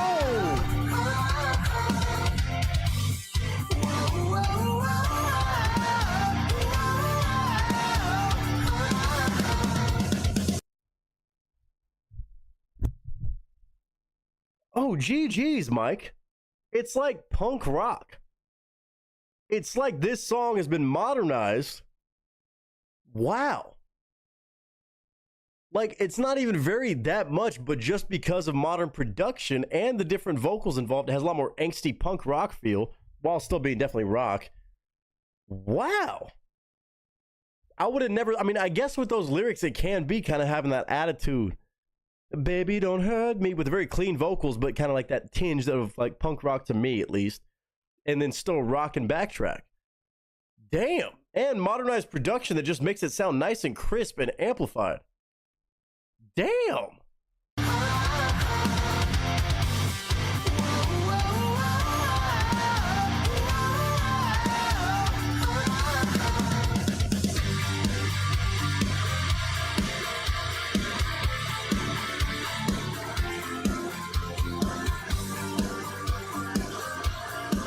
Oh, I'm a jam to this.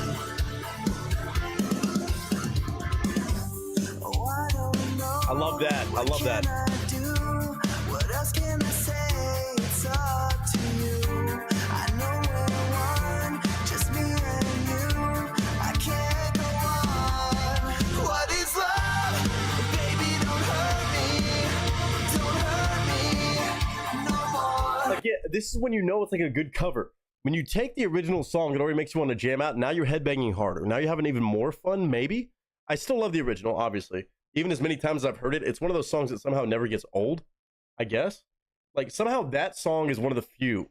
When you've heard a song millions of times, it feels like, that has been played through a variety of different facets, whether it's movies, TV, commercials, viral videos.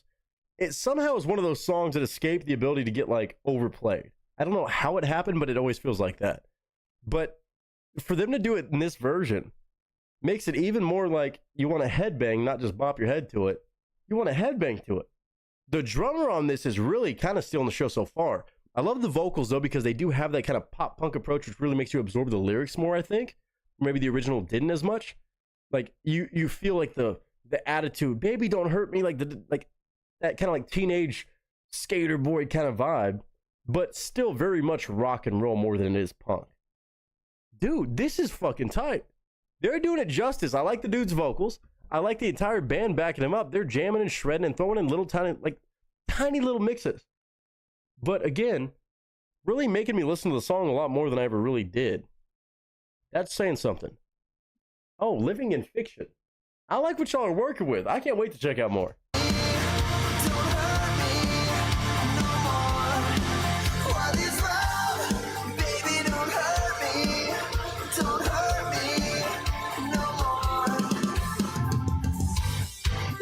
Like that.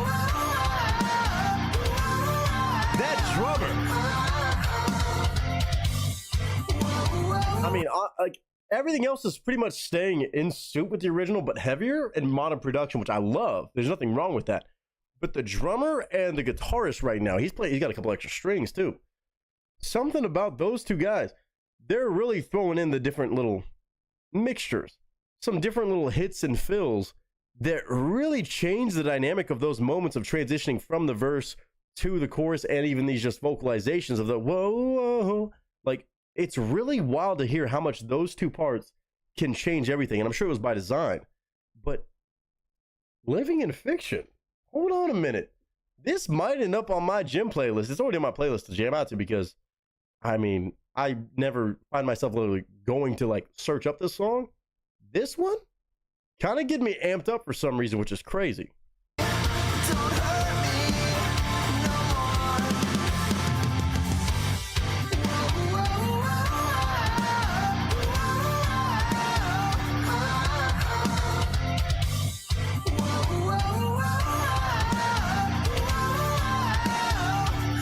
Like, headbanging is crazy.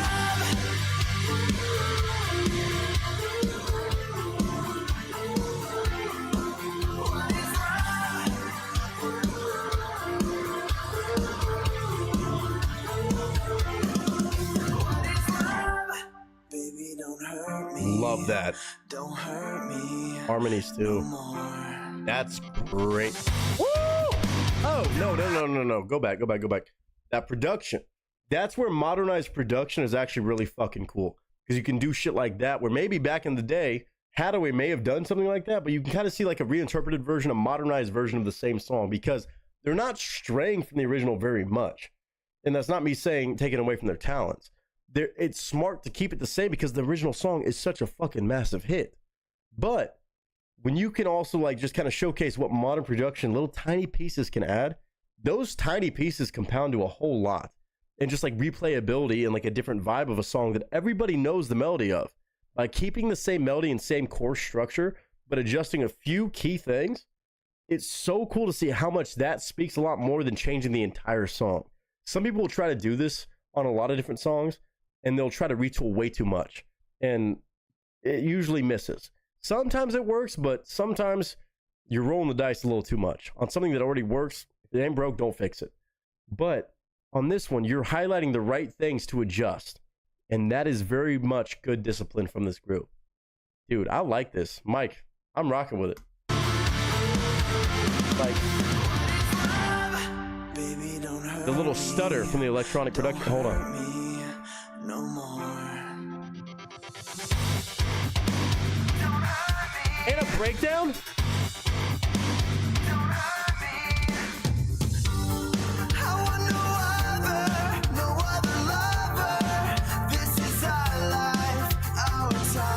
I love that.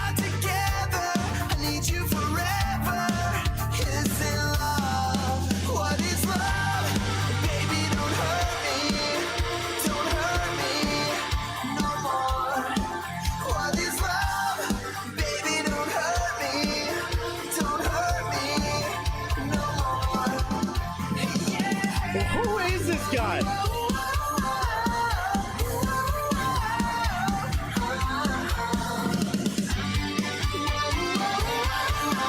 Dude.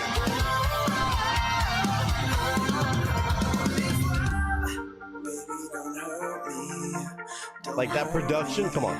No more.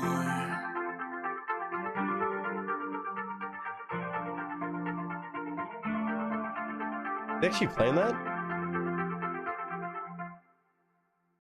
I couldn't tell if he was playing that or not, but either way, dude, this band is dope. Again, my first time ever hearing this group, and it is on a cover. I don't know if they have original music, what their deal is, what they do. But as far as this goes, like, it's a challenging song to overtake a spot. If somebody likes this song, they probably like the original. Or they like one of the other sampled versions in hip-hop or anything else. Because it's been sampled so many times. Like, I immediately think of, like, Lil Wayne, like, No Love, and, like, all kinds of stuff. But to turn it into this very cleanly, it takes so much confidence and also strength in what you all do individually. Now, I will say on this one, for me, again, my first time impression, I'm just going to chime in what I chime in on. The drummer's the one that stole the show. It was probably by design. They probably said, okay, let's not change the entire song. Let's change a couple pieces. The guitarist definitely did a couple times. Vocally, the fact the dude can sing that is damn clean. Like, he sang that like a motherfucker. But the drumming on this is what stole the show. Those drum patterns and those fills completely changed a bit of that energy throughout the song. So I'm giving the MVP on this exact performance, not necessarily the band, on this performance that clearly probably got a highlight for a reason to mix it up a bit without changing the core structure of the melody, which is a smart move as the drummer. The drummer stole the show a little bit. I love this. Like, I never thought I would have a version of this song that I would probably listen to, and it happens all the time, especially Wicked Mike. He knows how to pick all these songs where I'm like, heard the song a bunch. I may not always listen to it. I wouldn't go out of my way to go search up the song What Is Love. But on this one, it's on my playlist. It's going to be on my day-to-day playlist. Like, I'm going to listen to this and jam out and headbang more than I actually do like the normal head bops. Like, normally when I'm listening to it, I'm doing this. But genuinely, I can headbang to this. Like, I almost want to learn the bass parts. Dude had an H string jamming out. The drummer was fucking shredding it. The vocalist killed it with a bit of more attitude, I would say, than the normal version. And I can't complain with that. Because somehow, like, I knew it probably worked for a lot of different genres, but they kept it very much like punk rock-esque, pop punk, pop rock, whatever you want to call it, but they did it the right way. They didn't try to do too much. Usually when people try to do this pop punk stuff, or pop rock, they take it to the extreme. They try to throw in way too much, they don't change much, or they change too much. It's usually one of those two. This is a core balance. And I talk about a lot on this channel about balancing when you do covers. Where I think it's right to respect the original artist, but also make it your own. Do something a little bit different. Roll the dice a little bit. But sometimes it's hard to find that with so many groups, especially on an iconic song like this. Like, usually you're really playing with fire. You're going to piss off somebody, whether it's fans of the original or fans of punk, rock, you know, whatever you want to call it. But they found a good way to do this. And I've never heard of this group. 116,000 subs later. I'm just now finding out about him on this cover of What Is Love, originally by Hadaway. Now, Wicked Mike, obviously you get the GGs for this. There's no doubt, because now I'm just intrigued. I want to hear more from this group. I don't know if they have original music, but I know we've got more to check out moving forward. What Is Love, Hadaway. Iconic song. I'd say they turned it punk rock. Pop punk, pop rock. That's my best description. And they did it very well. I don't say that to devalue nothing. I think they did that insanely well, which, again, a tall order to do. It had me headbanging, and I don't lie about anything. When I say something's on my playlist that I'm going to listen to, I'm not saying that to appease nobody. I'm going to be listening to this, which is kind of weird for me because I never once thought about this song and be like, I really want to listen to this right now. I never have that pull. When I hear it, yeah, I'm dancing, I'm jamming out, I'm doing this. But now, I'm actually going to be listening to this. Hadaway, What Is Love, covered by Living in Fiction. Living in Fiction's first time on the channel. I have to give him an A+.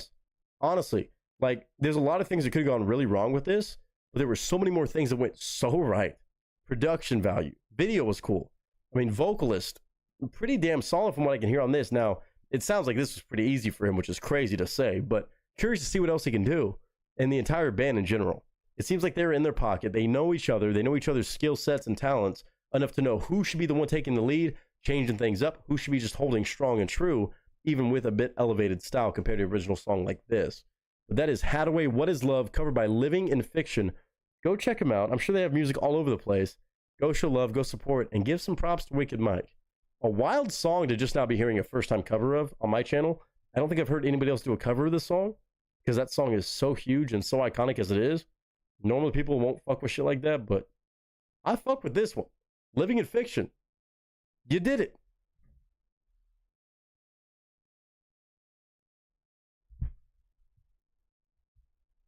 This is another one of those examples where less is more. Like, a good bit of that is damn structurally just the same as the original, albeit with more like electric guitars and modernized production, which are still changes.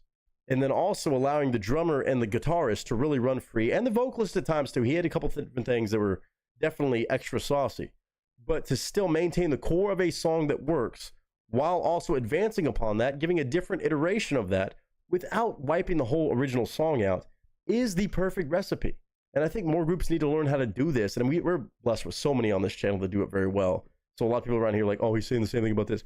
It happens a lot with the people that come by requesting songs like this or covers like this. But it's so refreshing to hear groups do this instead of just trying to do way too much, trying to go over the top, grandiose, and run away with it just to get clicks, or just play it way too safe. This is the balance you want. You want a couple moments you're like, that's interesting. I wonder if the original band would have done this if they had the same value of production, or could have had another chance to do it. Where you think it honors the original, but also expands upon it. That is what I like about covers, and awesome covers like this. From Living in Fiction, Hadaway, What is Love? Go check out the group called Living in Fiction. Of course, major shout out to Hadaway for making this major hit of all time, probably. But I hope all of you enjoyed, and let me know your honest thoughts. GG's to Mr. Wicked Mike. There's no doubt about that, as always. I knew I was going to love it, and still, even better than I expected. I didn't know how you really build upon this, but that was the right balance. Just a damn good, simple, but also different reiteration of the same song that everybody's heard so many times. Mike, bravo, sir. To all of you who watched, let me know your honest thoughts, opinions, and feedback possibly for the artist. And of course, I hope you're doing well. Hope you're having a good day, a good week, a good month, a good whatever you're having. And until next time, ladies and gentlemen, that is a wrap. That's fucking cool, dude. Like, I like it. Again, it's not a diss. Like, they didn't change much. You don't need to. Like, that was just a punk rock, pop rock version of that fucking song, which I have not personally heard. Maybe there's other versions. I don't know. I've never heard a version of the song like that. I thought they jammed. What were y'all saying? You don't leave wrong. Yeah, they jam out for show. They do. They definitely jam the fuck out. That drummer, he was in a fucking mood, dude.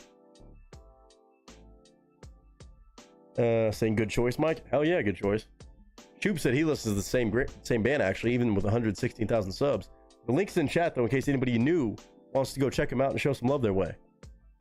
I like that. That was just a jamming version of that song. G fucking G's, Mike.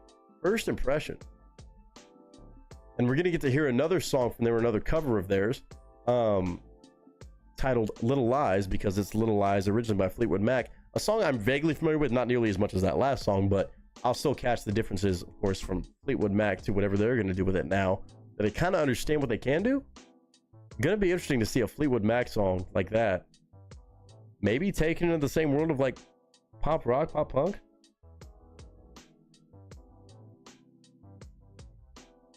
Oh yeah, shoot, that's the name of the game for everybody. We know this. We all got crazy fucking algorithms, and it's fun to see everybody share their crazy algorithms with each other. Do they have original music too, Mike?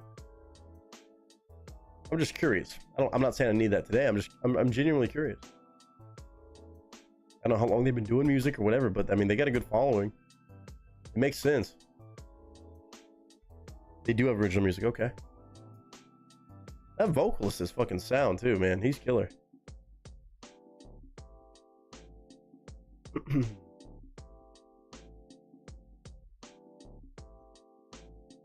Like, he gave me punk vibes. Christmas Goose, what's up, man? How we doing, dude? He said, good evening, Nick, and everyone just popped in to say hi and wish everyone going to Vegas good luck and safe travels. Christmas Goose, thank you so much for that, dude. So much love your way. And of course, feel free to hang out if you can. But if you got to pop in and pop out, do your thing. All the best. Keep an eye out for any sort of crazy Vegas streams. You never know what time we're going to be live, to be fair. It'll be phone streams, but I appreciate the well wishes. I know everybody else does too. They were also on Batman Snuggles' list, but we knew this. I mean, that makes sense. I think everything's on Batman Snuggles' list. She's an end-all be-all encyclopedia of music. It's fucking crazy. It's hard to find something that Batman Snuggles hasn't listened to.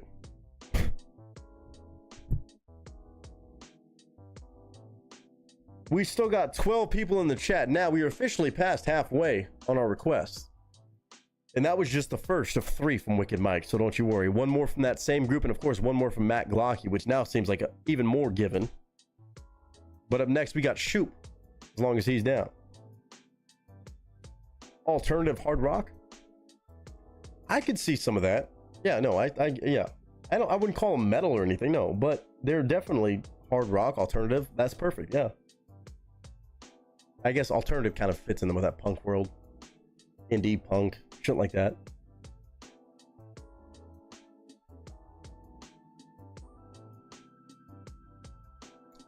Sag just lost another red beard hair? Are you talking about you? Who are you talking about?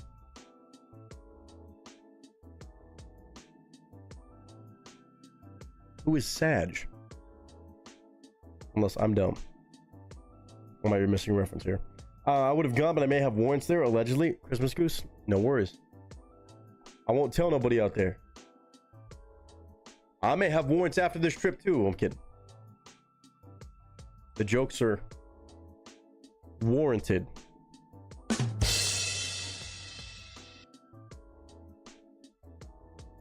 So is this because the more we talk about it, the more I'm getting excited. I'm getting amped up, bro. We've been live for already almost 5 hours. I know we've been slow rolling. I've been having to bounce off for conversations and shit. But I'm also doing this. Oh, Big Sad. Oh, Big Sag. Wait, what? Oh, Big Sad just lost another red beard hair. R.I.P. R.I.P. to that. I don't know the full reference, but yeah, no, Christmas Goose. I think so. So therefore, I'm also doing this. I'm already at a point where I'm celebrating the Vegas meetup tomorrow. I'm celebrating another legendary Tuesday reaction night, by the way. I don't want to let that go to the wayside. Like, this is another damn good stream, which I've just been so spoiled by all of you. I don't think y'all understand how spoiled I feel. Because other channels, like, they hear stuff, they're like, nah, pass. Or it's just not really that great. People think it's great and they rage out because somebody says it's not good. I know if I say something like, hey, it's not for me, y'all get it. It's fair. Because more times than not, 99.999999998% of the time, everything that y'all present to me is either A, entertaining, or B, fucking sick. Like, I'm that fucking spoiled. I might be the most spoiled person that does reactions on the internet. Y'all are that fucking good with the combination of people, influences, styles, genres. Also, we listen to every genre. We don't just do one. But even then, it's even more reckless to do that because then you feel like you're going to get a shitty thing of some version or some genre. No.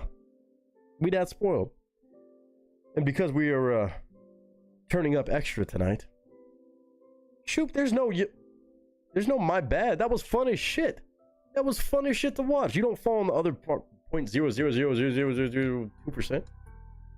No, that was a fun ass video. The song's not something I'd listen to over and over again, but that was a fun ass time that we had watching it. That's all I ask. Mike's the same way. Mike's brought by shit like fucking, what's his name? He's brought by the fucking I can't remember what's his but the weirdo. It's bad when I can't even remember his name. I'm trying to block it on my head. Seen Crazy. Two-Scene. Oh, that's I wasn't even trying to diss like that. I just genuinely tried to block that dude's name out of my head. Even that shit. He's a fucking terrible rapper. His music is trash. But in a sense of shit talking, it was kind of fun. Now, I'm not here just to start shit and start beef and talk shit about artists, but that one deserved it. And it was also hilarious for everybody involved. Everybody, I think, was very thoroughly entertained by watching it. That's why I say entertaining reactions. It doesn't have to be a banger song for me to enjoy it. Well, yeah, shoot, the video was fucking awesome.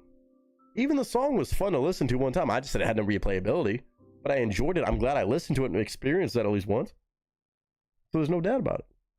Aaron said, back, fully packed and ready to go. We'll be at the airport by 8:30 a.m. We'll arrive around 4 p.m. Let's fucking go. So my thoughts for everybody who's going to Vegas. By the way, I'm doing this. This is what I was saying. We're already halfway through the request, so I think it's safe to do this, albeit maybe regrettable later, because it might just keep me amped up and hanging out on stream way too long today when I have to go do laundry. Willie mentioned the idea of going from late night rules to pre-Vegas rules. Well, I feel like this is Vegas pre-gaming rules, and I don't know how I'm going to feel about this, but late night rules are half price and half the deal. If you want to add on to me getting drinks for everybody and having fun whether you're going or not,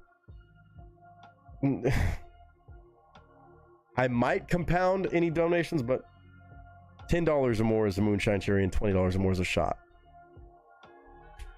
I didn't want to do that earlier because reactions in my voice. I know me hydrating is also important, which I am, but I'm gonna have several days of that. But that's the deal right now. If anybody just wants to show love, a way of saying thank you, of course, and choosing y'all who may not even be able to go. Aaron, nobody else. If you're going to Vegas, again, if you're on that Discord, just chime in with whatever time you're getting there. I would imagine that at least I'm gonna try on tomorrow evening, tomorrow night. God, that's crazy to say. Holy shit. Tomorrow afternoon, evening. I know I'm gonna be there early. I know me and Kat are landing about the same time. Mike might be there too, depending on how long we stay at the airport. We might run into their baggage claim for all I know. I don't know. We might be hanging out at the airport for a bit. I don't know about that long, but a lot of us are probably gonna be going and checking out our rooms, this, that, the other. But I would like to just be like, hey, we're all gonna be roughly in this area, probably the Link Promenade area. If I had to guess, that's probably gonna be the main spot where everybody goes to hang out and meet up. Is the Link Promenade, LANQ, if y'all never been to Vegas. It's a very cool strip of just like a bunch of shops, a bunch of cool bars, a bunch of cool stuff right in between the Flamingo and Link. It's a fun area. It's my favorite part of the strip for sure. That whole middle area of the strip is probably the best. Some people call it the north side of the strip, some people call it the middle. I don't care, just that area. I'm staying farther south, but I'm gonna check in probably at some point, then move up there and just hang out for a few hours. I know it's going to be everybody getting in town, settling in. Some people would jet lag, this, that, the other, but I'm going to at least try to throw out a little flare and be like, hey, we're all out here now. Come catch us. Come do it. Of course, I know once everybody's more settled in after a night's rest, after flying and traveling, will be a more thing on a Thursday, which I might spend at the pool, man. I might spend that at the pool when it's nice and warm. What's the weather looking like? What are we talking about here? It's been changing every day. Wednesday 85, Thursday 74, Friday 67 is the high. I mean, shit, I might go Wednesday. I don't know. It's probably gonna be Thursday. It'll be a little chilly, but I don't give a shit. I'll hop in that lazy river. Do not threaten me with a good time. By the way, regarding Scene Crazy, not sure if you remember me mentioning him retiring. Well, after he retired, he's been putting up unreleased songs on his YouTube. No shit. I figured it'd be a big comeback. Scene Crazy's back. I figured. I'm not saying catch me outside. I'm just gonna be like, hey, a few of us are hanging out here. The vibe is right. Come on through. Again, if I say I'm somewhere, y'all gotta understand this. I'm gonna tell y'all right now. I'm gonna say it one more time. One time for the one time. And I'm gonna give y'all a shot to this too. Because up next we got Chupacabra, and I know this shit's about to get me lit too. When I say in Discord, and again, I understand I'm one of the hosts of this, and it's weird for me because I'm just a guy hanging out with everybody else. If I say I'm somewhere, I cannot guarantee I'm going to be there for an extended amount of time waiting on anybody to get there if they're far away from the strips. A lot of people are staying right there on the strip so they can be there in like 5 minutes. Some people stay in Airbnbs, this, that, the other. They might have ways to get there fast. I don't know where everybody's staying. I don't know. But what I'm saying is, if I say I'm somewhere, by the time you get there, I might be somewhere totally different. That's going to go for a lot of people in Vegas because there are so many places to hit, so many things to do, so many things to see. Some people doing their own things. Some people want to do the group things. That's just the way it goes. So don't get butthurt at nobody if they say, hey, I'm here. Well, I showed up and you weren't there. It's been 30 minutes only. 30 minutes in Vegas time is a lot of time. I'm just saying. I'm going to do my best to communicate and keep an eye on Discord and shit like that and shouting it out on my Instagram, at least for especially like the core nights when I'm like, I think Friday night is the night I want to do the Gillies thing. So keep that in the back pocket for anybody who's in the cast and crew. The other community folk might be doing their own thing, like Kat, the other creators, Kat and Truth and Keto. They might be doing their own things. I know I want to, at least for myself, I can only speak to the cast and crew. I know what I want for this family. I would like for at least one point throughout the trip, because I know everybody's doing their own thing. They've never done Vegas before, maybe, or they just don't get to go on vacations to places like Vegas very often. I don't want to do anything super, like, you know, up each other's asses all 24/7. It's just not going to happen like that. Everybody's going to want their own solo time to take a deep breath away from the socializing. Social battery runs out. I get it. But I know I want at least one or two, a few moments where I'm like, hey, everybody, if you ain't got no going, like every night, probably I'm gonna be like, hey, we're doing this, or I'm at least doing this, and anybody wants to tag along on my adventure, or you have an adventure, we'll end up on side quest. Let's do it. That's what Vegas is for. Random adventures. So I know at least one night though, I want to be like, hey, this is our official, let's go out, hit the town at the country bar. If I had to imagine, it's probably gonna be Gillies right there in Treasure Island. Not that far from where everybody's supposedly staying ish. I'm staying probably farther away than anybody, to be fair. Just because I got offers and, you know, it'd be like that financially. So do with that what you will. But I'm kind of wanting to claim Friday for at least my cast and crew thing. Might be Thursday, might be Friday. Because I think Friday's probably the night when everybody's going to be mostly there. So, and it'll be my last night there too. So, I'm sure I'm going to see everybody probably tomorrow though. 10 minutes from Strip, just west of Bellagio. Oh, that's not too bad then. I mean, you could even, in theory, walk or just catch a quick Uber. But cheers to everybody. Again, we got Vegas late night rules, for better or worse, if anybody wants to add more love. But other than that, again, I just thank y'all for being here. I know this Tuesday stream has kind of turned into a Vegas talk, and a lot of people are not going to Vegas, but somehow we still have 16 people in here this time of night, which I appreciate, because I know it's late as fuck for some of y'all. We've been slow rolling, hanging out, kicking it. I've been scatterbrained. I'm still dealing with a million people blowing up my damn phone every 2 seconds. And I'm trying to ignore most of it because it really don't matter that much. Not to me. But I hope all of you know that I love you. And thank y'all for being here. We got a few more songs. And again, this next one right here. Shoot got us right. Well, it's 11:30 for you, yeah. It show is. It show is. What the hell is going on in... I gotta get out of these fun group chats.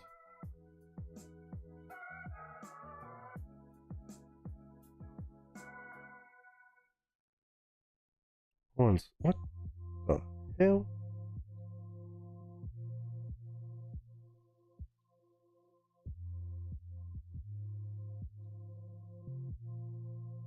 People crazy as hell.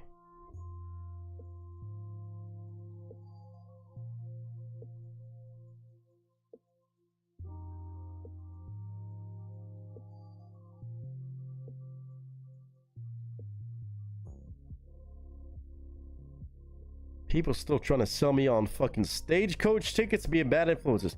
Hey, if anybody wants to come root me on, cheer me on, all right?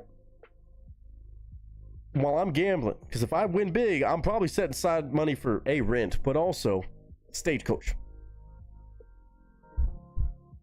Come cheer your boy on. I need a big win to get the Stagecoach. People keep trying to ask me, are you going to Stagecoach? You going to Stagecoach? I'm like, I don't know, man. Let me see how this weekend goes. If I lose it all, I lose it all. And I'm staying my ass in and just doing whatever. Start treating the calls like Tony the Sign Guy. Anyway, yeah, no, it's pretty much what it is. You don't want to see my fucking call log right now. Oh, I gotta get another beer. What'd I miss? But I'm a trooper 3 days into a week water fast. No food till Easter. Damn, you crazy. You doing the Passover shit? Are you Jewish? Troop? Are you? What are we? Or are you just doing a water fast? I immediately think of Passover just because I'm also celebrating Jewish holidays. My shit gets mixed up all the fucking time. Ignore me.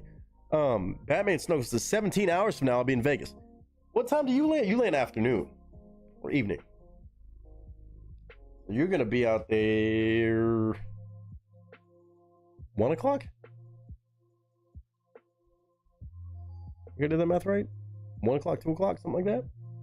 Okay. Nah, just fasting. I'm Catholic. Well, there you go. Oh, 4:35. Oh, for you it's that long, but it's actually going to be... It's 17 hours from now. It's going to be 1 or 2 our time, but obviously traveling out there from that coast. Yeah, I get what you're saying. For me, Dude, I'm sneaking up on... My flight leaves in exactly 12 hours. My flight departs for Vegas in exactly 12 hours, roughly. I think within like 5 minutes. Damn. I gotta be at the airport in 10 hours. Oh yeah, Bridget, mine's easy. I know yours is too. Mine's like an hour and 10 or something like that. You get there at 2:40, okay. Willie's arriving, y'all are arriving at 4, okay. Oh, so y'all could probably catch with Batman snuggles and shit like that. Y'all gonna be landing like that in the evening. Okay. Offering it up for everyone that needs it. Love that. Your flight leaves in 11 hours and 30 minutes. Well, fuck yeah, dude. I know yours isn't that bad either. 10:18, yeah, but the time, yeah, it's, yeah. That one feels like you're missing out on a lot more time than it is. It's always funny. It was like, how did that turn into that long of a flight? It's like, it's not, but the time zones, especially coming from out there, you're skipping a couple, and then Batman Snuggle's skipping a few. So it seems crazy when you land at the time. You're like, oh shit, that jet lag will get you a little bit. But that's when you got to try to stay disciplined, or you just fucking full send it.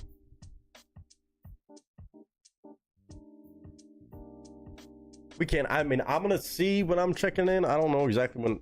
Am I checking this 3? I did not check in online because I'm gonna see if I can be like, hey, the little $20 trip. But y'all stay in Airbnb. I'm not gonna worry about that. I'm gonna see if I can just get like a random upgrade or something, you know.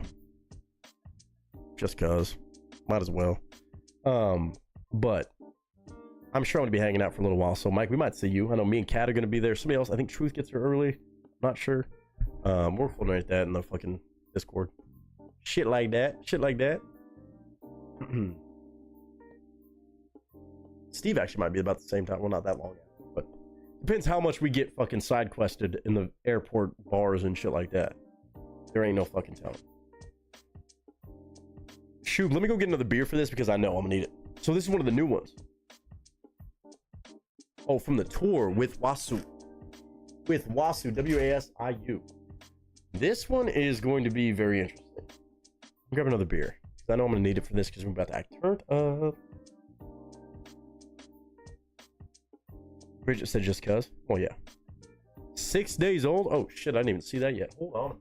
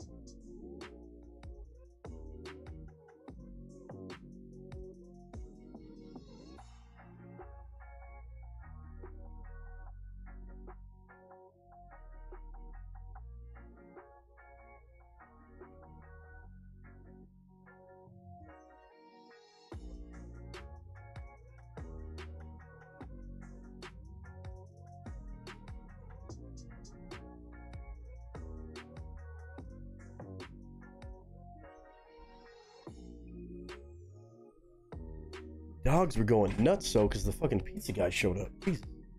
Not for me, but for Garrett. Good God. You cannot call flights within continental US with the term jet lag? Okay, Willie, there is still some jet lag for people who don't travel much. It's not the same level as going across the fucking world, yes, I'm sure. But it is still jet lag. We get jet lag from driving across Texas? Well, that'll do it. You repacked? I mean, I'm not gonna worry about that shit. I mean, I'm bringing a hoodie or two. I got my fucking fur coat. I gotta pack in my bag. I gotta try to figure out. I'm hoping I can bring that. I think I can make it work. I mean, I'm going t-shirt and jeans for most of the time. My fucking boots. I got my tennis shoes if I need to go to the gym. I got my flip-flops if I'm going to the pool. And we're gonna be fine. I'll make it work, man. Maybe my rompers. I don't know if it's gonna be warm enough for Speedo. I don't know if I'm gonna trust all that. But I'll be damned if I'm not getting the pool at some point. Yeah, Bridget. It'd be like that in the strip. Yeah, I'm sticking with what I brought. If I need anything else, I'll just buy it. I mean, yeah, you could find, like, definitely don't have that mentality with everything, but sometimes clothes and shit, like, you can find a random fucking, like, tourist shirt, like the, you know, the bullshit ones. Just do it. Do it. Bring in case my fucking Speedo. I'm gonna have it just in case. Don't get it twisted. But I know how people be with their fucking cell phones and shit and pictures and shit, and I'm like, listen, respect it. Even if it's not getting posted publicly, I gotta watch it, man. I'm just trying to get my tan lines right. That's the only reason I'm bringing my Speedo. I'm just trying to get my fucking tan lines right.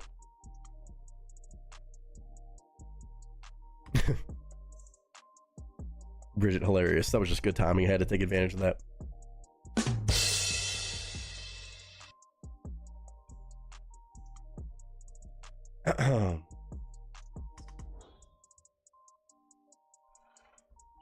Couldn't help it. All right, I'm giving you all a shot though. Again, apologies on the delayed stuff and phone calls and this, that, the other. I have a lot to do between now and the time my flight leaves. We might hang out and act a fool. I don't know yet, but we'll see. We'll see. I'm gonna try to be somewhat responsible before I'm irresponsible out in Vegas, to a certain degree. To a certain degree. Again, this one came out. Well, this is 5 days ago, maybe officially 6, but on YouTube 5 days ago from Apache and Wasu on Majestic Collective. Maybe a Dune channel for them. Not sure. But of course, Lazarus Rise is the name of the song. But apparently it's just new from their tour that they just finished, which I just barely fucking missed out here in Los Angeles. I'm still kind of upset about it, but it's okay. I want to not be too butthurt about it. You even bought a shirt for Vegas? Oh, that's the other thing I'm bringing. I think I have to bring my fucking pineapple shirt. I have to bring it. I don't know if I'm going to wear it, but I need to bring that. When I'm on vacation of any kind, I'm considering it's still kind of work in a sense. And it's a very short vacation, but I'm considering it a vacation because I don't get many of those. You don't know me. I'm addicted to this shit. I have a problem. But it's also hilarious wearing that fucking shirt in Vegas and seeing the looks that I get. I can't help it, man. It's too fucking funny. I'm there to troll, bro. I'm not there for a fucking fashion show. I'm there for comfort and shenanigans. But if you see me tomorrow in my fucking cowboy hat and shit, you say what's up to me. Cheers to everybody. Again, what song can I play? What? I gotta find a song to cheers to. I'm taking another shot because we're still partying. And again, we have 3 more songs to go. Let's see. Let's do... What song comes to mind?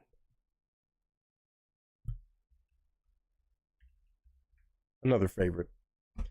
It's not the first time I've heard him play it, obviously.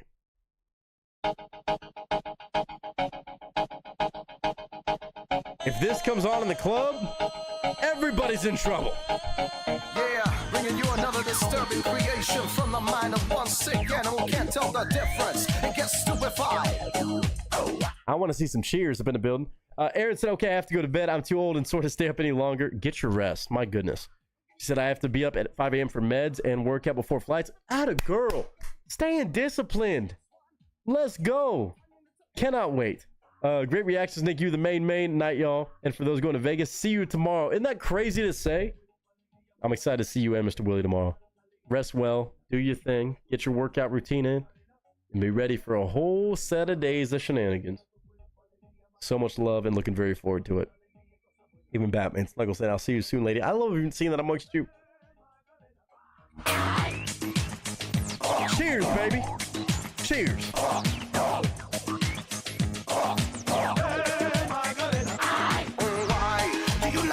Around with my numbers go by reality. I can feel it all start slipping away. Macarena.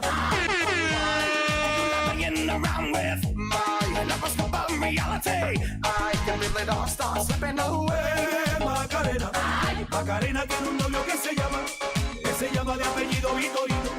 Que es la jura de bandera del muchacho. Se la dio con dos amigos. Steven, I don't get it, don't you think? Maybe you put it on credit, don't you think? I can take it, you wanna look at it. I can still be fine. It's all the same, you say, play with it, but I don't get it.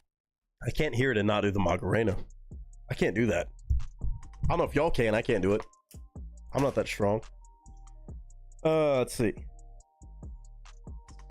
Bridget, I can't wait to meet you too. By the way, if y'all didn't know this Vegas shot glass y'all see me use, especially when I'm having double shots because it is a tall shot glass. This was a gift from Bridget last year. Bridget already knows about these Vegas meetups. It's not her first rodeo. She's going to be one of the veterans of the Vegas meetups. So if you get lost, you get confused, you want to know how it's going to go, you ask her any questions you have. It's a gift from her. One of my favorite shot glasses. Also because it's grande. It's crazy. Bears probably have no idea we have a right to their arms. Love the random comment.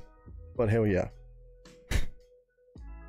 We might not even sleep. See, straight white male, if I'm correct, you've never been to Vegas?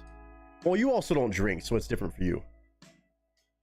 It's saying something that even if you don't drink, you're probably still gonna not be sleeping as much as you think.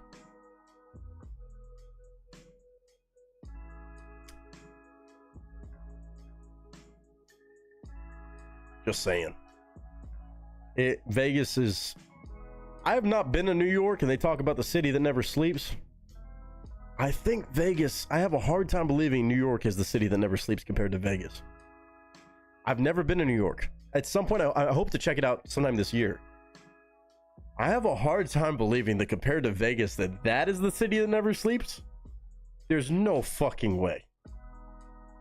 I'm very much not a believer in that. Vader said I should be driving right now with a pretty lady next to me. Shouldn't we all, man? Shouldn't we all? That's where I was going to make a joke to Stray White Male talking about like we might not even sleep. Sleeping alone, questionable. It's Vegas.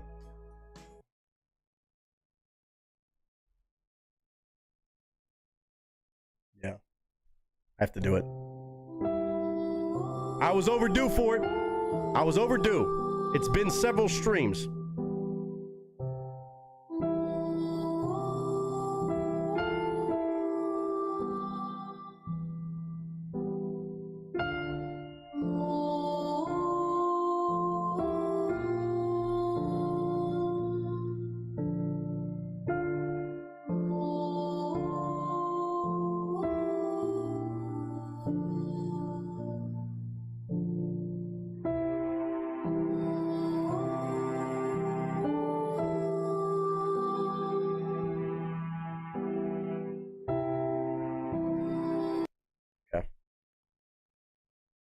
Fuck that shit.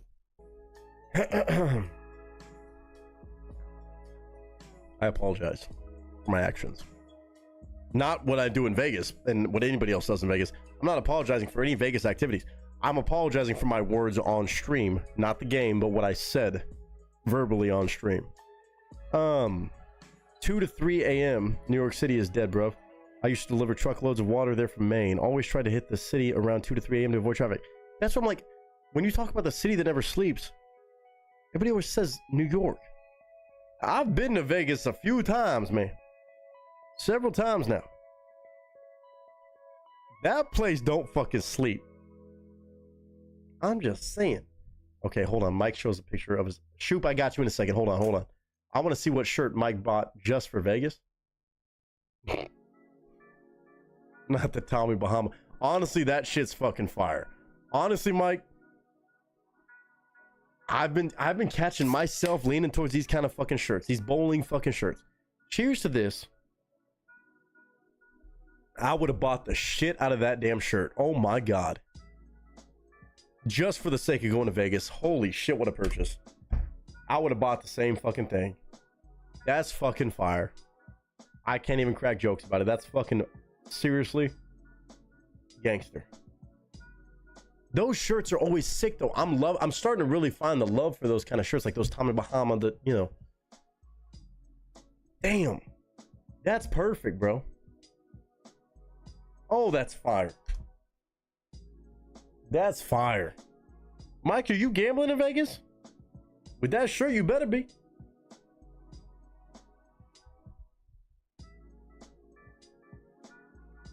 On the road days, I try to avoid Vegas unless I need food. Fair.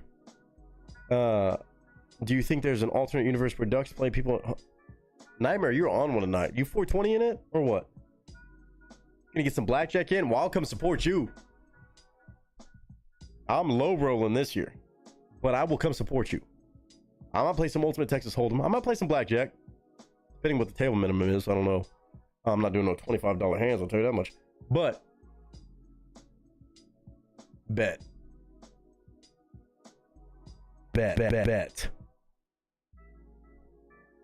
Oh, over the road. I thought it was on the road. Got you. Mike, fuck yeah. With that shirt on, you better play some blackjack. You're meant to be there. I'll let you borrow my shades if you don't have something like this. If you don't have something like this, I got extra pairs, bro. I got these. And I got these. You tell me which ones. I'll bring both. You can wear them at the table for good luck. All right? If you need them. Make sure the dealer can't see what you're working with. I'm not playing poker. No. I'm not a poker guy like that. I mean, I respect it. If it's with homies, I'll goof off and play. But nah, I'm not doing that shit at a fucking table. No. Nope. I probably should because people never know what to expect with me because they think I'm playing by the book or the rules. I got no idea what the fuck I'm doing. Like, I'll bluff when I'm not supposed to, and I'll play into the river. They can't get a read on me, which is to my advantage. I probably should play because I confuse the fuck out of everybody.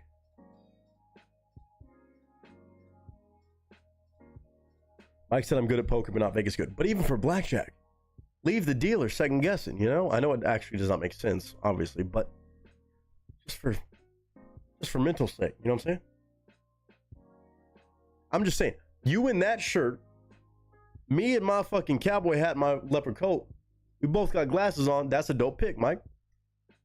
Sitting at the table. Cards like this. We're just sitting there, chips in hand. I might have 2 chips in my hand, but it's fine. You'd run poker? I mean, I respect that. Again, I've never once sat down at a blackjack table unless it's been empty as shit. Like, I'm not going to be the one that pisses somebody off for not playing by the book, especially on blackjack, because then it fucks up the rotation. They're like, oh, I would have had this. And fuck off. I'll play one-on-one with the dealer or with people I know. Blackjack, I understand a lot of the concepts, but there's always a couple moments where I'm like, technically you didn't play it by the book, and God forbid somebody gets pissed off. No, I don't want that. I don't want to even have to worry about that situation. I know most people are more chill than that, especially at low limit tables. Don't want to deal with it. Ultimate Texas Hold'em, Garrett taught me that. I got it. 3-card poker, I understand the idea behind that. I rock with it. It's you versus dealer.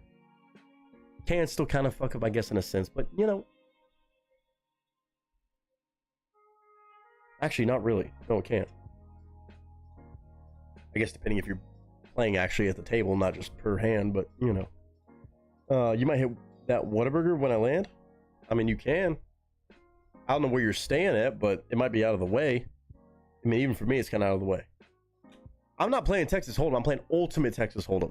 Like, dealer. Like, 3-card poker meets Texas Hold'em. I fell in love with that. Me and Garrett went a couple weeks ago, and he was gambling some, and he kind of showed me the ropes, kind of taught me what it was. And I'm like, oh, I get it. Very similar to 3-card poker. Kind of understand the hands on all that stuff. I like it. But I'm also going to be playing some slots. Like, I know how volatile slots are. I understand that's usually a dumb idea. It's fun. It's a good way to bank up your fucking points with the fucking hotels and shit. If you're going to Vegas or ever gambling at other properties, you want free nights and shit. I'm there for the comp points. Like, I'm going to spend the money knowing I'm going to lose it, but I'm going to be entertained for a while. It lasts a while when you do it like that. There's an Airbnb experience one can sign up for with a pro gambler. Interesting.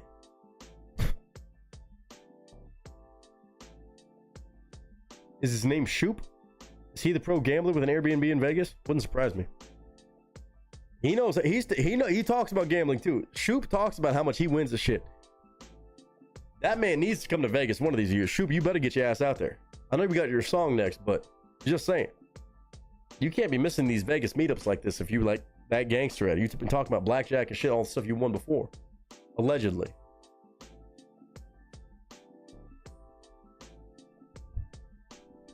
Shoop says I count cards. Allegedly. Hey. It only matters if you get caught. You can keep winning until you get kicked out. You know. I don't count cards. I can count 1, 2, 3, 4, 5. And he's very good at Hold'em. You're good at Hold'em. Okay. Well, shoot, next year you better be there. Or we do another meetup in another city that's got a fucking casino. I mean, I don't know. Don't threaten me with a good time.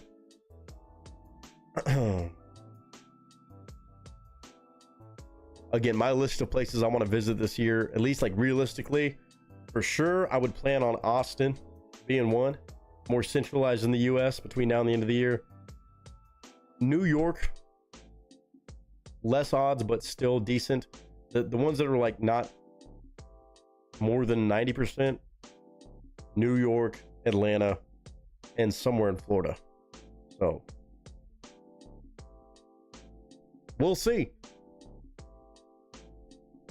It's in Pittsburgh next year. Ew.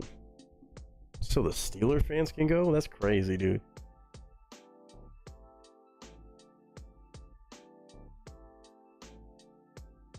I played nickel slots Monopoly one time and spent $20 and won $30 and quit. That's smart. You left up.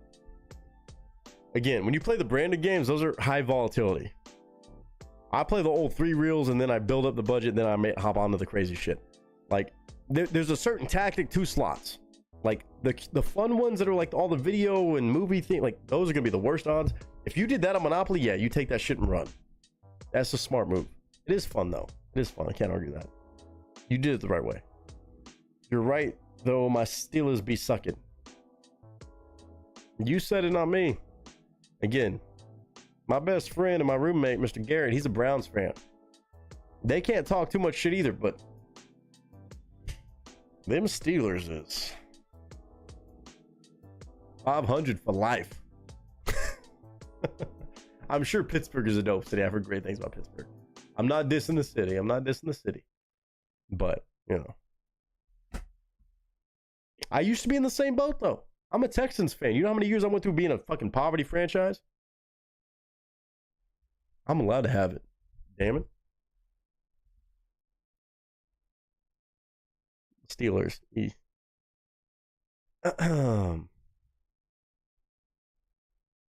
I taught myself how to count cards after seeing the movie 21. It's about the MIT blackjack team. Yeah, I remember. I know the movie. Yeah. You taught yourself to count based off that? That's crazy. Basic counting is easy. Mostly you were paying attention to the face cards. Yeah, it seems like that was the case. I never really dove deep into it, but it seems like that was mainly the predominant idea. Yeah, anyhow, we got a request. Mr. Shoop. Mr. Texas Hold'em gangster.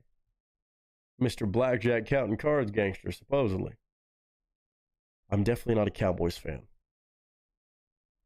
I cannot say that enough times.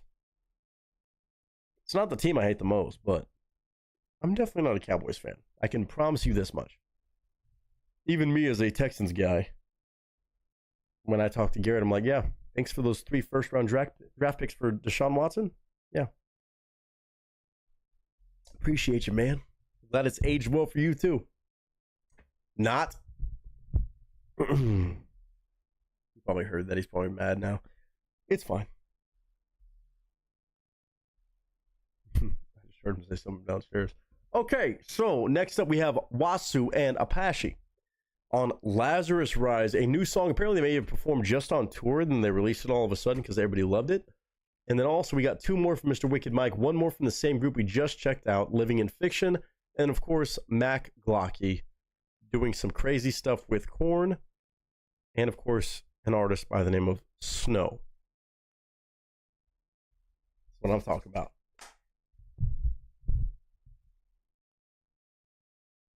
Get your music on, sir. I'm gonna assume that that was a hyped up thing, not like a rushing thing. So I'm like, we're good. We're good. Mr. Chupacabra on a video and song, it's a visualizer, I guess, that just dropped 5 days ago. I'm going to assume that this channel is safe to show this, but the audio is going to be loud and clear. And again, the audio is the highlight of this entire thing. 3 minutes and 12 seconds is some of the best, most clean and creative production you'll probably hear in the world of trap, EDM, and stuff these days, which is hard to find. A lot of stuff sounds regurgitated, repeated, recycled. This is not that case. I can tell you that much. So alerts are muted. Mr. Chupacabra, right here, right now. Ladies and gents, the man, the myth, the legend, Mr. Shoop. Pictures up, sound speeds, and marker.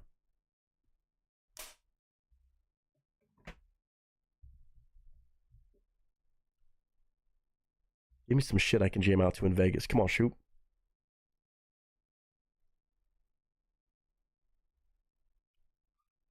Thank you, sir. What up, y'all? It's your boy Nick Nieto, aka Nick the Actor, aka Nick the Reactor, aka whatever the hell you want to call me today. Just go for it. Today we're back on our trap shenanigans, our EDM badass production all the way through and through with one man that has absolutely blown my mind across so many reactions now, Mr. Apache, A-P-A-S-H-E. This dude has absolutely taken over my playlist when it comes to trap stuff. I don't always keep in tune with a lot of the new EDM, EDC, you know, trapaholics and shit like that these days. But Apache has found his way to be one of my newfound favorites in modern releases, modern songs, and modern styles, because the dude combines EDM with orchestra stuff, like live performances and all too, by the way, doing live shows as a DJ with full-on orchestras. Kind of crazy shit. But today, it's not just Apache on a new song, it's also Wasu. Now, Apache doesn't normally do vocals and stuff like that. He's just an insane producer. Wasu, we've heard before on the channel and I've been very impressed by. I'm excited to see what Wasu brings on this full-on collab called Lazarus Rise. You give me a hyped-up song from these two called Lazarus Rise? Dude, this sounds insane already. It's a visualizer only, but the audio is the main thing we're here for. 3 minutes and 12 seconds that, by the way, posted to a channel called Majestic Collective. I think that's a new channel for them, maybe. 1.65 thousand subs. Kind of wild. But almost 3,000 views. This was part of a production, I guess, that was really brought to light and really probably, I guess, well regarded by fans after they just recently went on a tour, because it was just posted on April 10th of 2025. I'm watching this on April 15th. I'm watching this 5 days after. So Shoop, the one and only Chupacabra, of course, has to show love. And, of course, bring by amazing stuff like this to get me amped up. He knows me. He knows my style in this world specifically. He never misses. He's the one that introduced me to the man and also brought this by. So, therefore, Shoop, I got you, dude. I'm going to give my honest thoughts, commentary, and opinions about this production, this idea, this set of drops, whatever it may be. But, man, it's Wasu. It's Apache. Two amazing artists collaborating together on one. Must have been brought about because of their recent tour. Ladies and gentlemen, I'll pull up the visualizer. Audio is going to be cranked up loud and clear. Let's do it.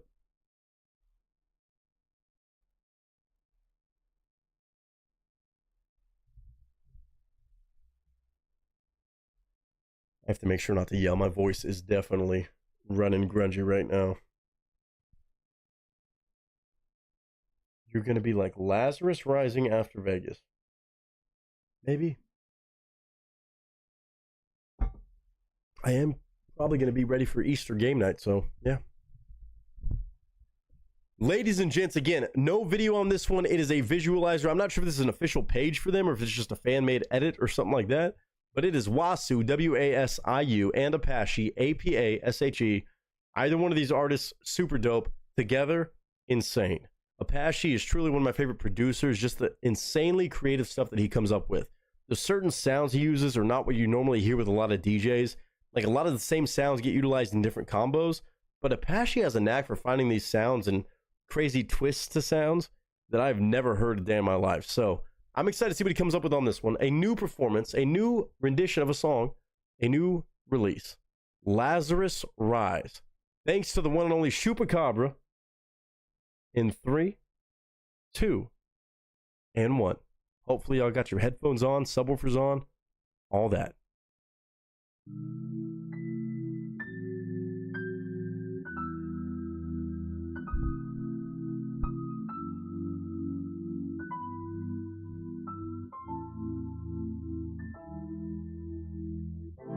Crown made of thorns, passion of Christ. Hold to the dome, take half for your life. The cost to be mourned, I laugh at the price. In death I reborn, then Lazarus rise. Lazarus rise. Lazarus rise. Lazarus rise. Lazarus rise. Lazarus, ayy, I'm a star, no asterisk. I'm so wavy, ask a bitch. Flow too deep, don't drown.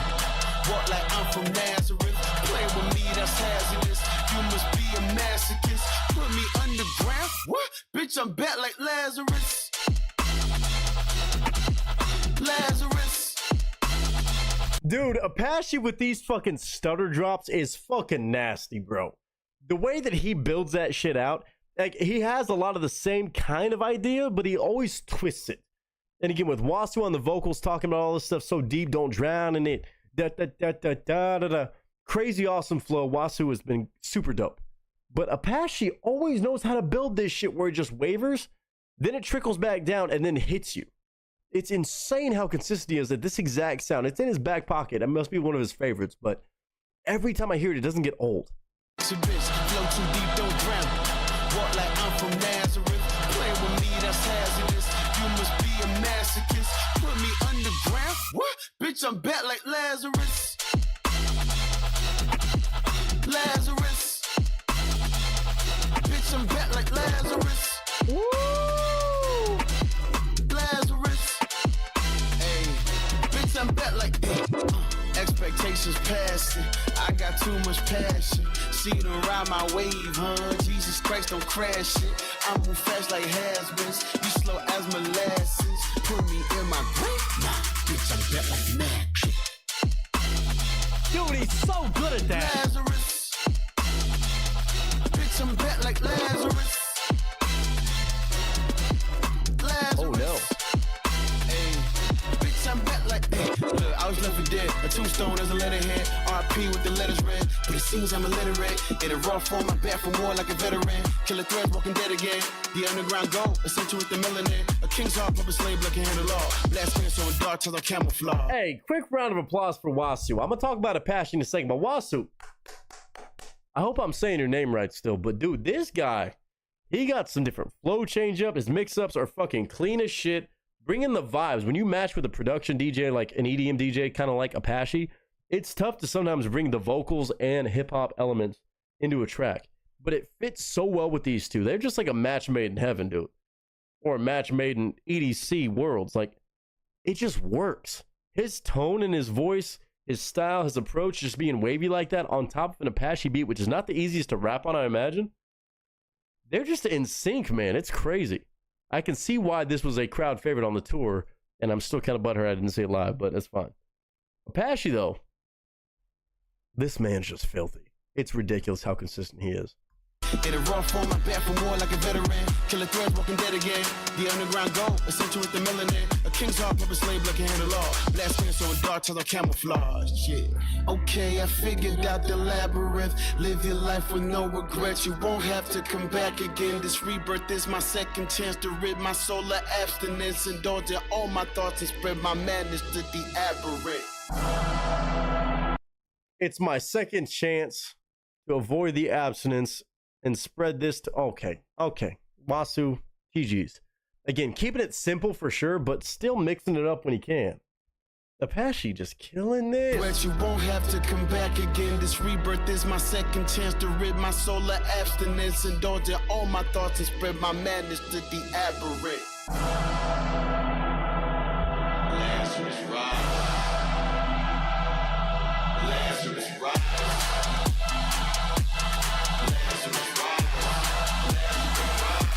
I'm back like Lazarus.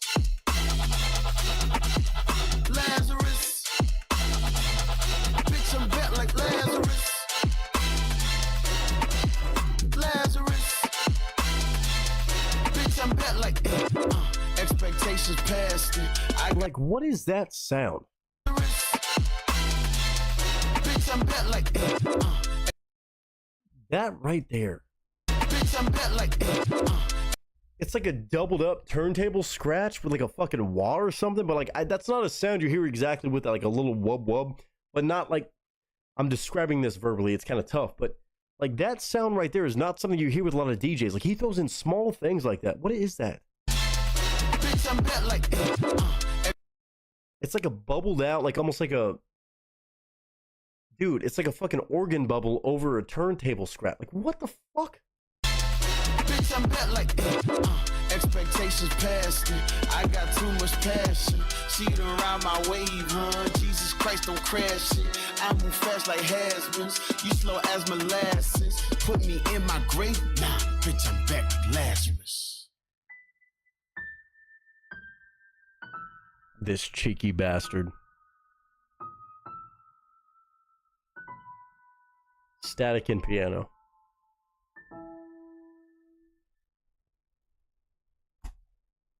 He's got a song with Busta Rhymes. Oh, hell no. Oh, hell no. That makes too much sense. Dude, that's crazy. That's crazy.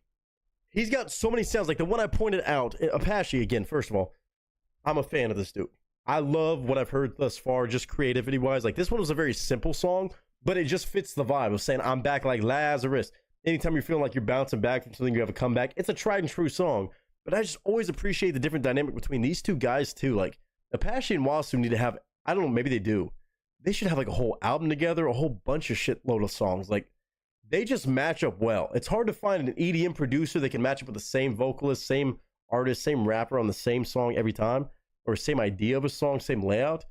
But somehow these guys seem to work so well together. Like, they might just need to start a whole side project, to be honest. Like, it's that fucking good, and they seem to be so in sync with each other and know how to balance each other without overshining each other. That's not something you find every day in this world. But also, like, even though certain sounds like that was like, I don't know if that was a walled-out turntable scratch or a couple of them doubled over. It almost sounded like it had like a bit of echo or like organ bubble was what it reminded me of. Like, that shit's fire. Like, it's not something you hear every day because it goes through a couple steps to get that sound, but it was so clean the way it was harmonized and also matched. I think it was a harmony too, like different keys. Like, that shit's dope. Small things like that made me nerd out, and I don't know everything about production. I'm not a producer. I used to like bullshit back around with Fruity Loops and make fucking beats, but I don't know everything. But I also know what beats are there in front of you to make, like hi-hats and bass and 808. Like, you have your go-tos. But shit like that, you hear a couple sounds, you're like, what the fuck did you do to get to that sound? That's what makes him so special. And then Wasu just bringing the energy, bringing the attitude and the flair. Shoot, this is dope, dude. Anytime I feel like I'm making a comeback and I need to talk my shit like, bitch, I'm back. This is the song for that. And hopefully everybody, whether you like this kind of music or not, typically you can find some sort of love in this with vocals, with the production. You can find Apache on his own without doing any sort of vocals, or Wasu, I'm sure, has a bunch of dope stuff on his own too. But when they come together, this is something sick. And if you have headphones on, if you got bass speakers going, you know extra why I'm saying this. It is clean every damn time. Wasu, W-A-S-I-U, and Apache, A-P-A-S-H-E, on a song called Lazarus Rise that, I don't know if this is an official release on this random ass channel or what, but I would say go show love if it's out there publicly. It must have been something new from their new tour. They just finished up. So go support these guys. I think what they're making is dope. Not everybody's into the electronic stuff. I get that. But for me, I love it. I'm all about all different genres. But this element, I love. The different unique originality, especially in certain sounds. But also utilizing those unique sounds in different original ways. To me, is rare to find nowadays. You find a lot of DJs that mash stuff up and do this, that, the other. But finding original artists that can make something like that so clean, even with certain like things you catch as like their go-to, like him with that stutter drop, he has that in the fucking bag, which is not easy to do. It's clean, but he does it every time. So I say go show love to Apache, go show love to Wasu, and show some love to Shoop. Bringing by another fire tune for me to jam out in my truck with my subs, with my fucking headphones on, and in the gym, or just when I want to say, hey, I'm back like Lazarus. That's fire. Wasu and Apache, Lazarus Rise.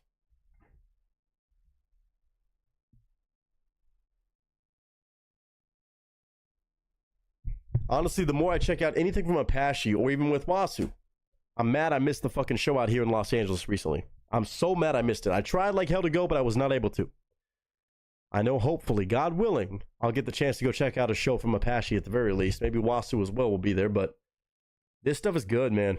I know it's not everybody's cup of tea. We check out all the different genres across this channel, but hopefully you gave it a shot. If you did give it a shot, I want to hear your honest thoughts about it, what you took away from it. If you enjoyed the sound of it, even if you're like, hey, there wasn't a storytelling nature on it, it's just about like the energy, the vibes. That's what this music does. And also, how nice it sounds in the headphones is damn near second to none. So let me know your honest thoughts about Wasu and Apache on this one called Lazarus Rise.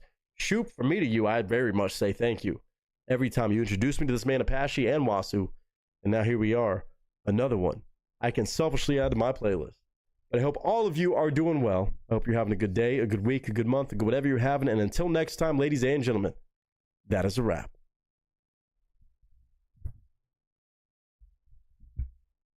Shoot, that's dope, man. That's clean.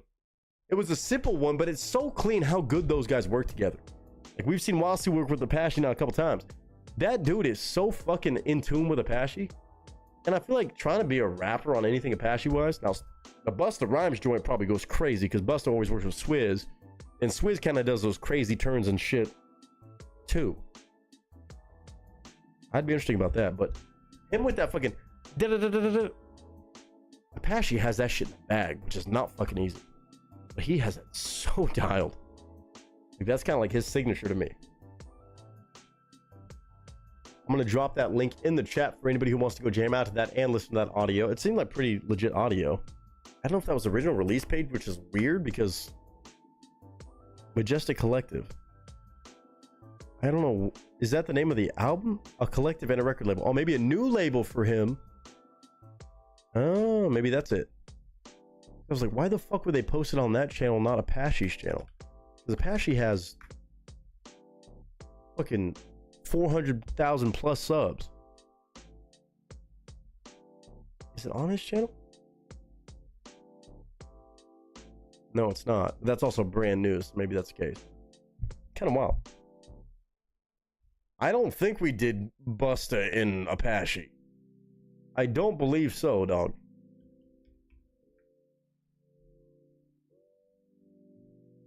No, we did not do that. I was gonna say, I think I remember Busta in fucking Apache. That's why I caught my eye on that.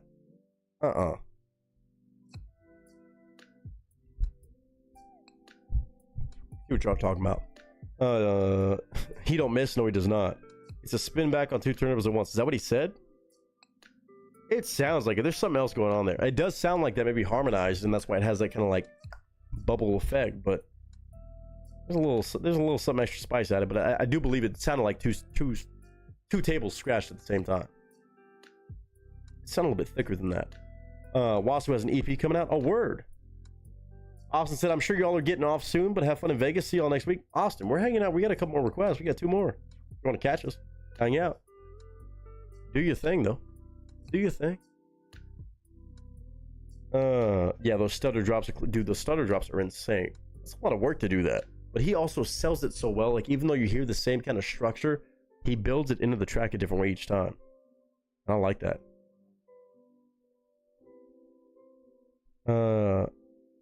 It's Wasu's, I think. Oh, that's his label. Oh, okay. Word. Shoop, you let me know, dude. I'm down. I'm not gonna catch all the bars because I know Busta too well, man. That shit's crazy. That was fire, though. That's immediately getting jammed in my truck. Immediately. That link's in the chat for anybody who wants it. Shoop said, we'll love you all. Have fun. Be safe. I gotta crash. Dude, rest well, man. Thank you. Hopefully next year, again, Vegas. If not before then, Florida meetup, New York meetup, Texas meetup. All could very possibly be on the agenda between now and the end of the year. So keep an eye out for that. But keep doing you, man. Keep doing you. I appreciate the good tunes as always and the insane support on the channel. It means a lot. I know you work your ass off for your fucking money, man. And it means a lot for you to share that music with me and all of us here. Super dope. Nothing but love, hombre. I thought you were out in Florida still. I thought you were still living out there. My bad. Are you back in Pittsburgh now? No, but I might be doing some up there too. I don't know. But no, Florida is a maybe. It's not guaranteed. Austin's the most guaranteed-ish out of all of them. Not still guaranteed, but I'm planning on it for fall time. Florida could happen at a random time. Oh, my bad. Shoot. I thought you moved out there. You were just out there visiting, rocking with there. Okay, my bad. You still out there in pity. Word. Okay. Well, I'm still planning on doing Atlanta one maybe too. Atlanta might be another really high possibility one. I just don't want to say it yet. But lots of places out there. New York, Atlanta. All places I want to go check out. I'm going to do a lot of traveling this year. Hopefully. We'll see how it goes, but easier said than done. Lots of love, Shoot.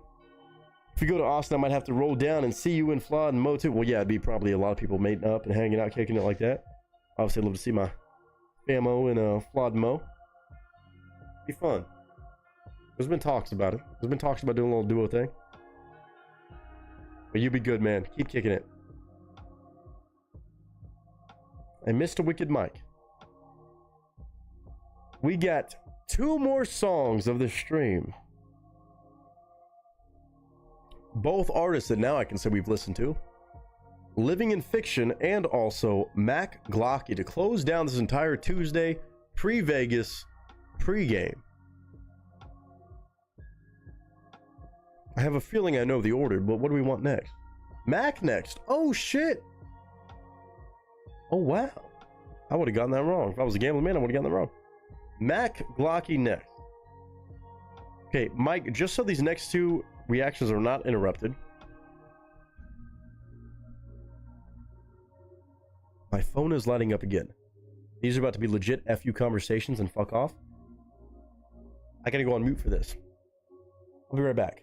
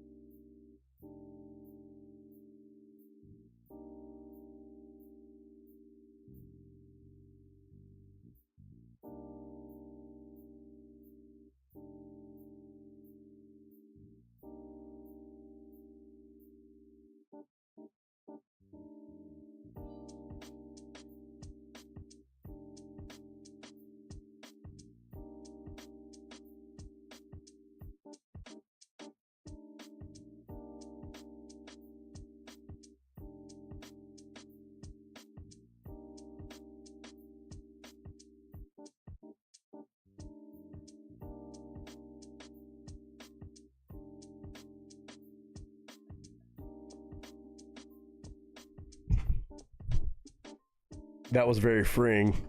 That felt very nice, I'm not gonna lie. A few people to respond to. A couple of them I kept it sweet and simple. One of them, I said fuck off without saying fuck off. You know?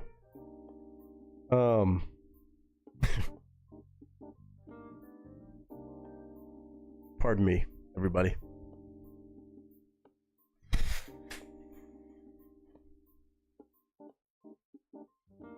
As soon as Nick decides he wants to go and just not have any... I'm looking very forward to Vegas. Because everybody else can fuck right off truly. If they call me when I'm in Vegas, I'm probably honestly going to just be honestly straightforward and say, hey, what is it? Fuck off. Bye. Click. Gotta be. Sometimes you gotta be for your own mental health. That right there, that kind of felt nice. That kind of felt nice. Up next, though, we got Mr. Matt Glocky, which is never going to be a worrisome request. If Korn wrote Informer by Snow, a song that I definitely did not know by name, to be fair. But as soon as Mike sent me the original song to make sure that I knew it, I was very, very confident saying, yes, I've heard this song a bunch. A reggae artist from Canada. I did not know that part. Did not know the Canadian part. Knew it as a reggae song. Reggae with that normal reggae hip-hop influence. But did not know that it was Canada where this man was from in the original version. But Matt Glocky is going to turn it into a new metal song? Okay.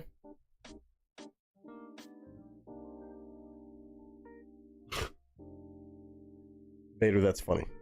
Who went to jail on an assault charge? Me? Wait, were you asking me? Or I have to talk to you when I come back.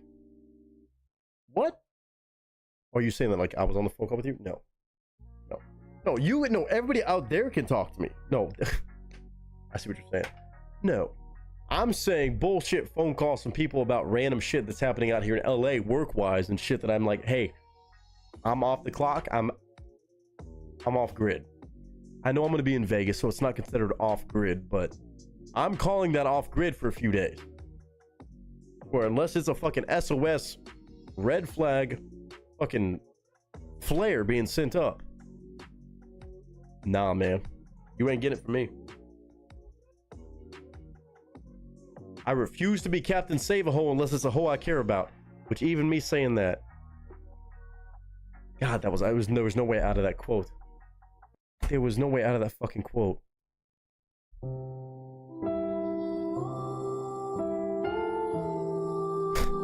I tried to find a way, there's no way.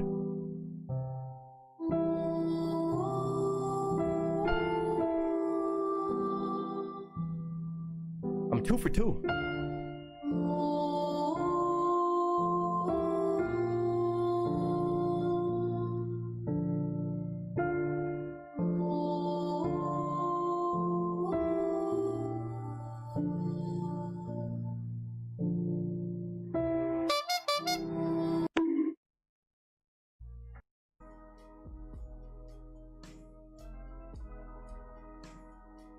I'm gonna be quiet. Snow went to jail on an assault charge. It was almost an attempted murder charge, but he got pleaded down. Strange for a reggae guy. I understand the hip-hop influence, but that guy from Canada? What is a plea in Canada? Is it sorry, eh? I'm sorry. I will say sorry. I'll give myself a bonk, not a timeout, because that was funny. Informer's a jail song. See, I never listened to the song like that to even catch the lyrics. I just know the hook and the melody. But we are going to check this version out. This is Mr. Matt Glocky turning it into a new metal song. Never listened to it really beyond that, but we'll see how this goes. Ladies and gents, this is Mac Glocky back again. The second to last request of the night. Mr. Wicked Mike already has a done in the deal. No questions asked hat trick. This one and one more to follow suit. Even on a random Tuesday, long as hell game night. Not game night. Reaction night. That's a bad habit I have. It might turn into a game night. Honestly, I don't know if I'm going to end stream. I might hang on stream. Or Twitch. Maybe Twitch. Maybe a couple games of Rocket League while I'm waiting on laundry. They really can't do much until that happens. And switching out batteries and, well, I have shit to do, but we'll see. You already thinking about Rocket League? I mean, I'm just trying to... I want to make the time pass by. Because I know myself, as much as I'm like, hey, I want to get to sleep. I want to make sure I have a good night's rest. Is that actually going to happen? I have a couple videos to get ready, but they're pretty much almost done. They're very simple videos, straightforward, that I think are fun for me. We'll see. We'll see. But before we do that, ladies and gents, we have Mr. Matt Glocky. Thanks to Mr. Wicked Mike. If Korn wrote Informer by Snow, this came out 4 days ago, so it's brand spanking new. Already 62,000 views, 361,000 subscribers for Mac, but 62,000 views in 4 days is damn good to see. He can turn anything into a Korn song. If there's anybody who can do it, it is Matt Glocky. The dude is a cheat code in all the ways. We know this, and we'll see. Maybe on the plane, what? Getting the videos done? I mean, I could probably do some things for my laptop if I wanted to, but for me, it's a quick plane ride. We'll see. I could do it from Vegas too. But, oh, sleep? An hour nap? Maybe. Ladies and gents, either way, here we go. Alerts are muted, and Mr. Wicked Mike has been patiently waiting. Let's get these going. I'm sure he probably needs some sleep too. Y'all do your thing. I don't know. We're not going to play Jackbox tonight, no. We're not playing Jackbox. I know it probably doesn't sound bad, but we're not going to do all that. I might goof off, though, for a little while. I kind of want to do some music stuff. I kind of want to do a little bit of this, that, the other. Kind of random things I just feel like doing. Keep me busy and preoccupied before I leave for my flight. Mac Glocky. No. Have I said Matt Glocky? Maybe way back when I did, not recently. It may sound like it, Mac Glocky.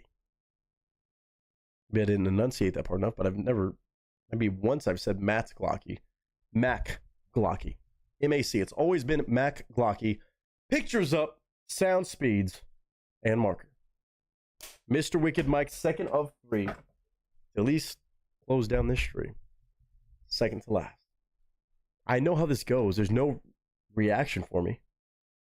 That's how you've heard it? Oh, no. Mac. M-A-C. Got you. Mike, thank you, sir. Even on a song I don't know that well, it makes sense. With this guy doing anything, it just makes too much sense. So, therefore, Mac Glocky. What up, y'all? It's your boy Nick Nieto, a.k.a. Nick the Actor, a.k.a. Nick the Reactor, a.k.a. whatever the hell you want to call me today. Just go for it. Damn near sick and tired of this man's content. This man's content is truly one of those, when I do reaction videos from time to time, and I'm checking out a video for the first time, even if it's an artist that I know, a content creator that I know, this is one of those guys that I know I'm not going to have much to add, which kind of makes me a failure of a reactor, because there's not anything I can say that's negative about the man. I can only say positive things that I say every single damn time, because Mac Glocky, M-A-C-G-L-O-C-K-Y, if you've never heard of him for some reason, well, here's another reason to go check him out. Because he dropped a video as of April 11th of 2025. I'm watching this 4 days later. It currently sits already at 62,000 views. He's got 361,000 subs. And he makes some of the most creative content, point blank period, on the internet. Consistent, creative, and he puts in a lot of work to make this happen. And today's video is titled, If Korn, as in the new metal band Korn, shout out Bakersfield, wrote Informer by Snow. Now, I have to shout out Mr. Wicked Mike, of course, for requesting another amazing track that is a done deal gimme, but also letting me have the chance to be like, hey, do you know the original song from a artist by the name of Snow and the song called Informer? Now, when I saw those words, I was like, I don't think I have. Neither one of those rings a bell. I've never heard of somebody called Snow, besides Snow the product, or a song called Informer. But as soon as I clicked the link to the original song, I was like, oh, I've heard this melody. I've heard this chorus. I've heard it before, not really from start to finish, very focused, but it's a song that's very popular, clearly. I don't know if it's a one-hit wonder deal or what, but apparently a reggae hip-hop artist from Canada, which is the most surprising part. Shout out to, I guess, all the reggae folks from Canada, which normally you don't hear. But a very famous song because I know I've heard it. And I've never even known the name of the artist or the name of the song. But Mac Glocky, no matter what it is, if it's an artist I've heard of, a song I've heard of that he's transitioning into a different genre, he is always going to kill it. He's always 100%. So this might be a bit of a me hitting play, listening to it, jamming out and having fun with it, not saying much. Or it could be me pausing and giving my thoughts and commentary because it is a reaction video. Maybe a balance between both, but it is a reaction. So I will pause when I want to. It's my channel, my rules. So I hope all of you are ready for this. Mike knows that this is a gimme at this point. Anything with this man, I'm just admiring his insane talent because he does this all himself. He puts in endless work to put content out every damn week, it feels like, and he's never missing the mark. No matter who he's emulating or putting a reimagination version to, he's always knocking it out of the park, and they're always crowdsourced. So some way, somehow, this man never ceases to amaze me, and he's back again. Don't expect me to say anything negative about it, even on a song I don't know that well. He's turning it into a Korn song. I know Korn, the other song I've heard plenty of times. I trust this man. I could gamble everything on this man killing it every time, and I would not lose. But ladies and gentlemen, none of us are going to lose today. Mr. Wicked Mike came through with a request, and it's also Matt Glocky on If Korn Wrote Informer by Snow. I want to hear your honest thoughts throughout, of course. If you're more of a fan of the original, let me know what you think about this version. Or if you're a Korn fan like me, tell me what you think about this adaptation, whether you know the original or not. But ladies and gentlemen, Matt Glocky's back right now.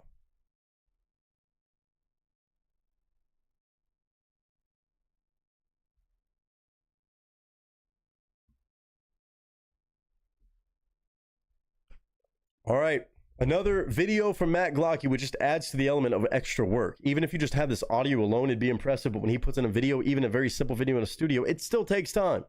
Crowdsourcing these ideas, saying, sure, I'll try this because so-and-so said so. It's insane to me how consistent this man is. Again, all I know about Snow is that it's a white reggae and hip-hop, which reggae and hip-hop are always one and the same kind of a lot of the time, but from Canada, apparently with some sort of history about assault charges and this, that, the other, attempted murder, I don't know much about Snow, but maybe a one-hit wonder, maybe not. Maybe I need to do some more reactions to that, but this today is about Matt Glocky doing a Korn version of this song, which we're all going to find out together how good it is, at least me, in 3, 2, and 1. If Korn wrote Informer by Snow, He's even you guys laughing. are diabolical, dude.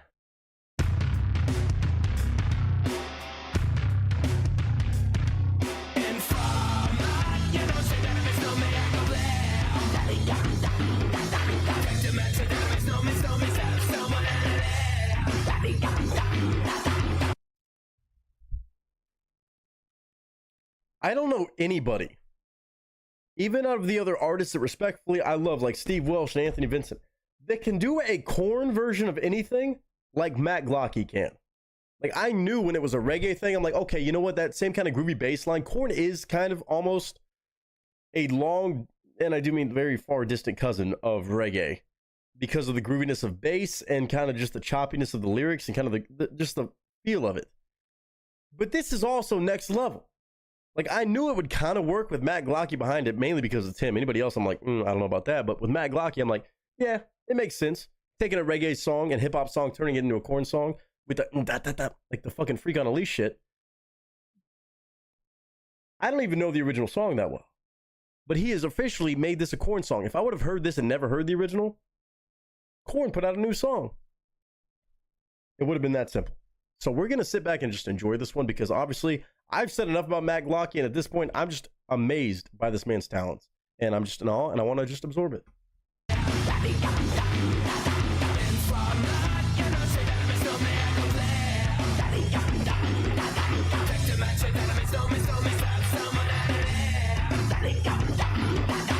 Police today come and blow down me door. One man crawled through my window, so they put me in the back of the car at the station. From that point I reached my destination. Well, the destination reached up, I used to dance shot. When they looked up, I mentioned I'm not bad. Informer, you know, say that I know me, I can play. Daddy got down. Check the man, say that I know me, have someone out of there. Daddy got down. Informer, you know, say that I know me, I can play. Daddy got down. Check the man, say that I know me, have someone out of there. Daddy got down. Even like, there's one Jonathan of Korn, right? Matt can just transition between those vocals back and forth. Like that clean tone that Jonathan could do so well. He could just do that and do those guttural, like tribal almost sounds that he's known for in Korn. Matt Glocky nails like it's nobody's business and translates this song, albeit some that kind of makes sense, but what? And again, I've never paid attention because apparently this song might have something to do with him being locked up, the guy Snow or whatever. I don't know. I don't know the song like that. But still making it funky enough and Korn-esque enough to where even if I just heard this, I'd be like, fuck yeah, right on, dude. I'm headbanging. But he just cranks it up to 11, picks the perfect tone, and also the perfect ability to do that vocally. It's insane. That's not easy to do. Like, I understand people can like joke about like doing impressions and shit. That shit's not easy to do. None of what Matt Glocky does is easy to do. I have not seen anybody do this. If anybody's saying otherwise, you can prove me wrong. But insane.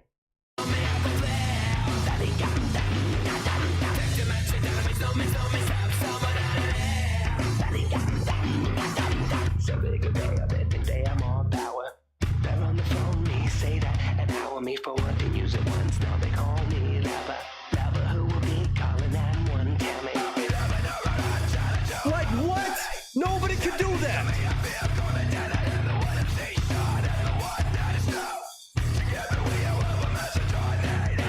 Like, to do that is insane, bro. That's not normal human being behavior. It never is with this man, no matter what he's doing. But with Korn specifically, the fact he can sound like that and hit all those different pressures on your vocal cords and do it so seamlessly while changing also the character of the tone, if that makes sense. So much like Korn, it's unreal. Like, again, if you play this for a Korn fan, there's no way they're going to believe like it's somebody else other than Jonathan. Like, that it's a Korn song.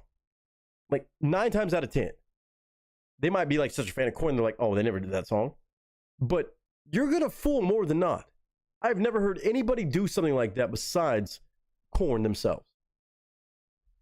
Dude, his knowledge is unreal. His training, everything. So clean. It's one thing to be able to do it, but to do it like that? No. No.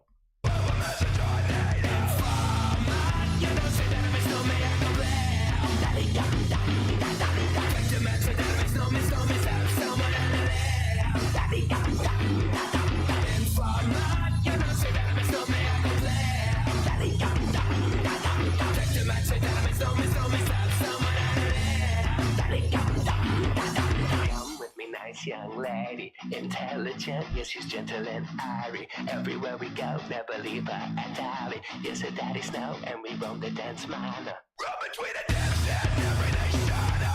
She never know me, telling me so, I am the book star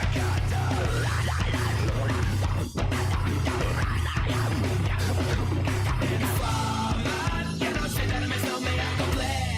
Take the man, she let me know me, so me, someone at the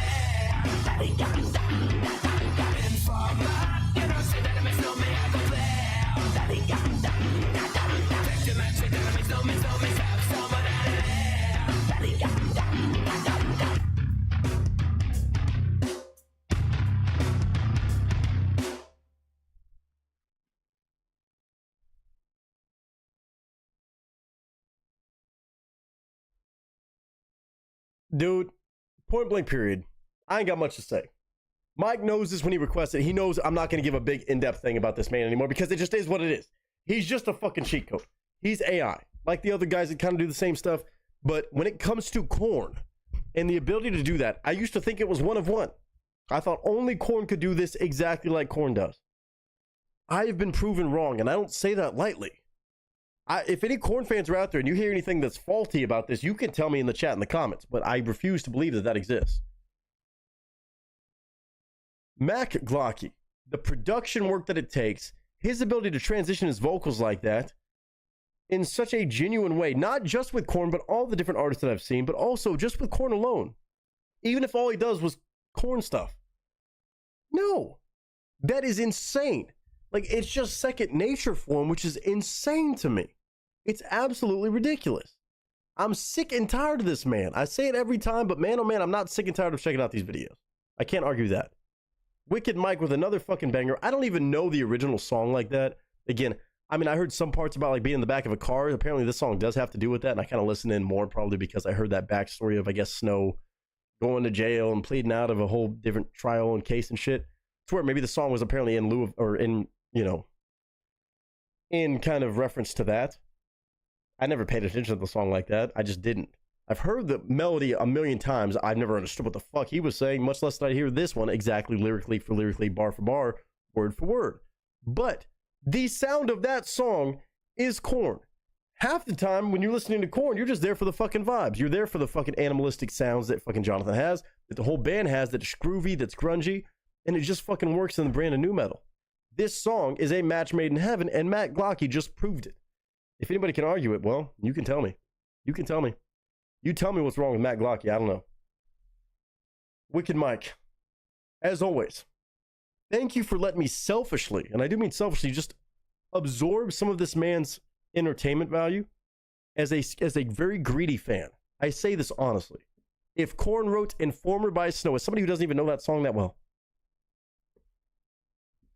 I would listen to this. It sounds like a Korn song to a T, where if my eyes were closed, I didn't know it was Matt Glocky, I'd say it was Korn. I'd have a hard time arguing against it.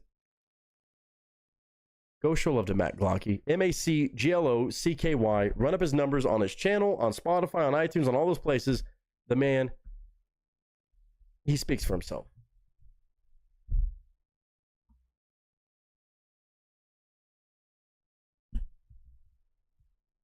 Again, I've done so many reactions to guys like him, to Steve Welsh, and Anthony Vincent, where it's just like, it makes it tough for me because I feel like I'm supposed to say something. I can't.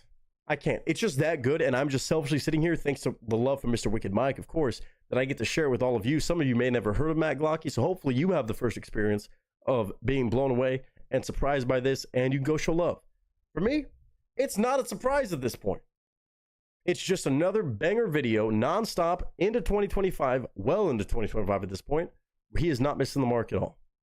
If Korn wrote Informer by Snow, any fans of the original can tell me what you thought about it, whether you like nu metal or not. You're going to have a hard time convincing me that he was off whatsoever.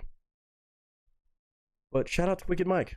Thank you for this. And I hope all of you, no matter if you liked it or not, some way, somehow, if you find a way to say you didn't like it, then more power to you. But I hope you're all doing well. I hope you're having a good day, a good week, a good month, a good whatever you're having. And until next time, ladies and gentlemen, that is a wrap.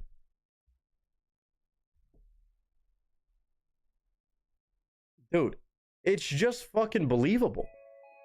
Like, he is, as I've said, he is to Korn as Steve Welsh is to fucking Alice in Chains. You can't convince me otherwise. It's hard to say reincarnated because they're not dead. Well, I guess some of the Alice in Chains thing is, but, you know, Korn.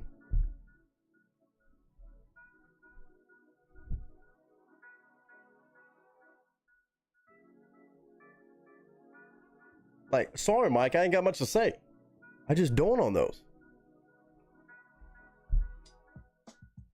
Anybody who brings by Steve Welsh, Matt Glocky, or Anthony Vincent at this point know that I'm just watching and being enthused as a first-time listener, and I get to greed, like in a greedy and selfish sense, get to watch it. What do I possibly say that hasn't already been said? Without being a beyond broken record, put together back again and broken again. I'm not mad about it. I love it to pieces.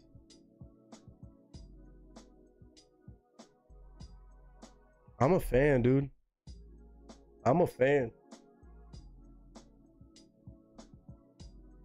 It's insane, though, every time. Let me see what y'all were saying. You will still react? Oh, I'm sure. I did. I think. One hit wonder. Okay. Even just throwing the Adidas jacket. Oh, is that a thing? Didn't even catch that.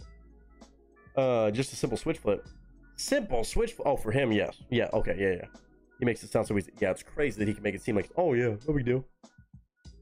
Spot on. Christmas Goose said, been watching. If someone said, check out this new Korn song to me, I would have believed it. That's the way I feel about it. Like, it would have fooled me. Bad Wolf up in the building. How you doing? We got one more song if you want to hang out for it. Christmas Goose said, really good song. I would have to say so, without a doubt, every time with Matt Glocky. Still brings a what the fuck moment anyway? Yeah, no, it definitely does. It does. It's insane. I didn't even catch the fucking Adidas for Jonathan. Yeah, that's funny. Vader's, yeah, for him. Yeah, no, it's insane that he's just like, sure, we can just do whatever. Especially if it's Korn. Whatever it is. Any artist.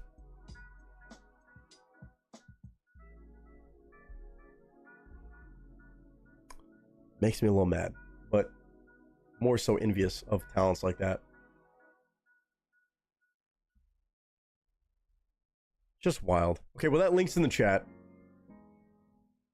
All good things, I guess, must come to an end. We'll see if I hop on Twitch after a while. I'm not guaranteeing nothing, but we'll see. Depends how much I get done on everything else. We got one more song. Now, this song, I know even less. And I know people will be like, how do you not know this song? It is what it is, okay? But after already checking out this group, Living in Fiction, I'm really intrigued to see what they're going to do with it. They had a very much alternative, punk rock, hard rock, whatever it was style, alternative, indie, shit like that, sound on a cover that we already checked out of What Is Love. Now we're checking out them doing a cover of Little Lies, originally by Fleetwood Mac. Again, a song originally that I know I've heard, but I don't know it super well, to be honest. Like, it sounds familiar for sure, but it's not like another Fleetwood Mac song that I know good and well that I could sing along with. So a lot of y'all can tell me a lot more about that part, but I'm very curious to see what they're going to do with this. Again, we've only had the first time impression with this band earlier on the stream. It came out 3 months ago in January of 2025. It has 81,000 views already. So it must do something pretty solid, I would have to say. It is 3 minutes and 36 seconds long, artwork only, no video on this one. They did the last one, I thought, plenty of justice. But I'm also curious to hear how they change the dynamics, if it's still the drumming and guitar patterns that really mix things up, or if it's about the same, and they just find that good balance again. If they can do it 2 times over, I might be able to catch, but also I don't know the original one enough, so I'm going to rely on y'all to chime in and tell me your honest thoughts afterwards. But I'm sure I'm probably just, as an average fan, average listener, gonna probably rock with it. Yes, that one, Vader. Loaded taco flavored Doritos are phenomenal. Nightmare, you are 420ing it up, huh? Whenever he does Jonathan, he's like, bet, yes. Bet. Still want to bring the one vid where they all do Backstreet Boys song as Alice in Chains individually on the same video. It's about a 20-minute video. Okay, that would be fucking crazy. Wait, it's him? Hold on. Him, Steve, and Anthony doing Backstreet Boys? If that's what you're talking about when you say them? Or they all? Intriguing. It's 20 minutes? What do they do, a whole medley or something? That's fucking crazy. Yeah, I don't know this song that well. You put 429 with a question mark. That's how I know you turned up. Let's go. That's how I know.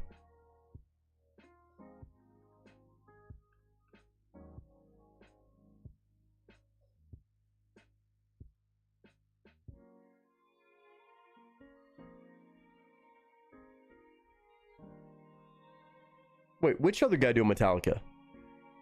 You talking about the, what's his name? Fuck. The, is it Dennis? Something like that? Dennis something?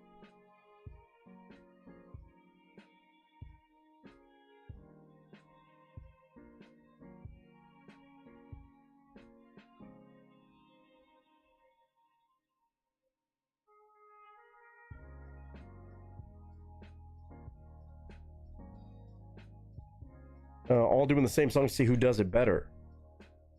Might be able to work that out somehow. At some point, it's a long video, but might be able to work that out somehow. Said Nightmare, I thought you 420'd enough. There we go. There's the exclamation point 420. Dennis. Okay, I remember it's Dennis something, but we just checked him out, I think, one time. Maybe twice? Once? Interesting. We'll talk about that moving forward. That could be an option. But this one right here is a done deal. Who can make the best Alice in Chains song in 24 hours? That's hilarious. That's fucking funny. We're not going to react to that now, but, you know, we're going to react to this one that Wicked Mike has chosen. Living in Fiction. This group already piqued my interest, but now I want to see what they do with this, even on a song I don't know that well. Little over. That's an Alice in Chains one. You were talking about the Backstreet Boys one. Oh, Backstreet Boys song as Alice in Chains. So they all turned Backstreet Boys into Alice in Chains?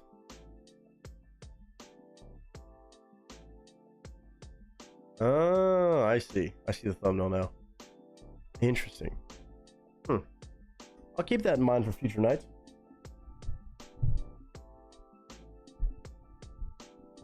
Sounds wild. I mean, we've seen a lot of Backstreet Boys go to crazy spots. That would be interesting, though, to see who does it best. I got a heavy metal version of I'm Blue. It's I'm Blue, abadi, abada, abadi, abada. I've heard one of those, at least a couple. What if it's one I've heard? Either way, ladies and gents, one more cheers on the way out of here. One more reaction. Again, put your GGs in the chat because we know this is going to be killer one way or another. Again, Fleetwood Mac fans who are diehards can let me know if they know this song and what they think about this rendition. Probably a little bit harder rock than Fleetwood Mac's version. So keep that in mind. It's not going to be a competition source to the other, but a different rendition. But I might hop on Twitch after a while, even late night. One of those I don't know. Or the misheard version. Yes, I know what you meant. I already know what you meant. I respect you for not typing it in chat. I had to stop myself too. But cheers to everybody. 10 people still hanging on strong this time of night. Again, even Wicked Mike, I appreciate you, man. I know it was kind of a long-winded stream, especially with the in and outs with my phone going even more crazy. Now, I'm not looking at that because we're doing this first. I'm not guaranteeing a Twitch stream. We'll see if I end up being like, hey, fuck it. We need sleep. Probably should try to get some, but I have a lot to do. 50-50. We'll see. But if I do, I'll let y'all know on Twitch or on Discord before I go live on Twitch and stuff like that. So keep an eye out. Yeah, the Merkins are crazy. We've checked out a bunch of their videos. They're insane. But cheers to all y'all. Again, whether you're going to Vegas or not tomorrow, it does not matter to me. I thank you for being here, showing love in this family that leads us to have the chance to have a Vegas meetup. So thank you to everybody who just shows love. No matter what you do to show love on the channel, with a second of your time, you hit the like button. Hopefully hit the like button on the stream, by the way. We will not be live on Thursday again. Just making that clear for everybody before they get confused. There's always going to be somebody's like, where's the stream? We're going to Vegas. We're going to be out there from tomorrow until Saturday. I'll be back for Sunday game night. I'm planning on Sunday game night, even on Easter Sunday, 420, all that stuff. So be there, be square. But if anything changes, I will let y'all know. Keep you updated. But that is the game plan as of right now. But until then, let's do this real quick. We like to party. We like to party. We like to party. We like to party. One more cheers.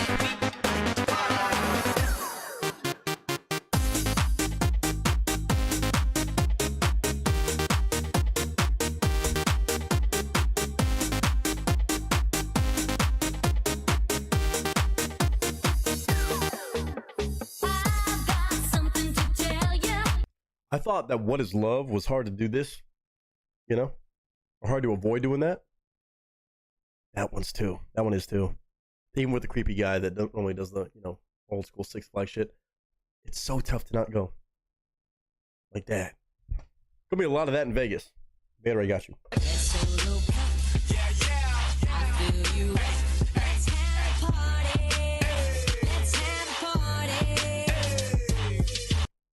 A booth? No, surely not. I don't think so. Refresh, maybe. But this right here to close down the stream, gonna be interesting for me because I don't know the original song that well, just being honest. Little Lies, originally by Fleetwood Mac, but as performed just as of 3 months ago by Living in Fiction, a group that we just discovered tonight, or at least I did. 116,000 subs with a great sound, great angle on that first one, but this one, we'll see if they can get me rocking along with it. 81,000 views later. Ladies and gentlemen, it is Mr. Wicked Mike, always a safe bet on his hat tricks or anything he brings by. And again, major shout out to him, to Shoop. Of course, we got to give a shout out to Miss Tired of the BS. And also Miss Big Dog Mama, and also Mr. Steve, because we have that many amazing people that can come through and show love. Steve, Big Dog Mama, Tired of the BS, and Mr. Wicked Mike, making sure we got some good tunes to jam out to on a Tuesday that I did not want to cancel out on, and I'm glad I didn't, because we got Vegas in, well, I'm going to be in Vegas less than 12 hours from now. We'll be in Vegas. Ooh. We might be partying all night. I don't know. We'll see. Even if I pop on for 30 minutes, who knows what we're doing. But I love y'all to pieces. Thank y'all for being here. And to close down the stream with a very interesting request, Living in Fiction. The first one, they kept it pretty well balanced. Let's see if they do the same right here. And a lot of y'all will know more than me about the original song. But this version is what I'm here for. When Mr. Wicked Mike requests something, I know I'm in for a ride. And pictures up, sound speeds, and marker. Mike said I might have to start the coffee drip. Oh no, you're just as bad as me. You're thinking you're so excited you won't sleep? Might want to do it.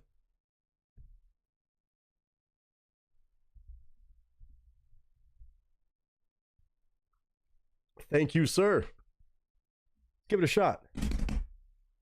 What up, y'all? It's your boy Nick Nieto, aka Nick the Actor, aka Nick the Reactor, aka whatever the hell you want to call me today. Just go for it. Today, we have a group that I just recently discovered, recently found out about, thanks to the one and only Mr. Wicked Mike, a definitely beloved member of this cast crew family, and also beloved member of our very often requestees that bring by some of the craziest stuff you'll ever hear from big bands, smaller bands, and sometimes bands you would have never heard of in your life. Today, we're returning to a group called Living in Fiction that Mike introduced to me on a cover of the infamous song What Is Love that very much impressed me. I would say very impressive. They kept it very well balanced, which I liked.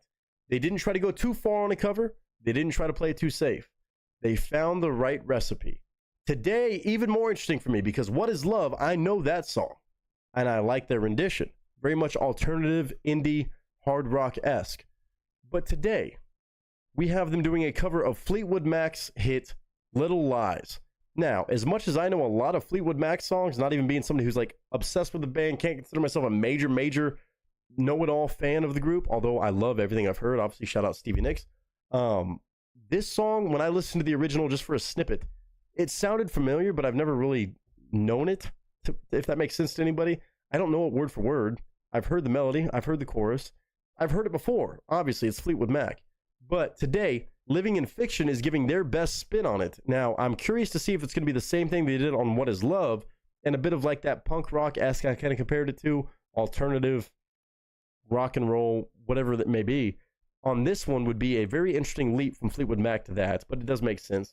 So a lot of you Fleetwood Mac fans, I need y'all to chime in and tell me your honest thoughts about this as maybe fans of the original song called Little Lies, or maybe I don't know as much about that to compare it, but I'm going to just chime in and tell you if I think Living in Fiction has made this song something I would listen to in this exact version, whether or not I know the original or not. Now, it does have 81,000 views in a matter of 3 months. And again, they have 116,000 subscribers. They seem to be growing. I don't know how long they've been making music, but apparently they got original stuff too. But it's our second time checking them out on another cover, thanks to Mr. Wicked Mike. So I have to give him props. Listen, giving me covers on a new band is a way to get me to understand what they bring to the table. Now, if I like this one, it'll be more than just a one-hit wonder, even on their cover renditions. It'll say a lot about what's going on. So, Mr. Mike, I thank you for it. I'm going to share my honest thoughts and commentary as always, and I'll pause when I want to. It's my channel, my rules, all that good stuff. But I want to hear from Fleetwood Mac fans and any fans of rock, alternative stuff, what you think about this group, because clearly they're killing it. They're doing well. But it's my second time hearing it. So, ladies and gentlemen, no video, just artwork I'll put on the corner of the screen. Little Lies from Fleetwood Mac, but as performed by Living in Fiction. Let's do it.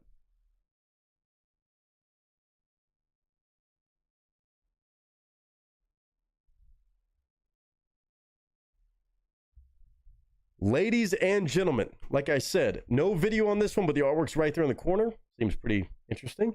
Little Lies, as originally performed by Fleetwood Mac, but now in this rendition, I imagine a rendition for sure, not just a simple cover, by Living in Fiction. In 3, 2, and 1.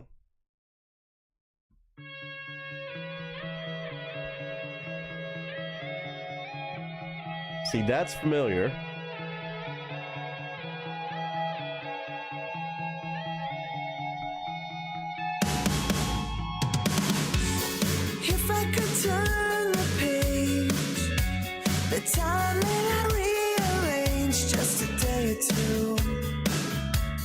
Okay, again, before we do this all the way through, I'm gonna pause right now.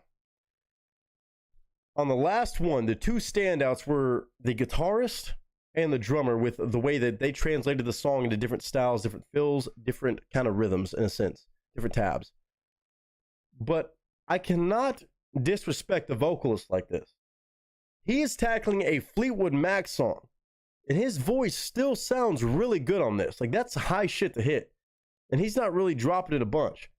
Like, this is really fucking sound so far. I'm 26 seconds in on a song again. I don't know that well, so I need y'all to tell me what y'all think if you're a Fleetwood Mac fan. But as a dude to sing this song, that's a daunting task. On a song from a band that is this well beloved and obsessive fans and this, that, the other. It's a bold move. I like bold moves. And right now, sounds like it's paying off.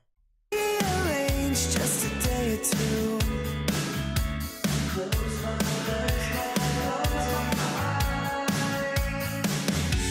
But I couldn't find a way, so I settled for one day to believe in you. The bass sounds great. Tell me lies, tell me sweet little lies. Tell me lies, tell me lies. Oh no, you can't disguise. You can't disguise, no, you can't disguise. Tell me lies, tell me sweet little lies. Dude. Although I'm not making plans. Okay. After that chorus, I can say this about this group, and they're so genius about what they do. With that vocalist, as a guy vocalist doing this again is crazy. But I think it's very cleanly done. It's so well done and respectful towards the original, but just elevating it into alternative and hard rock. As Mike told me, that's kind of what they're considered, is alternative and hard rock. I see that. I still feel like a bit of punk edge is there. And I feel like what they do well is they bring those angsty songs, or songs I should say from maybe decades ago, that have very angsty lyrics at their core, that can easily translate to alternative and hard rock in a sense easily, but they really take it an extra notch. They bring it to a modern set of production skills being utilized. Whoever does the production, by the way, absolutely clean. Like, it's hard to do this. But to take these very classic songs, in a sense, that have a great following and are very well known by many, to showcase what those groups may have done if it was a bit more attitude driven, even in a different, more elevated tempo sense and harder rock sense, if that makes sense. Like, at their core, the lyrics, very much like punk rock. Like, you know, tell me lies, tell me sweet little lies. It sounds like it could be a punk song just based off the lyrics, but of course it's a Fleetwood Mac song. The same way, What Is Love, like Baby Don't Hurt Me, kind of like something of like a coming of age kind of set of lyrics that reminds me of punk rock music, but they elevate it to hard rock and alternative. And I think they do it very, very respectfully. Dude, this group is really interesting to me. They have a really good angle here.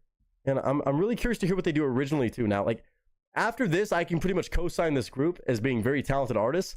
I want to hear what the kind of like original music they choose to make. I don't know how long they've been making music as a band, even doing covers, or how long they've been putting out original music. But Mike, you're onto something here. For them to even have that angle on music, to be able to do this and garner an audience, very smart and very well done. It's not just about being smart and cheeky, but it's very, very cleanly done. Let's go.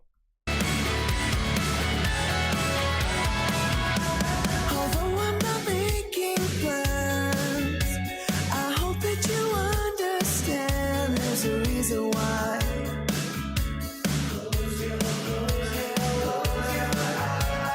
That's sick. No more broken hearts. We're better off apart. Let's give it a try. Like, again, I can't speak to the original song, but it has that same kind of mellow grooviness while still hitting those rock beats. It's really interesting how much they're really dialed into that real fair balance between respecting the original, emulating the original, but also adding a couple extra layers without going too far. I feel like it should appease both sides of the crowds. Like, people who like alternative and rock versions of songs should like it, and I would think based on just the tempo, that pretty much holds true to the Fleetwood Mac version, that they would like that too, or at least appreciate it. Maybe not, again, it doesn't have to be you like the original more than this one or this, that, the other. It's two different feels, but it still holds the same core, which is so smart when a song is as big time as a Fleetwood Mac song. Or like What Is Love? To hold on to that foundation that is so strong, that clearly worked for millions of people, is so smart. I just respect that angle.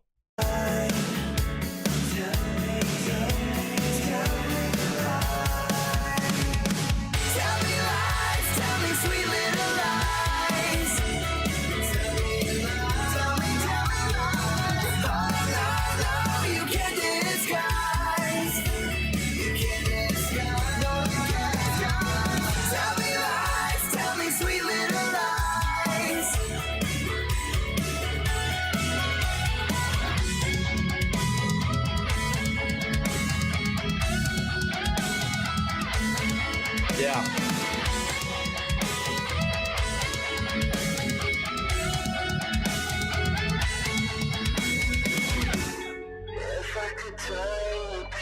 Production added.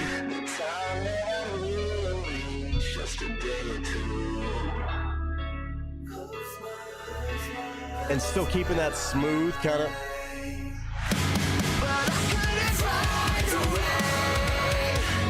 There goes the drummer again. I'm sorry, but there goes the drummer again. That happened last time. Listen, almost making a breakdown out of this. I don't know the original that well, but I know that that's probably a good bit different. Like, that shit was clean. Small, not really like exaggerated, but that makes a big difference.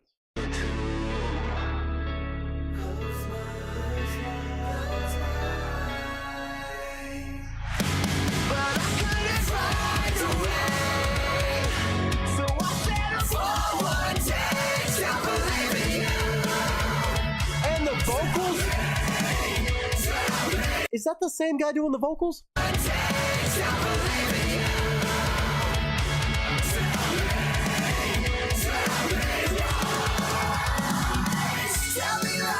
Tell me sweet little lies. Tell me lies.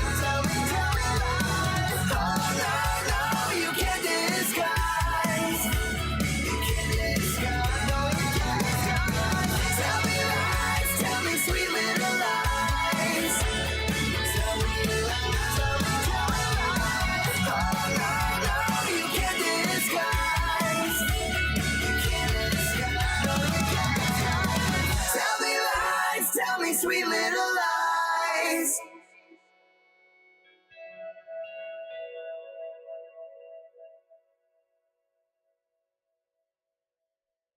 Dude, I even respect that ending.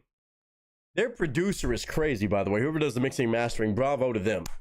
Bravo, first and foremost, because I think even little nods like that, like I feel like probably, if I had to guess, again, I don't know the original song that well and its core structure of the original like release, but I would imagine it probably had a little fade out like that, as Fleetwood Mac would do. Like, I know enough about Fleetwood Mac to kind of understand their tendencies on certain things. I feel like that's a nice little nod.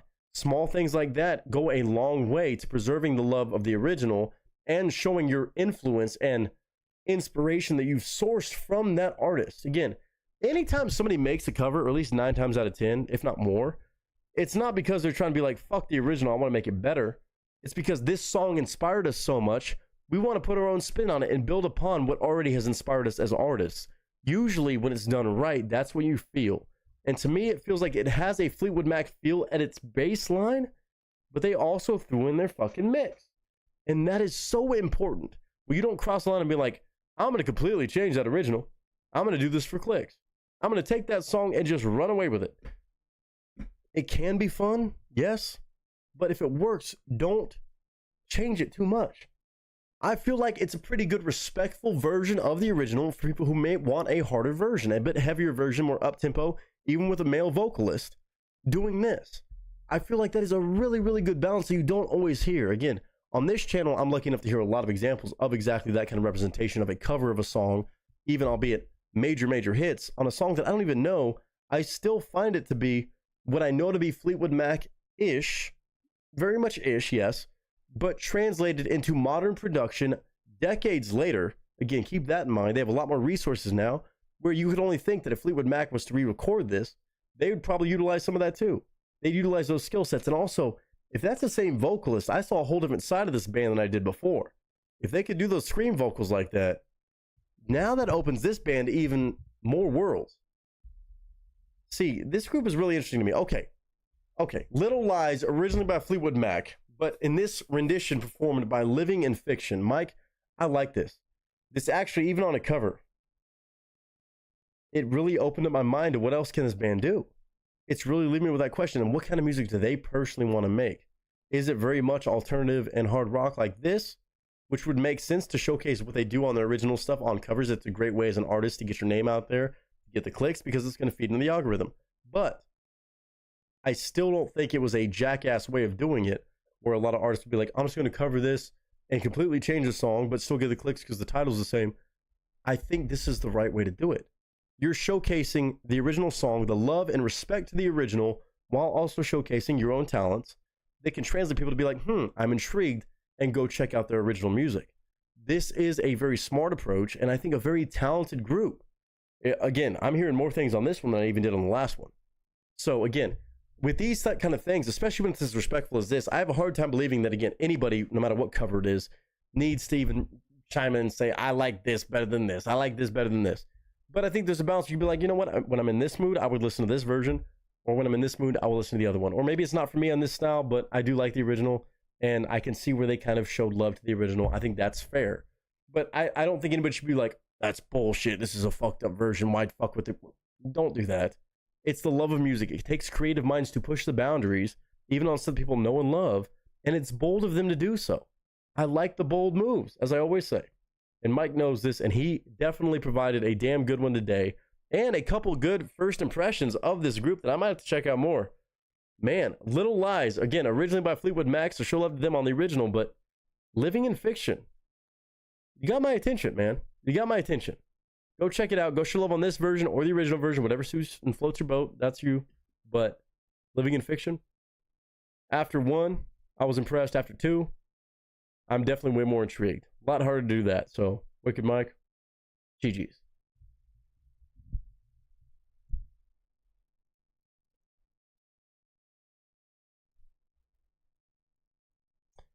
Again, I think this is what's amazing about groups like this, and in general, groups that do cover songs. I think it's a great way to introduce people to your music, just as far as like algorithms go, and it's so competitive these days. And also to showcase how much you're inspired by a group and how much you can also roll the dice. Like, you hear a lot of covers of people just singing a song and the way it was done, and those are really great too. But it's even cooler when you can hear a couple different movements or a different change, a different character about the voice or the music. And on this one, the drummers still really kicked ass. Their drummer's a fucking savage, let me just say that. Their vocalist, I have a lot more respect for on this one too. The 2 highlights of this one was the drummer and the vocalist, I would say. Guitarist still put in work. Bass player sounded great in the mix.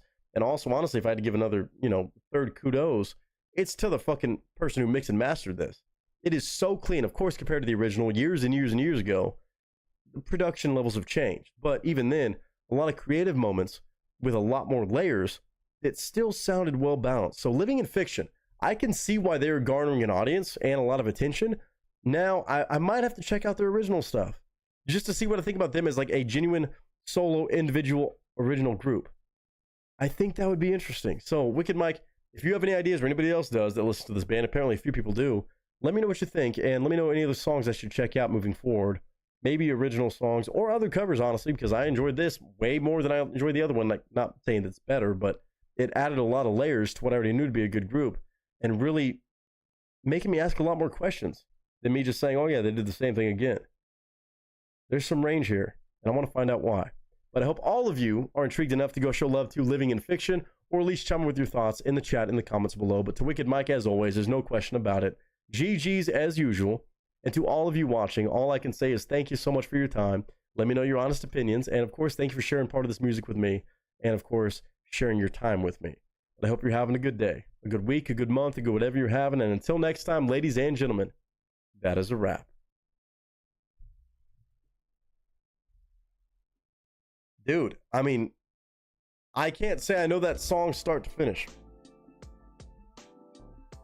It sounded like a good nod to Fleetwood Mac, while also turning it into a hard rock song again. Like, same thing as What Is Love.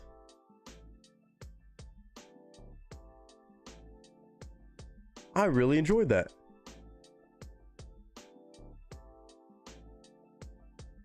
Again, makes me want to go listen to the Fleetwood Mac version too, but it's also two different dynamics between Fleetwood Mac and this band. That's two different worlds, two different instances where I would want a certain version of that song. Let me put the link in chat, and then I'm going to read what y'all were saying, if there was anything said.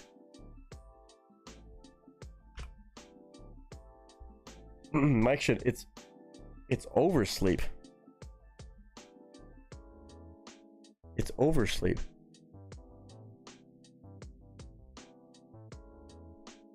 Clarify? Talking about the coffee thing? You're talking about the song. Vader said it's a good homage to the OG. Personally, I prefer the OG version. That's fair. That's fair. I get that. No, I think that, again, that's the fair way to, you know, share the thoughts. I think that's respectful. I think it's a good version. It doesn't shit on the original, being like, fuck that song, we're gonna change it and make it way better. Like some people will do. Sometimes it works once in a while, once in a very rare while, and they completely alter the song in a lot of different levels and different ways and make it sound good, even to fans of the original. But I think it's fair to say that they have a really good balance of showing love and respect to that while also adding their own flair. That's fair.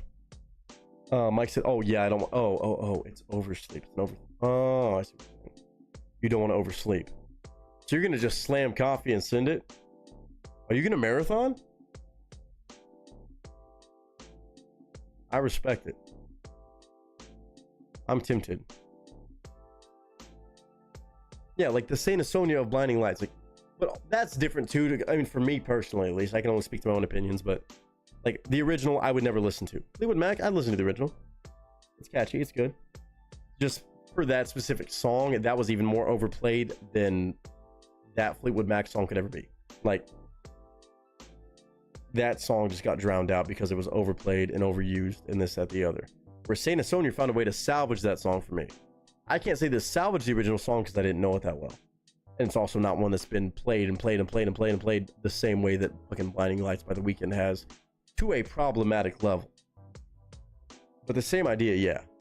But Saint Asonia, yes, still did give kudos to the original in that sense, yes. It was still very much melodically similar, but they elevated the song for me. This one, I can't say it's elevated because I don't know the original one partially. That might be part of the reason, but also it would be two different vibes. I guess that would be two, though. It is technically two different vibes, but the original vibe is just that bad because of the way that song got handled.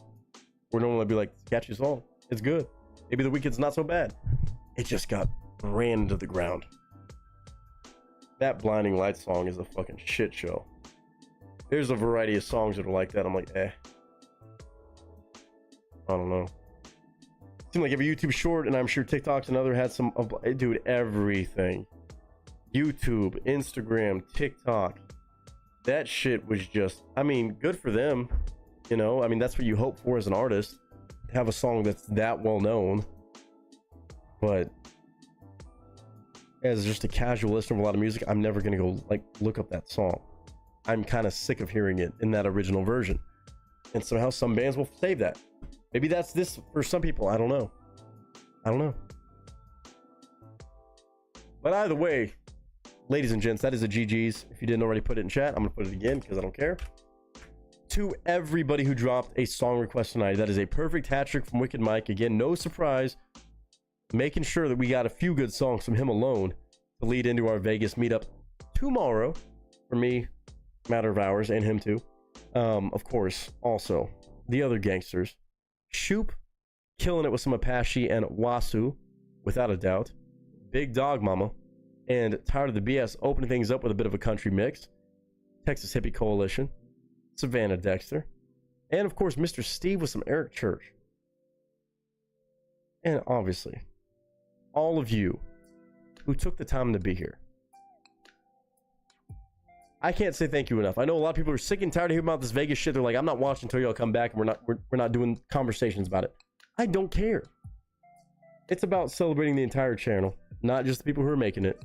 Of course, that will be special, yes, and there's gonna be so many opportunities for that, it's not even funny. But this is about the family. We're celebrating everything to do with this insane, loving family, and that's why I've been doing the donation goals. Again, yes, it takes a lot for me to be able to afford to go to Vegas, just like anybody. the shit I have to pay for out here in LA is high, just like everybody has.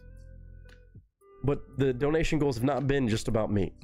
It's been about if I have to cover the tab for somebody who maybe can't afford it, can't swing it, first time in Vegas, don't realize what they're getting into, to just buy some drinks or have some sort of extra fun moment that maybe they couldn't have on behalf of the family. And I thank everybody for that, whether it's doing that, whether it's dropping a thumbs up, whether it's watching and supporting and building the vibe of just having fun leading into this sort of thing. I have to shout it out, and we have to, of course, show some love that way. I cannot wait. Mike, I didn't even do this.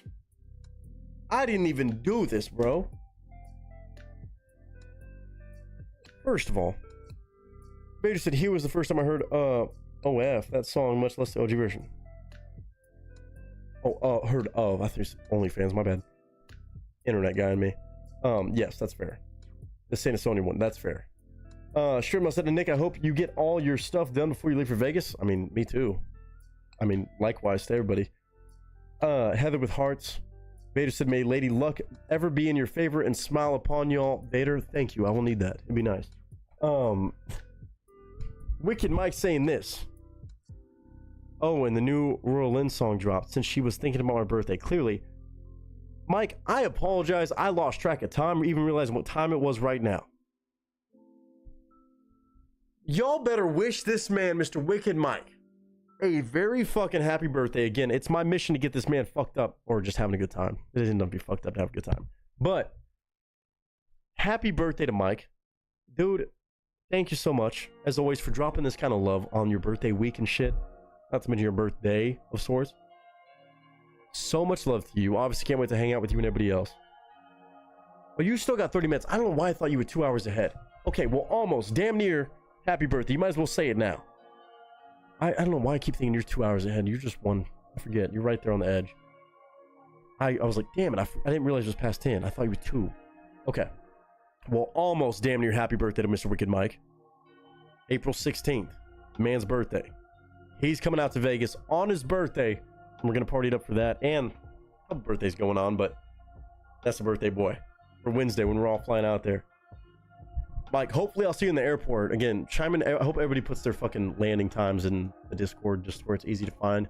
But I know I'll be there about 9:50, 10 by the time I get my bags. Who knows? But I might hang out a little while. We'll see. Maybe we get the first birthday drink. It's the 16th EST. EST it is, so y'all can still say it. One more shot then. How about that?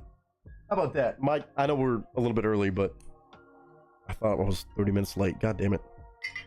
Cheers to you. Cheers to everybody in this family. On the way out of here, I'll play something random. Could be from the stream, could be not from the stream. Who knows? See what feels right. There's a tiny chance I might go live on Twitch at some point. So if you got your Twitch notifications on, you'll see it. I don't know. If I'm smart, I won't, but I have to decide how smart I want to be since it's already marathoning into Vegas. Other than that, thank you to Angel again for the $10 donation, just showing love and supporting the channel beyond just reactions, just showing love. And I hope all of you know how much I love you to pieces, whether anybody's told you lately, recently, or ever, especially as we lead into a damn cast and crew meetup. We get to say that in person. I love all of you. Doesn't matter if you can make it out to a meetup or not. I hope we all get the chance to shake hands, to give hugs, and to chop it up in person with all the love in our hearts. But even then, being able to do this live in the moment. I love dropping videos. I love doing all that stuff. I love growing the family. But man, this core group right here, the reason I've kind of throttled me posting videos until this meetup is done. I wanted this meetup to be, there's no favoritism in that. It's just truly I want it to be the core group this year, because I know by the time we hit next year's and next year's and next year's, every year it grows and grows and grows and grows with people who show up and this, that, the other. I wanted this one to just feel right, and then we'll further hit the gas. But right now, all I can say is thank you to all of you. I love y'all. I cannot wait to hang out with a lot of y'all in Vegas and a lot of y'all in general on more streams. We will not be here on Thursday, but plan on Sunday game night, even though it's Easter. I'm planning on Sunday night, 6 p.m. Eastern. Sorry, 6 p.m. Pacific Standard Time, not Eastern. I was reading chat still. 6 p.m. Pacific Standard Time, Nick Standard Time, whatever you want to call it. I'll be coming back from Vegas maybe Saturday night or Sunday morning, midday. Either way, could still be partying from Vegas, but I hope y'all keep an eye out for all the Vegas rando streams from the cell phone. There'll be a few. You never know what you'll see on those. You either catch those in the moment or you don't. So make sure if you got that little bell icon on your subscription thing next to the channel name, you hit that and turn on all post notifications. If that still works, I don't know. Otherwise, keep an eye on Discord and Instagram. I love y'all. Cheers to Wicked Mike and his almost birthday. And to all y'all, thank you for a blessed Tuesday stream.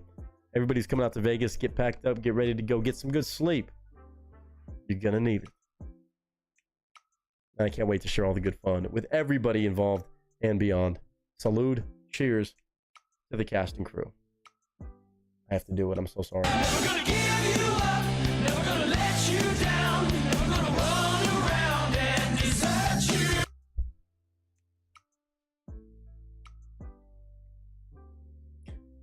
Straight up no saying Nick eats a well done steak tonight. I don't know about all that. We'll see. As far as your tonight goes, my tonight is still on. It's still Tuesday for me. So no, I will not be doing that tonight for me. Nightmare, lots of love, dude. Vader said I don't get notified even though it's marked. It's a pain in the ass. So just keep an eye on Instagram. Instagram, again, is probably going to be the best place to catch all the different random clips and stuff. I want to be damn near doing a damn Instagram story vlog, probably. I am bringing my full camera. This guy is going to be finally taken back out on the road for the first time in a while. You know that this camera that I stream with is a full camera. My full thing that started the channel, this camera is still with me. I don't want the camera to see me say this, at least for a little while. I might get a different stream camera. I might still take this camera on the road or vice versa, but at some point I'm debating maybe saving up for a new camera to get full quality up here. But this camera has been my OG baby. This is one of the loves of my life right here. This whole camera will finally be leaving its station for the first time in a minute on the fucking tripod. She'll get to hit the road again. I'm not gonna say one last hurrah because this camera is going with me till I die. I'm not getting rid of this camera for shit, but we're gonna have some fun. I might get some vlog footage, but of course keep an eye on the social media stuff in case I just get something from my phone, and I'll try to put together some sort of video for everybody who's missing it, even if you missed the live streams and this, that, the other. But I love y'all to pieces. In case I don't see y'all until we're probably shit-faced and acting damn fool in Vegas, because that's most likely going to be the times. It could be random times in the morning for me. Y'all, anybody, could be across the world. I don't know. I can't make no promises. But all I can say is bet. And might as well on the way out of here, because I already said I love y'all. I'll see y'all soon. Lots of love to everybody traveling. Of course, be safe on your own travels. I'll be safe on mine as much as I can be. And I can't wait to hang out in Vegas with a lot of y'all. Celebrate the entire family known as the casting crew. The third year in a row of doing this and having the blessing of getting to chop it up in person is something I can't put into words. It's the most unreal thing. Of course, getting to talk with y'all on this, it's all family. Again, if you see me and I've never seen, I can't recognize all y'all. Whether you've been on one voice call, Discord call, in case I don't recognize you, don't get mad at me. Some of y'all don't show your damn face anywhere. So come up, slap me across the face, and be like, hey, my channel, my rules, Nick the actor, whatever. I don't care what you say. Just come dap me up and I'll be like, wait, who are you? Don't take it personally, because as soon as you say your damn name that I know you as, I'll immediately know, and I'll be like, oh, why didn't you say so? But don't get mad at me. It's happened before. Don't do it. Don't do it. So that's a bet. It's also a, and it's a whole lot of, in Vegas, there's going to be a whole lot of, and a whole lot of, And his name is John C.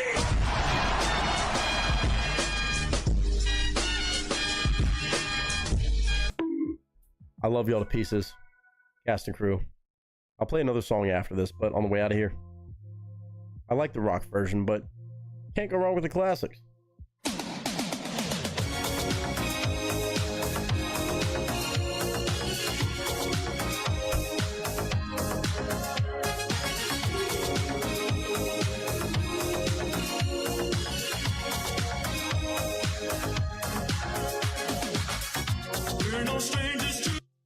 Mike gets it. That was the reference I was making. WrestleMania weekend. We're not there for WrestleMania. Some people might be, not me, but we'll see what happens out there. But no, we're out there for cast and crew. I love y'all to pieces. Rest well. Thank y'all for an amazing Tuesday stream, even a bonus stream where I was like, maybe I should stream, maybe I shouldn't. I'm glad I did. I might still stream again, not guaranteeing. Even if it's for a little bit, doing random shit. Could be nothing to do with video games. I have no idea. If you're awake, then come through and say hi. Christmas Goose said, all love, have a good time. See you on the other side. Yes, sir. And keep an eye out for those Vegas streams where, well, it might get a bit saucy. But until then, I love y'all.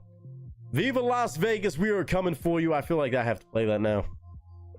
Las Vegas, you ain't ready for the cast and crew. The past couple years have been insane, in a sense debaucherous, and also an absolute party. Every year it gets better and better, and this year will be no different. The next 3 days, we rain hell upon Vegas, but also a lot of love. A lot of love, not just hell. But it's Vegas, baby.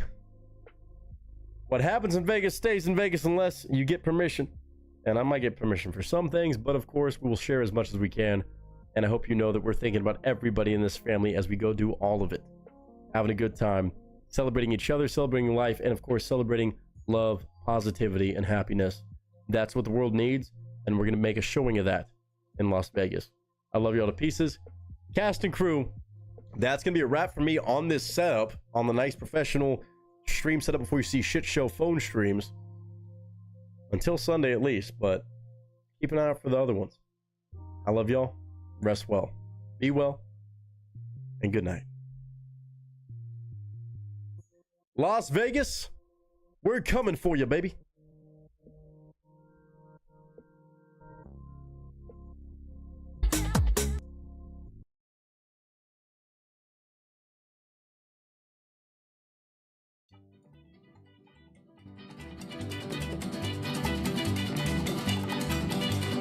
Bright light city, gonna set my soul on fire. Got a whole lot of money that's ready to burn, so get those stakes up higher. There's 1,000 pretty women waiting out there. They're all living, the devil may care, and I'm just a devil with love to spare. So viva Las Vegas, viva Las Vegas. How I wish that there were more than 24 hours in the day.